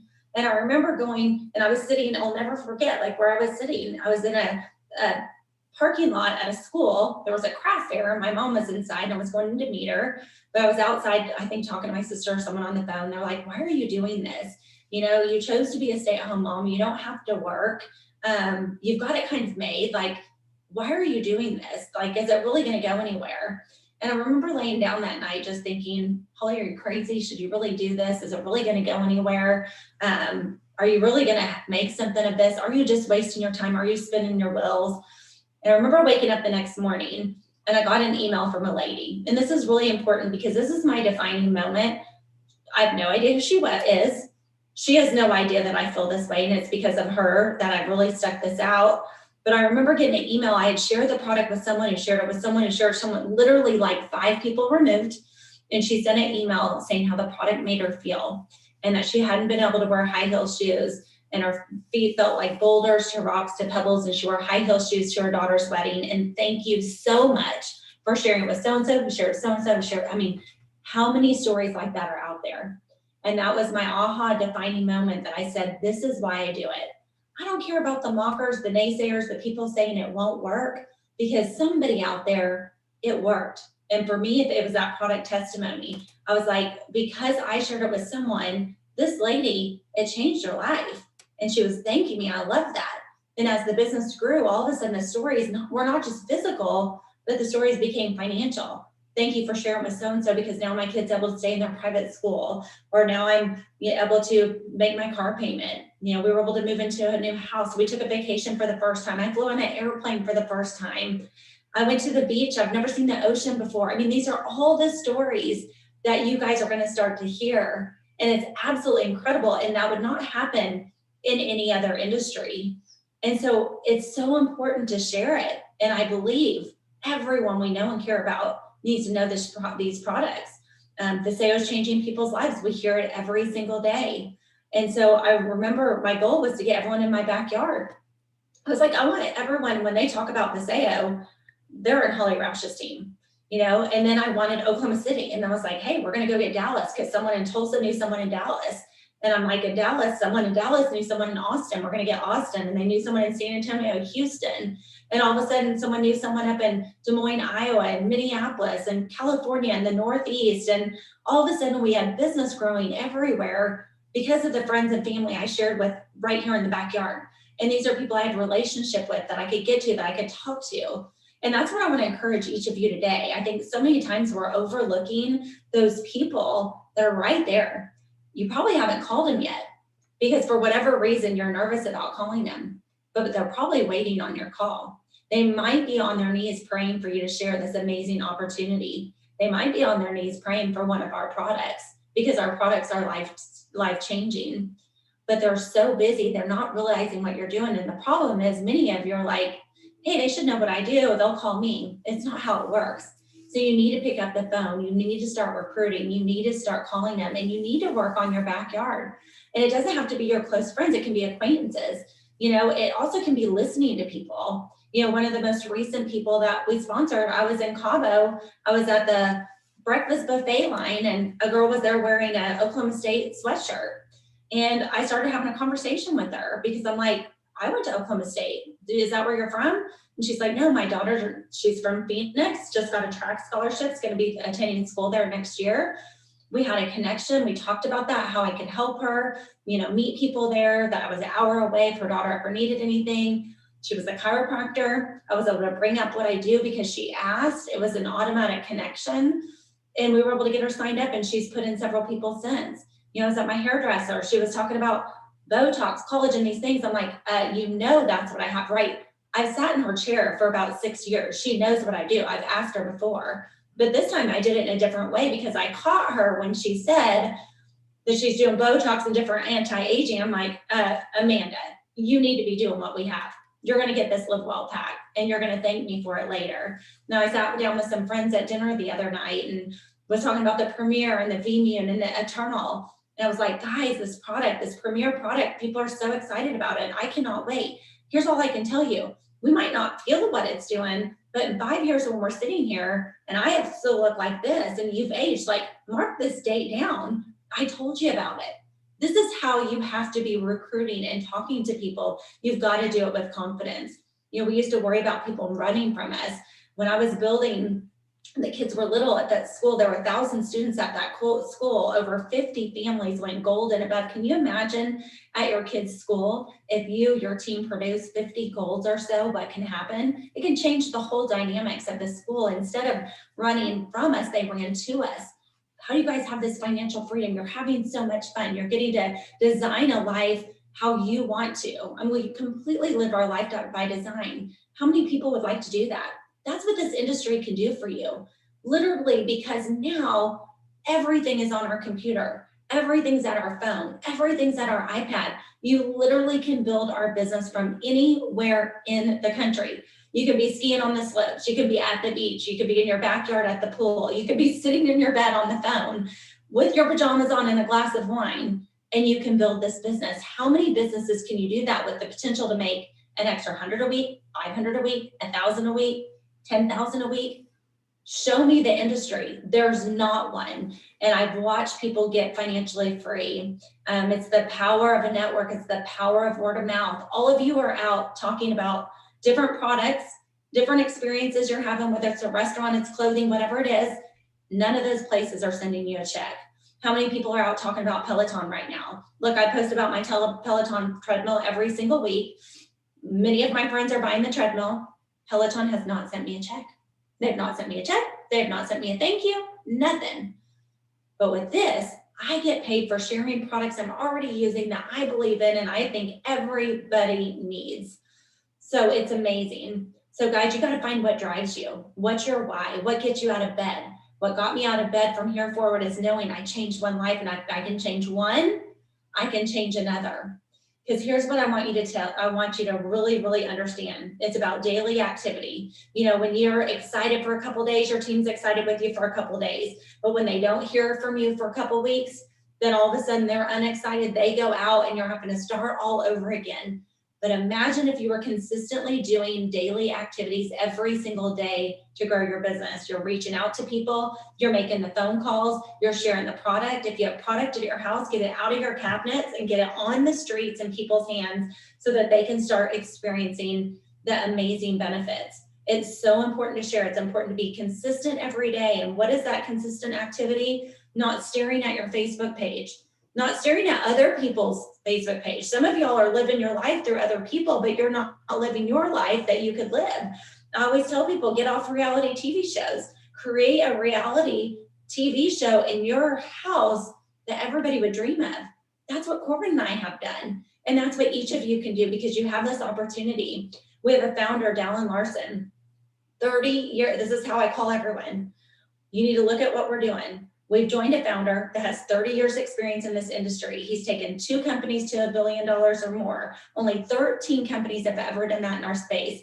He's been Ernst & Young Entrepreneur of the Year. And most importantly, our products, we were just named top 50 healthcare company in the world. We have credibility behind it. We have the most amazing leadership. We're going to bring you into an amazing community. You will not find a compensation plan that is more lucrative. The timing couldn't be more perfect. People are looking for better health and how to earn some extra income now more than ever.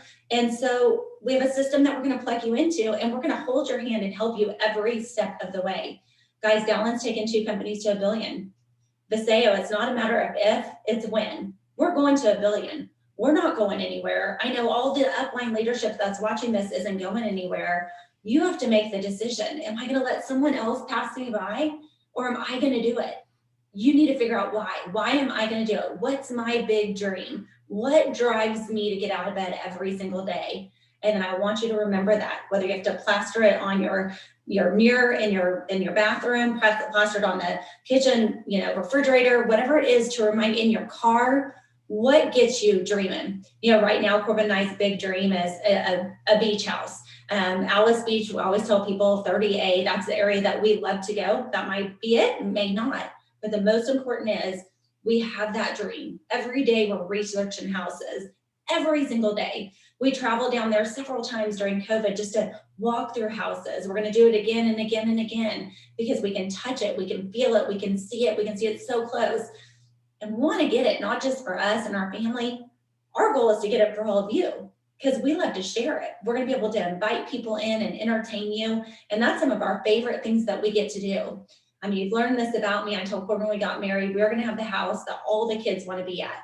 I'm definitely the person that's the more the merrier, pack them in. I'm going to be the same way. Whatever's mine is everybody else's. So I want you to think of what is your dream, what gets you out of bed, and I want you to remind yourself of that. And most importantly, every new brand partner you put into this business, I want you to ask them what their why is and why they're doing it. Why this is so important is if all of a sudden they're not answering your call or you can't get a hold of them, simply remind them, hey, remember you joined the SAO because you were gonna bring your wife home or because you wanted to quit that second job. I'm just curious, did you find what could bring you home? Because I hadn't heard from you. And remind them of that. Now they know that you care, you took the time to listen, and they're gonna join right back up with you. I just wanna thank you guys again. It's such a blessing to get to spend the day with you. Thank you for having me on here. Hope you have an amazing rest of the event, and we'll talk to each of you soon. Bye. Awesome. So awesome. Oh my gosh. It's just phenomenal for you to be able to share that story with all of us, Holly. And I love it. I mean, she just overcame everything. I mean, she just rose above circumstances and went out there and built a business, and not only built a huge business herself, but helped a bunch of people build a huge business. I mean, how about what she said about at the school and having all those people, 50 people at their children's school that were golds. Yeah. I mean, that was just the start. It just kept going. I mean, that's an amazing, amazing story. And I do love how, you kept it, you weren't shoving it down Corbin's throat, like you mentioned. You weren't shoving it down his throat. You fit it in spots that you knew didn't interrupt the family and wasn't going to be too overwhelming to him. And you kind of wait for him to come to you a little bit. And then it was like we said, as we were introducing her, then Corbin wanted to be on that moving train as well. So great advice. What an amazing job, and just, what an amazing work ethic. I mean, she just went out and made it happen, and we just appreciate you so much, Holly, and what you do. And we just got so much respect for what you're doing. Thank you again for everything that you shared today and what you continue to do. And boy, this next gal that we have coming up, wow, what a fireball. Nice. Amy Dunlap, she is absolutely amazing. And she is amazing. You talk about work ethic. I mean, she's out there making it happen. And I remember when she first got started, she was asking me, how we did what we did. And well, you talk about coachable. I mean, everything that we said, she did, she implemented, and she went to work and she's applying herself, and, she's the newest diamond in the company. But more importantly, she's got so many people on her team that are about to go diamond. Yes, it's just so exciting. She sure does. And I want to take it back to, her hitting diamond, because I want people to realize, I mean, hitting diamond is always, I mean, that's a big, big deal. And that means you have a very solid, big business. But what else is really cool about when she hit diamond? I like the timing of when she hit diamond, because she hit diamond in a pandemic when there's lockdowns, people aren't getting together. All of these things are happening in the world, and you can make excuses or you can make money, but you can't make both. And Amy did not make excuses. Now, the other thing is when she was pushing through and working so hard, you know what else was going on? Yeah. It was Thanksgiving. It was Christmas. It was New Year's. All of these things where some people, they just take off, just take a holiday, but she didn't. And here's the other thing. I don't know what it was or was going on behind the scenes, but every single person, every single household, there's things going on behind the scenes that you have no idea. So outside of Christmas, outside of a pandemic, I guarantee, because it's just life was happening in her household and you didn't even know about it. And she was still on Zooms and she was still on calls and she was still meeting with people, pushing through. So again, you can make excuses or you can make money. And if you think people hit positions by chance or they're lucky, it's none of those things. It's about perseverance. It's about consistency. It's about rising above and not making excuses. And I'll tell you what, this woman is a champion. And like I said, all those reasons, no excuses, just shining. She's a star and she's shining bright. Absolutely. So with that, we want to turn it over. Mrs. Amy Dunlap is going to talk about launching your business. So I'm going to turn it over to Mrs. Amy Dunlap. Newest diamond. Wow, you guys, I feel so, I don't know, thank you, honored. That was amazing. No wonder why you guys are the master trainers in edification. I feel on top of the world now, but you know, I have to say right back, I just put something in the Dream Team WhatsApp because, you know, Corbin, he's so funny. I wish he were on here so I could see his face, but on the panel thing, but he said, I don't even know how he said it. I don't have the funnest topic or something like that. I literally laughed out loud because it was edification. And I literally laughed out loud when he said it. But you know, the awesome thing about when Corbin said that, or what crossed my mind, I put this up in the WhatsApp chat, you know, I think for us, we're like, yes, talk edification, because on our team, I mean, our line of sponsorship, regardless of where you're at on the Dream Team, we are blessed. We are highly favored. I mean, you could not have better lineage. I mean, I have been in businesses where I've had to I didn't have lineage like this. I was recruited by Aunt Mary March to put me down on the bottom of someplace to hit a goal. And here we are when you look at our upline with Greg and Lori, it's phenomenal. And then Mark Ewell and Corbin and Holly, and then all the diamonds in between and the rising leaders, we are in a great place. And so awesome. And I don't know about y'all, but Holly Roush has me so on the inside, I'm like, I gotta get to work. She has me so fired up after that. So the speakers have all been awesome. And Greg and Lori, thank you so much for putting this on. And ma'am, thank you for everything that you do. And just always just being, I guess, steady Eddie. And you make me look good, and just with your coaching. So thank you so much. I love it. So thank you. And so definitely I get to teach my favorite topic in the world, and that's onboarding. Because I use onboarding in our team, we use onboarding to create goals. So everything that we do in our business is we are on a gold hunt. So in every aspect, every morning, it's who can we get to gold? And even I know that Tony, Gail, Dr. Stevie are all in diamond runs right now. And the question for them is, who can we move to gold? Who can we move to gold? And so that's really always where we're at. So the onboarding process for me is all about gold. How are we going to make a gold? Where are we going to find a gold? How are we going to get people paid? Because if you can get paid and you can get your teams paid, your retention rate is going to grow. It's something like an industry standard that if someone's getting paid, they're at a 97% retention rate. And so I don't know about you guys, but I feel like it's a lot easier for me to bring someone in, get them implemented into our systems, and get them making money and staying on that, literally, than to go out and do all the connecting and everything to bring on new people. Now, don't get me wrong, I'm a master connector. I got my list right here going of people that I'm working on personally recruiting and going to Cabo. At the same time, this is network marketing. We are not, we are network marketing. So getting into people's networks, building deep. And so that really comes with the onboarding process. And so I have this all numbered weird, but so the first thing that I would say in onboarding or onboarding your team, bringing people in, the number one thing when someone comes in, you really need to believe that every single person that you're personally enrolling, or every person that's coming on your team, that they could be your next diamond. They could be your $1 million baby. And so I think sometimes that people rise to the occasion of what you expect out of them. So when I go to onboard, I do not celebrate. A lot of people celebrate pro packs. A lot of people celebrate founders packs. I mean, I'm not going to say I don't celebrate them. Yes, awesome.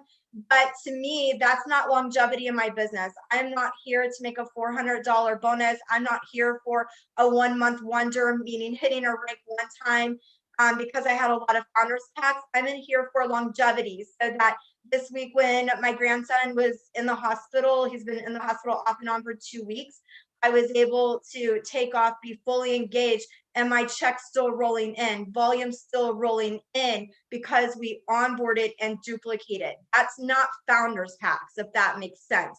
It's deep, and you want deep roots, and that starts with the onboarding process. So every single person that comes onto your team, they have the capability with the right vision that's casted to them to become a diamond. So for me, I believe in everybody until they prove me wrong. I'm going to believe in you. I'm going to believe that you're going to be the very best on my team. I'm going to believe that you're going to do what I'm going to coach you to do until you prove me wrong. And so I'm going to go backwards for a minute. And for just a second, you're going to think that I'm teaching you follow-up, or you're going to think that I'm teaching you connectivity, but I'm not. This is onboarding. So I want you to understand how important onboarding is. So when I was in my very first company, I did everything helter-skelter. Very initially, I was a teacher. I didn't have great leadership and mentorship like what we have here. I was literally brought down under somebody that, you know, I wasn't getting the help I needed. And so I came in, I was, I guess, ignorance on fire for the most part. So I went to work, and at one point I got on the phone, and my mentor said to me, call the nicest person you know.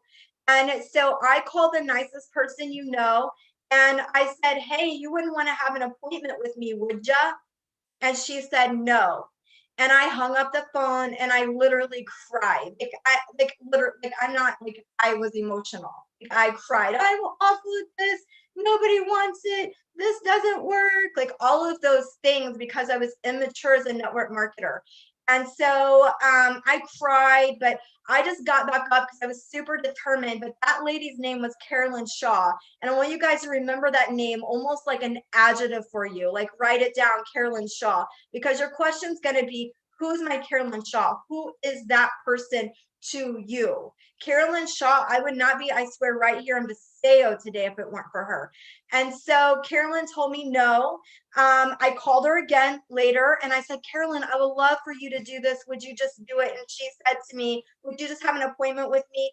And she said to me, I'm a Clinique kind of girl. This was back when I was selling makeup. And so I cried again.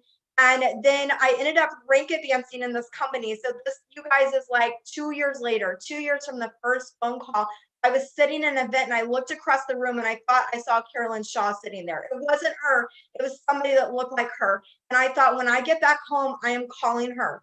And I got back home, and I said, look, Carolyn, here's all I know. Since the first time I did this, I wanted you to be on my team. I believe you would be amazing at this.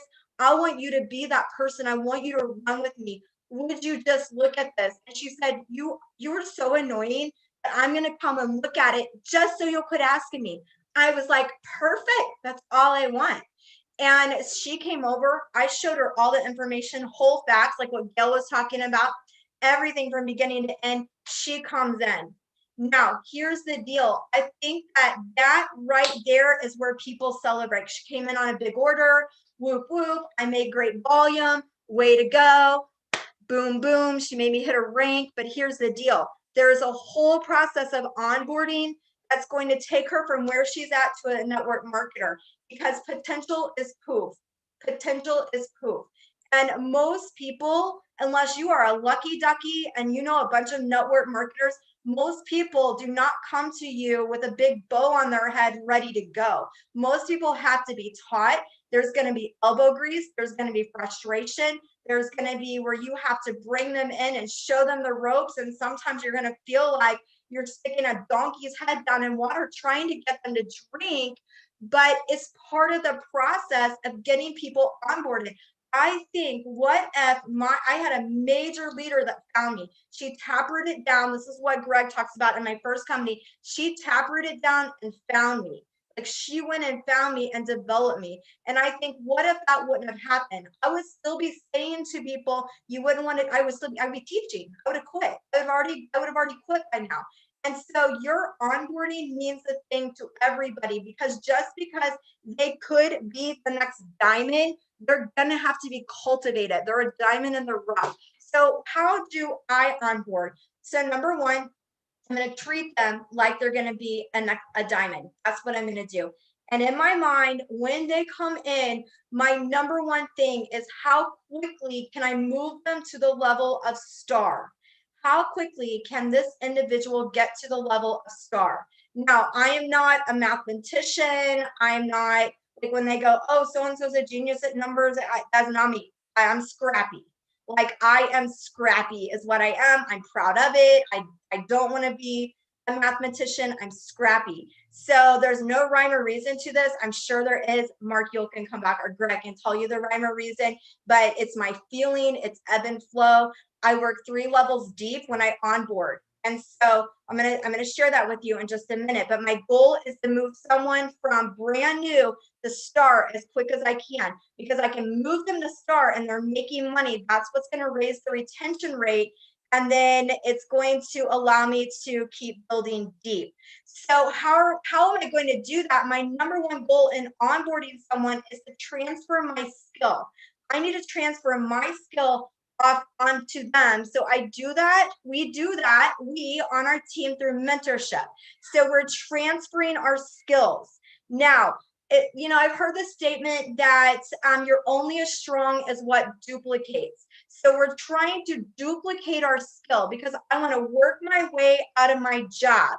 So as we have people running for diamond right now, I want to work my way out of my job. We're doing that right now. They're taking over the huddle, they're leading. So I'm in the field and we're developing more systems, because I want to work my way out of my job at all times. So so if you are a brand partner, you want to become a star. If you're a star, you want to move up. So you're always trying to transfer your skill off onto that next person. So most of you, if you're new or you're a star, you don't have to be like, oh, I got to get my diamond to do this for me. No. You just have to get that person from where they're at into your shoes. And then you're going to be in new shoes. So that's really what you're trying to do, is transfer your skill of where you're at right now. And so this is how we do that. I was going back and forth about, how should I train how we do this on our team? And so I'm just going to be super real with you for just a second. I'm going to tell you something, but I want you to know that don't major in the minors with this, because the only reason why I'm getting ready to tell you this, you could do it any other way, but the only reason why I'm going to tell you this is you're going to see me looking down. I want you to know what I'm looking down at. So we started duplicating like this. So let's say that Gail gets started on my team. My goal is to get her on a welcome call as quickly as possible, because I want to get her paid and I want to gold hunt. I want to know who she knows. I don't want to just recruit Gail. I want to recruit Gail and her inner circle, because if I can bring Gail in and her inner circle in, I just backed my business up. And Gail and you can get into like this root of people where Gail is strong and her person's strong and her person's strong and her person's strong. And it creates this deep duplication. So when Gail comes in, my thought process, first of all, is I need a welcome call with her within 24 hours, as I want to welcome her onto my team. So when Gail comes in, I'm going to get on the phone with her. I don't Zoom. You could Zoom this. I don't Zoom it, but you could. I'm a huge advocate of Zooms, although I just do a phone call with this.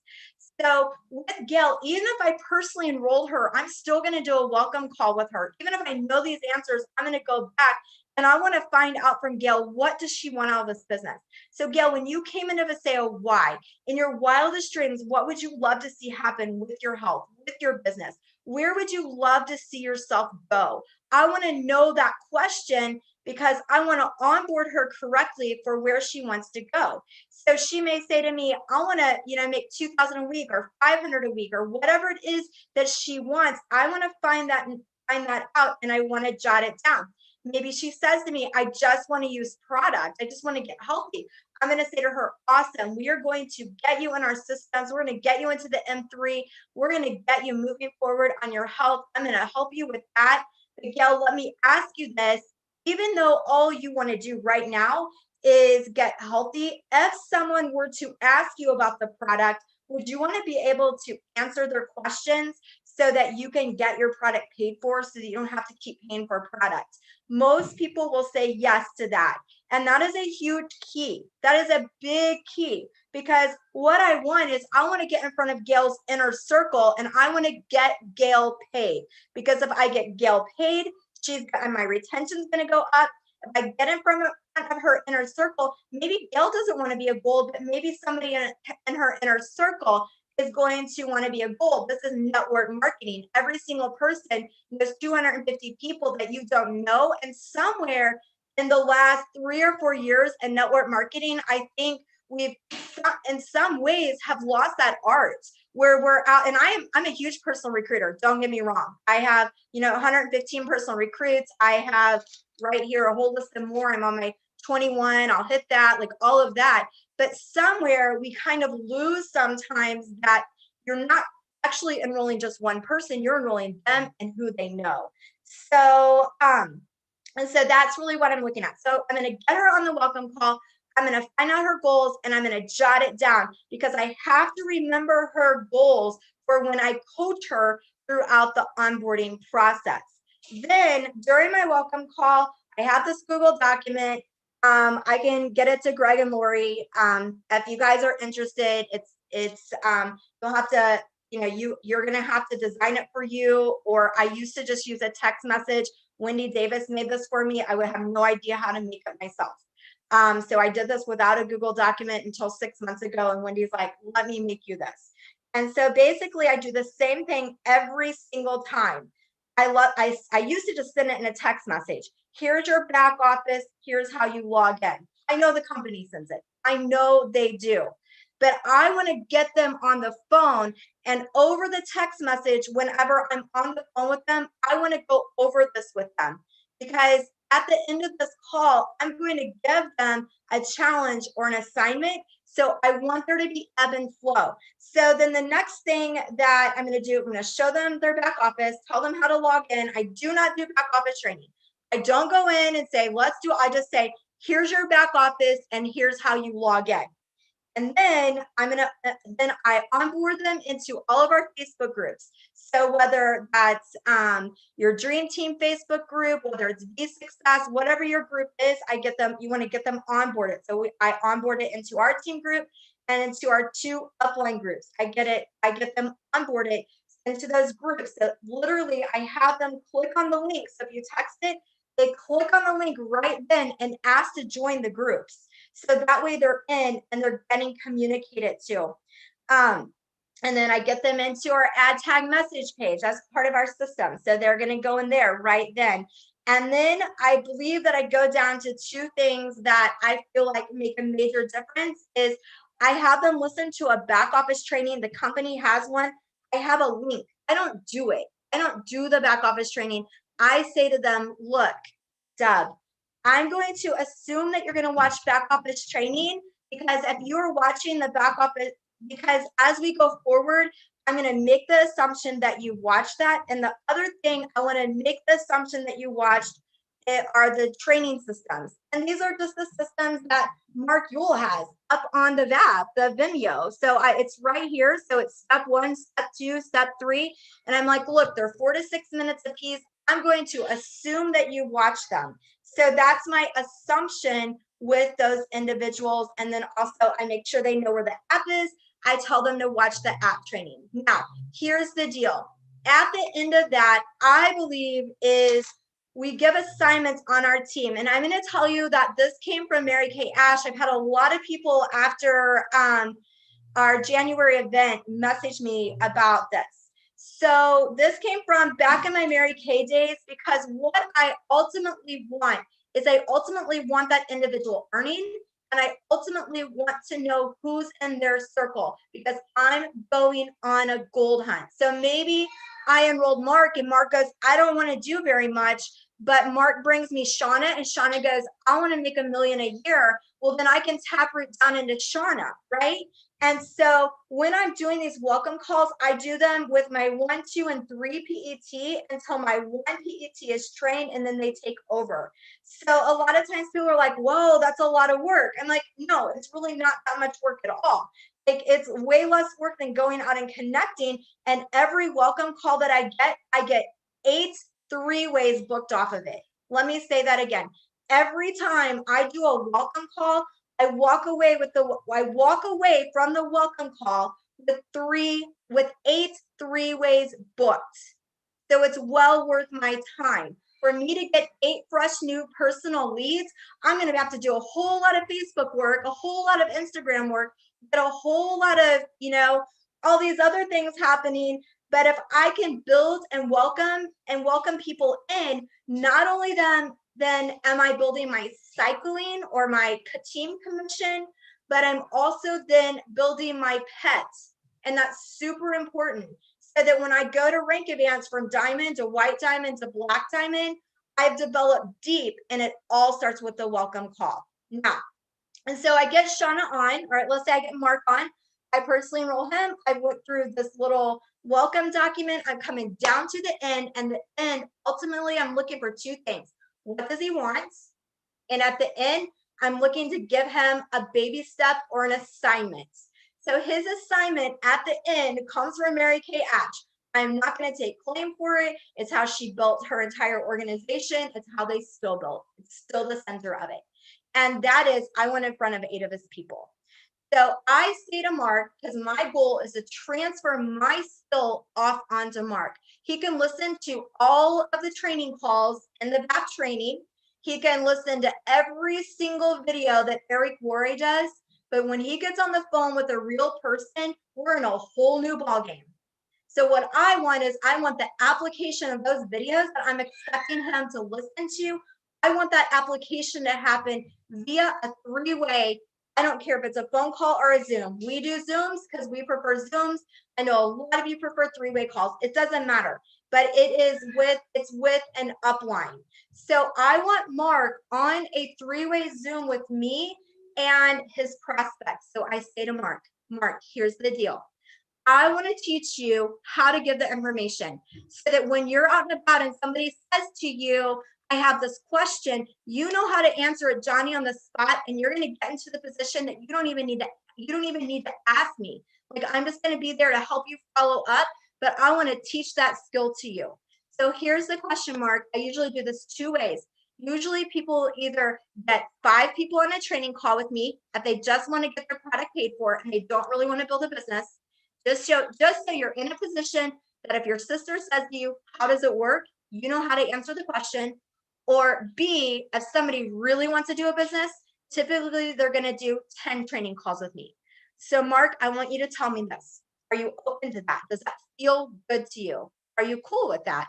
Yeah, I'm good with that. Most people say yes, because it's really low key. And here's the deal. It is a training call. It is not a bait and switch, because when that person gets on the phone or they get on the Zoom, I literally say to them, Dub, thank you so much for getting on for Mark today. We're going to be doing this for his training. There are going to be several times that I stop and oddly tell Mark why I said something I said. And he's also going to practice sending videos to you. Are you okay with that, Dub? And Dub's like, absolutely. So then we go through the whole training process while I share, Mark listens. And then at the end, then I'm going to do the questions that Mark and Gail talked about. So out of everything that you heard, Dub, what products intrigued you the most? And what did you think about the business? Is that something you could find yourself open to doing? So what happened was, and also at the beginning of the call, because it's a training, I know Lori's training this tomorrow, we do the whole peel the onion. Deb, tell me about you. Tell me about your family. So I'm finding out every single thing I can possibly find out about Deb. I'm going over all the information based upon what Deb said to me. I'm asking the closing questions, and this is what just happened. I met Mark's best people. I shared the information with Mark's best people. Mark listened to me do it.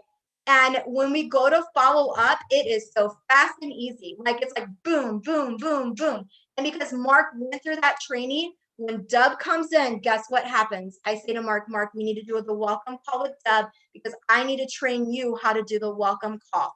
Can you set it up for tonight? And Mark says, yes, he sets it up with Dub. I go all the way back through the thing. And then I say to Dub, okay, Dub, people that just want to use the product typically will do 5 training calls with me. People that really want to build a business are going to do 10. What do you think? So we just saw this happen. And I'll close with this. So we just saw this happen. And then I'll tell you what happened with Carolyn. We just saw this happen. So I just brought in Nikki and Nikki brought in Sally. So when Nikki came in, I did her welcome call. Then Sally listened. Sally comes in. And then I did Sally's welcome call. And then Sally just enrolled Leslie. So it's 3 PETD. And now I'm going to do Leslie's call. But guess what? When Leslie goes to recruit, I've now trained Nikki how to do it. So Nikki will take over. That's what that looks like. So it's not me working myself into a job. I'm ultimately trying to work myself out of a job. So now, like right now, Nikki just said I have a call. I'm going to do it myself. I'm like, perfect. Let me know how it goes because she's done 10 Zooms with me. She's not even going to need me to help her close unless it's like a network marketer. She's going to be able to close on her own because I just trained her, but I also met her in our circle. So now under her in 2 weeks' time are like 12 people because everybody got onboarded. So that's really what our onboarding looks like. And so you don't know every single person that you're bringing in unless you treat them like they are a diamond and you expect it out of them. You got to expect it until they prove you wrong. You're never going to know. So this is what happened with Carolyn, and I'm going to close with this. So I end up enrolling Carolyn. Carolyn, I onboarded. I said to Carolyn, we used to do 8 back then. We need 8 calls.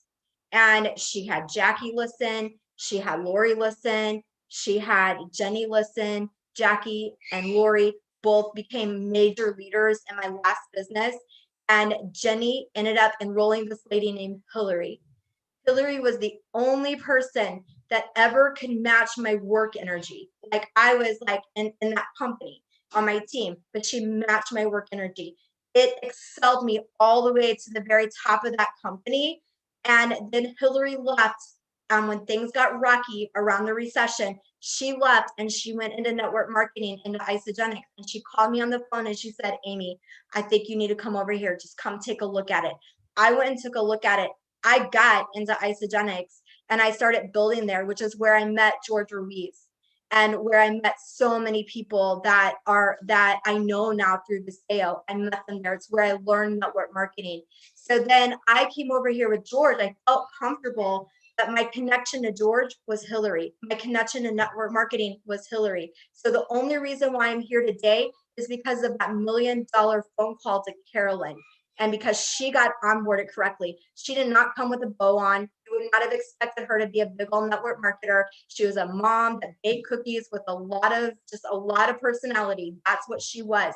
But you have to treat every single person as if they would be your next diamond. So really, that is how we are on board. I hope that's what you're looking for, Greg and Lori. But you guys are awesome. Thank you guys again so much. And I hope you have an amazing, amazing rest of your events. Our events. Woo! Yes, that was fantastic. You hope it was what we were looking for. That was fantastic. That was off the chart. That was more than what we were looking for. I knew you would just deliver like a rock star as always. That was so, so good. And you know, I love how you're talking about, I mean, Amy has an example of a very big, deep business. She's built her business deep. She talks about getting in there, going deep, building.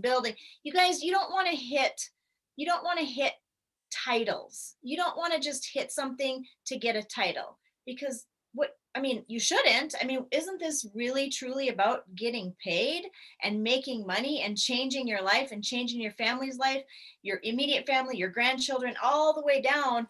It's not about hitting titles. And so, Amy, I love the way you've built your business. It's clearly very big, very deep, very solid. And that's why you're not going to see her at Diamond for a very long time. She's going to go to White Diamond and Black Diamond because of the business she's built.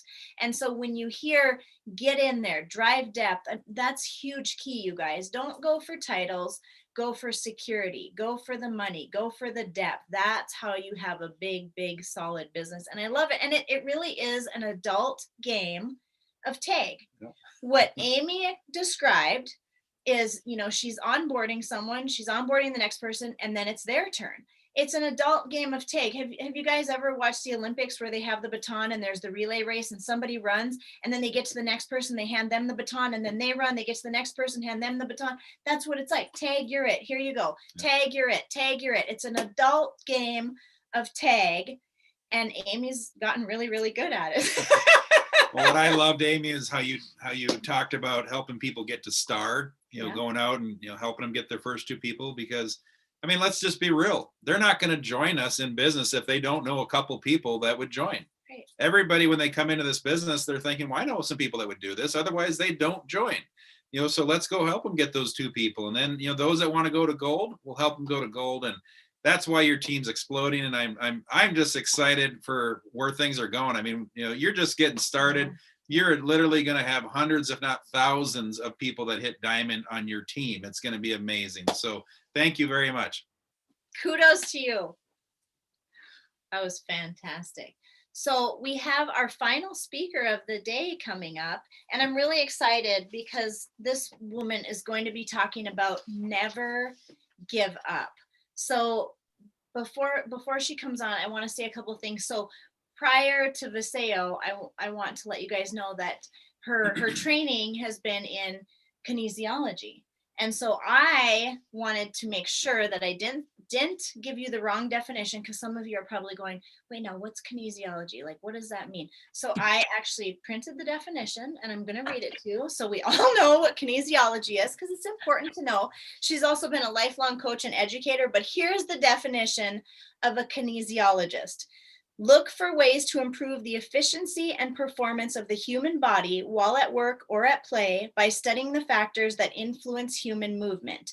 They establish the body's priority healing needs and evaluate energy changes brought about by a broad spectrum of therapeutic procedures. So I thought it was really important that we know the prior training of Ms. Shauna Sky Romano. I thought that was huge, because that's a big deal. And there's some other really special stuff about Ms. Shauna. Well, she's had 35 years of experience and commitment to high performance. And she's also a world champion in the extreme sport of the skeleton racing, which we have to explain, but make sure people know what that is. This is huge. Guys, it's like bobsledding, but it's on like rails, and you're like head first down this ice chute. And believe me, when you let go, there's no turning back. Shauna actually sent me a video of her racing, and I showed it to somebody, and the guy that I was showing it to, he's like, oh my gosh. He's like, boy, that's full commitment. Right. Can you imagine the adrenaline rush?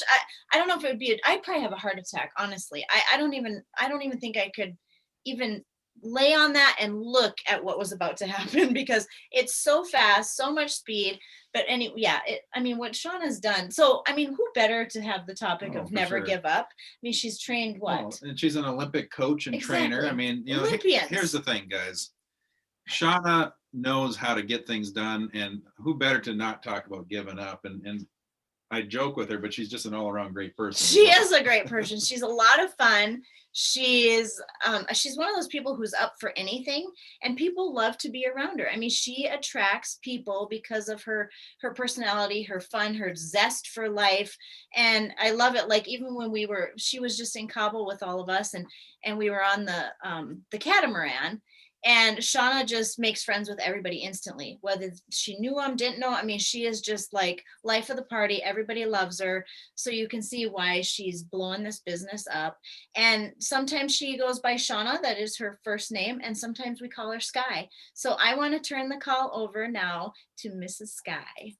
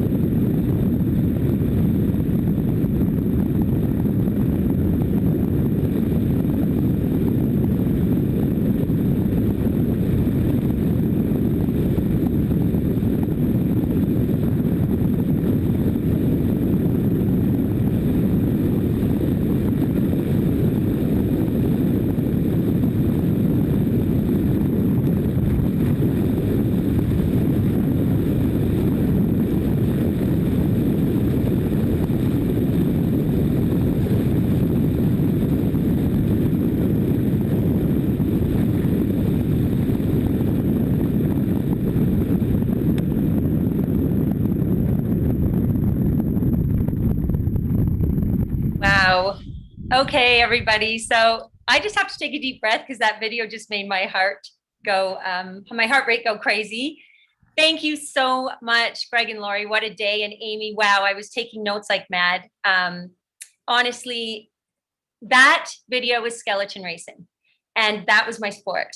And when Greg and Lori invited me to speak today about never giving up, it was very serendipitous. And one of the reasons I wanted to show you that video is because 19 years ago today, on this day, women's bobsleigh and skeleton was included in the Salt Lake City Winter Olympic Games, right? Isn't that fun? So I kind of kept that secret, but I showed them the video and I thought, well, should I do this? And you know, believe me when I tell you, I actually started sliding way before GoPro camera things, helmet cams. So if I would have seen that, maybe I would have tried something more civilized like golf. I don't know, but it was harder to watch than do. You have to believe me on that one. It was one of those things. And you know, I decided to share this particular very special time in my life for the character building, the lessons learned, and as a coach and athlete, and how never to give up. And an example is 19 years later, you know, today, women were included in the sport. But my story is a little different than that. Okay, just I humbly share it with you. I was one of the very first people in Canada to do a bobsleigh driver's school that wasn't male. And so there was no one to push my sled. The men didn't really want to get in the back and be my brake men. There wasn't a lot of brake women. And we had this group of people that were doing skeleton. And that really appealed to me because they could just push their sled and drive themselves. And they didn't have to worry about if they crashed, it was only them that they crashed. They weren't crashing the person in the back. So, you know, that really was how I got into skeleton. And the rules said you had to be 18 and male. And I thought, well, I have 50% of that, right?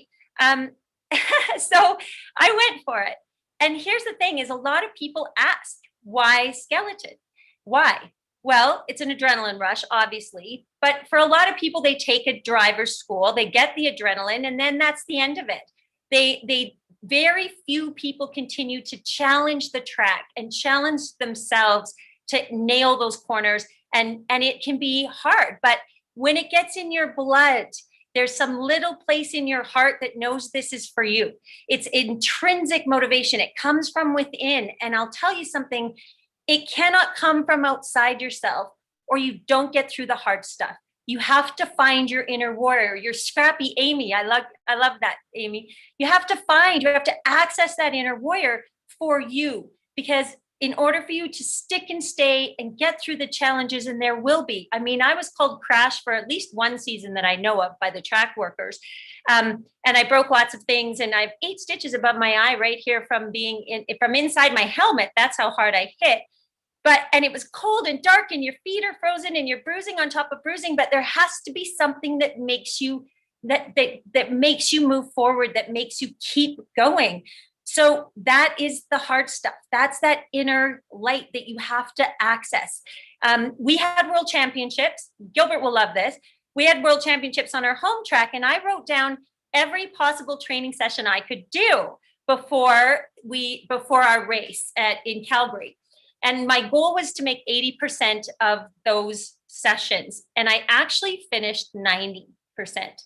So when you're at the top of the track and you're always afraid. And if anyone tells you they're not, they're lying, or they shouldn't be sliding, because that means they really are cuckoo. But honestly, you have fear every time. You have to center into, why am I doing this every time? You know you've done the work for your own reasons. That's why you have confidence to get out there and go. You've walked the track, you've studied the ice, you've done the training, you've created a system that gets you where you want to be, and it's not easy. One year I didn't make it to Alberta Champs because I broke my wrist and my arm. Another year I had the head injury. That was actually a track fault, but I remember breaking the welds in my sled. I hit so hard. And finally, you know, time after time, I just knew, corner by corner, mistake after mistake, which wasn't really a mistake. It's not a failure. It's like you figure it out. Every time you have a little fail, you figure it out, and you want the chance to go and try again.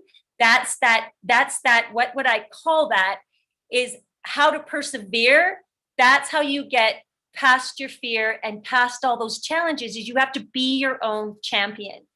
Write down your goals. So when you achieve them, you remember you were brave enough to want them in the first place, whatever it is. It doesn't have to be an extreme sport. It can be music. It can be business. It can be Viseo. It can be whatever you find. And it may take you some time to get quiet and still and really check in to know what lights you up, what aligns you. I think of this sometimes as Star Trek, you know, when they'd be like, beam you up, Scotty, but you had to stand perfectly in alignment. So the little beam up beam would take you to whatever planet you were going to. And if you were slightly off, you didn't get to go. You weren't in alignment. So you didn't get to get beamed up.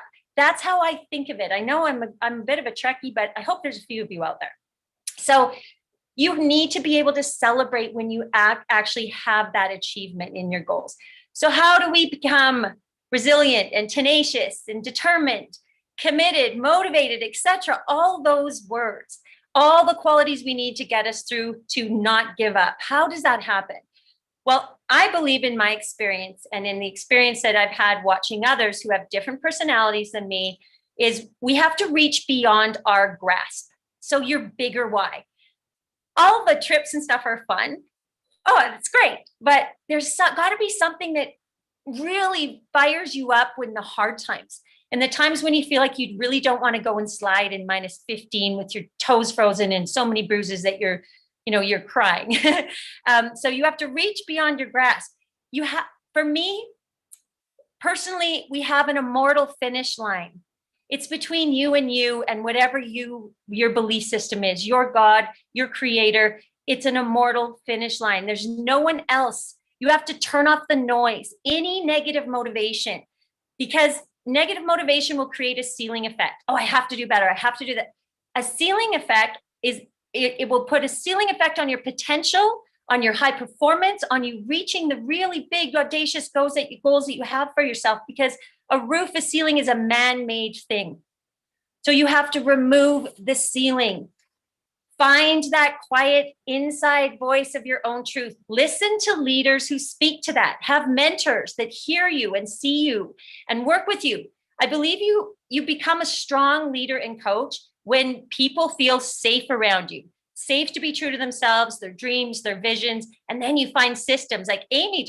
I took too many notes. I mean, seriously, I have to go back, and that was fantastic. There's a system in place that works for her and her team. We can put into place systems, but we have to have that fire. We have to have the light.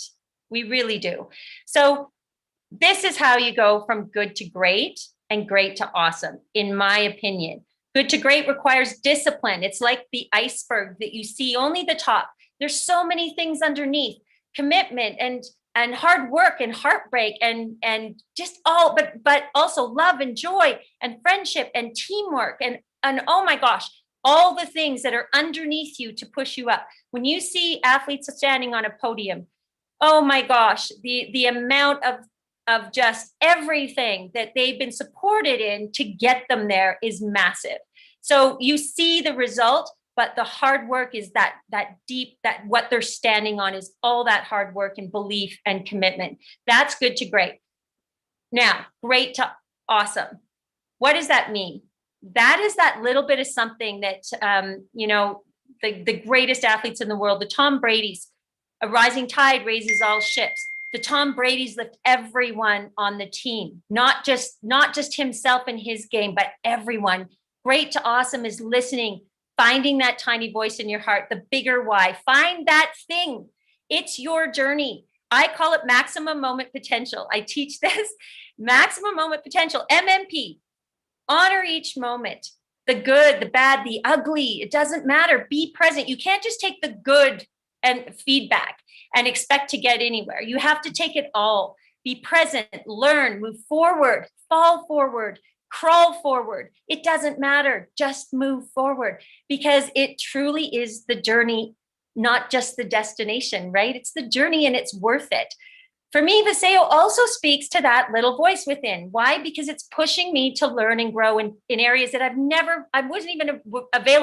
even know that I didn't know. I love that opportunity. It's about deeply listening, really caring and sharing.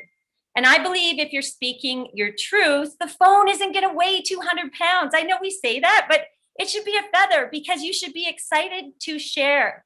And how people react to that is on them. Maya Angelou says, you know, people won't remember what you say or what you do, but they're going to remember how you made them feel. So we are surrounded by a team of servant leaders, as you can see from today. Like, just wow, what a great day, Greg and Lori. You guys put together such a heartfelt, amazing group of people. And this is an opportunity for all of us to learn and grow and become better versions of ourselves. You know, the waves come in and they go out, and you'll ebb and flow. Like Amy said, I use that also. There'll be peaks and valleys. We have to stick and stay. Find a reason to finish what you started. I actually believe that Dallin said that first thing this morning. Find a reason to finish what you started. Be loyal to your dreams. Protect them with your inner warrior. You've got to find them. You've got to live your life by design, but your design. If you come up against a wall, find a door. It's fun. It's empowering. Be brave. And I just want to say to everyone, thanks to everyone who was on today. And thank you, Greg and Lori, for having me share on DTU. I know I tend to live my life a bit like I slide skeleton. It's all in, no breaks, go. And then you study the course. Then you learn the course and you study what went wrong and you come back and you do it again. And I'm on the study part to do it again. So I appreciate all of you. I appreciate everything that I've learned from all the speakers today. And I'm sure I speak for everyone here watching when we say how much we appreciate you, Greg and Lori. So thanks very much for having me. Thank you. Thank you for, my gosh, pouring into all of us. And I love that you shared that video. Is that? I'm telling you, my heart was racing watching that too. And I'm very serious. I think I would have a heart attack. I don't know how you did it. And I know, remember you told me about one crash that you had too. I mean, that is nuts. And no wonder thank God for the helmets. I can't even imagine. Thank God for the helmets. A lot of the rules have changed now, Lori, so that they actually protect some of us Wild West from, doing some crazy stuff. So some of the injuries are a little less, but I wanted people to see the video just to get a sense of what it feels like to have that rush. And we can have that from little, you have that when you get a new person interested or somebody gives you a story that you're like, wow, this fills my heart. We don't have to go do crazy stuff.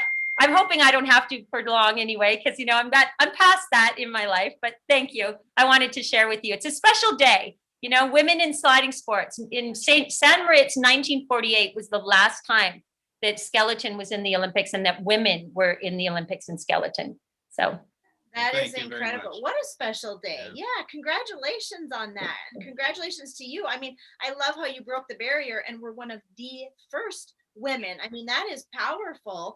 And you're a powerful woman. I mean, you're, again, and I want to use Shauna as an example. She's a powerful woman, and you take a powerful woman and you plant her somewhere else. And guess what? She's a powerful woman. So, I mean, look for people like Shauna, look for people and give them the compliment. I mean, how amazing that she's done what she's done, and she's trained other Olympic athletes, and she broke the barrier of being one of the first women, all of these things. And it's like, if I were to call Shauna, I'd be like, I had to call you, Shauna, because I just think you're such an amazing woman, and you're so fun to hang out with. I mean, I love our time together, and you were one of the first people I thought of due to, I just know how strong you are. I know how passionate you are about things. And I have found the most amazing thing. I'm working on a project with some wonderful people. We're creating cash flow. You were one of the first people I thought of because you're just so amazing. I would love to share with you what I'm doing. I mean, give her the compliment. I mean, anyway, you were phenomenal today. Thank you so much. I love it. I love what you're doing. I love how your business is blowing up. I love how you earned your ruby red jacket. You look so good in it. And you know what? You're a champion here at Viseo, but we're just getting started. I mean, you're going to help so many other people become champions within Viseo. I'm learning from the best. Thank you so much, you guys. Thank you. Thank you. Oh my gosh, you guys, what a fun day. What a fantastic day. And I just want to say thank you to every single leader that spoke today, every single person that poured in to all of us.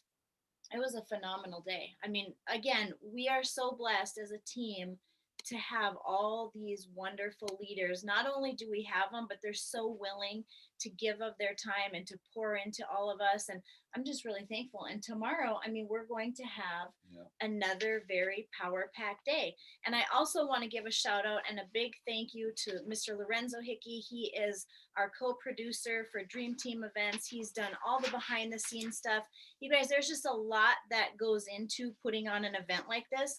A lot of behind the scene things that you have no idea about, creating links, getting emails out. I mean, there's so much that goes into that. So a big thank you to Lorenzo. And again, also to all the leaders that prepared and took the time. You know, some have slides, some didn't, but they all prepared to pour into each and every one of us. And it was just so filling for me. I'm sure it was so filling for everyone. And we appreciate all of you.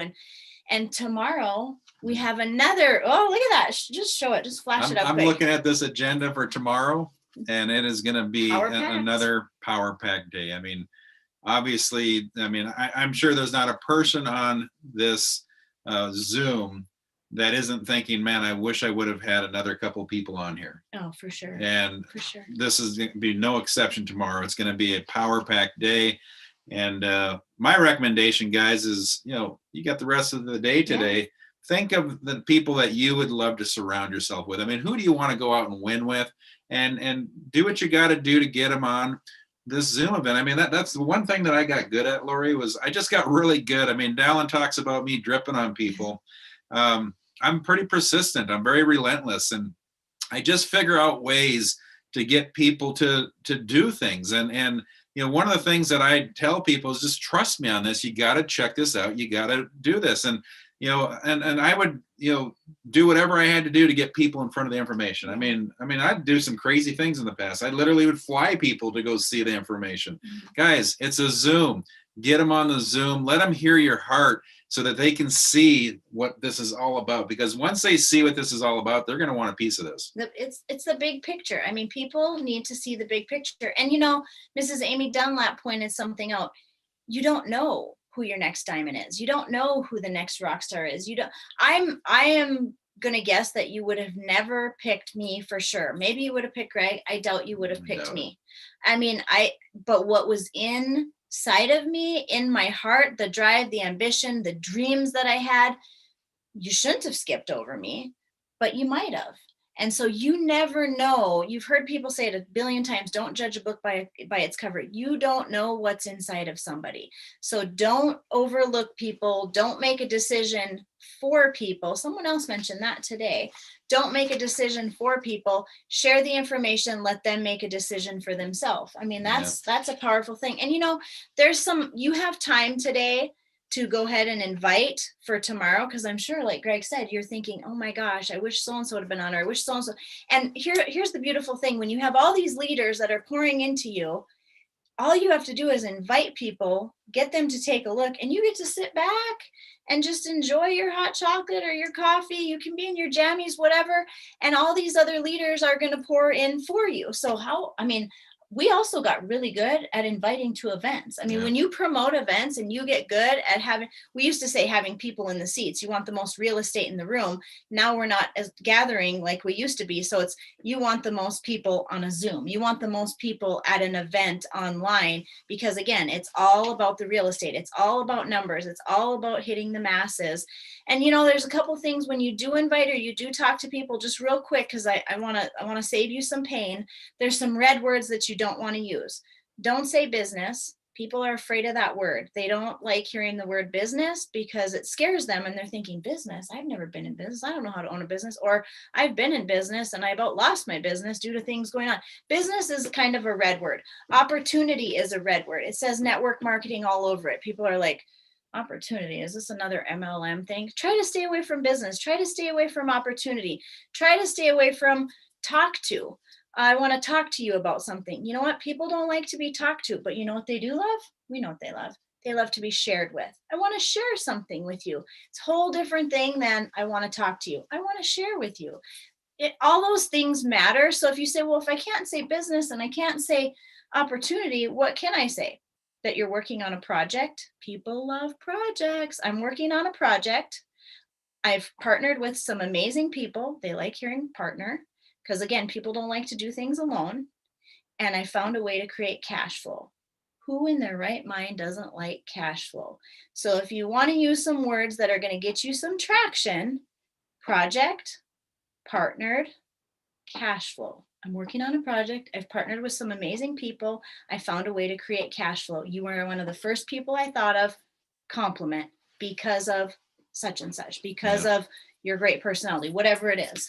Well, thank you to all the leaders today that just poured out into everybody. Amazing. You guys did an amazing job, and tomorrow is going to be absolutely a blessing. And my advice, like I said, just do what you got to do to get 1 or 2 or 3 more people on tomorrow. It's going to be an amazing event. Can't wait to see you guys there tomorrow. Thank We'll you see all guys. so much. Love you guys. See you tomorrow.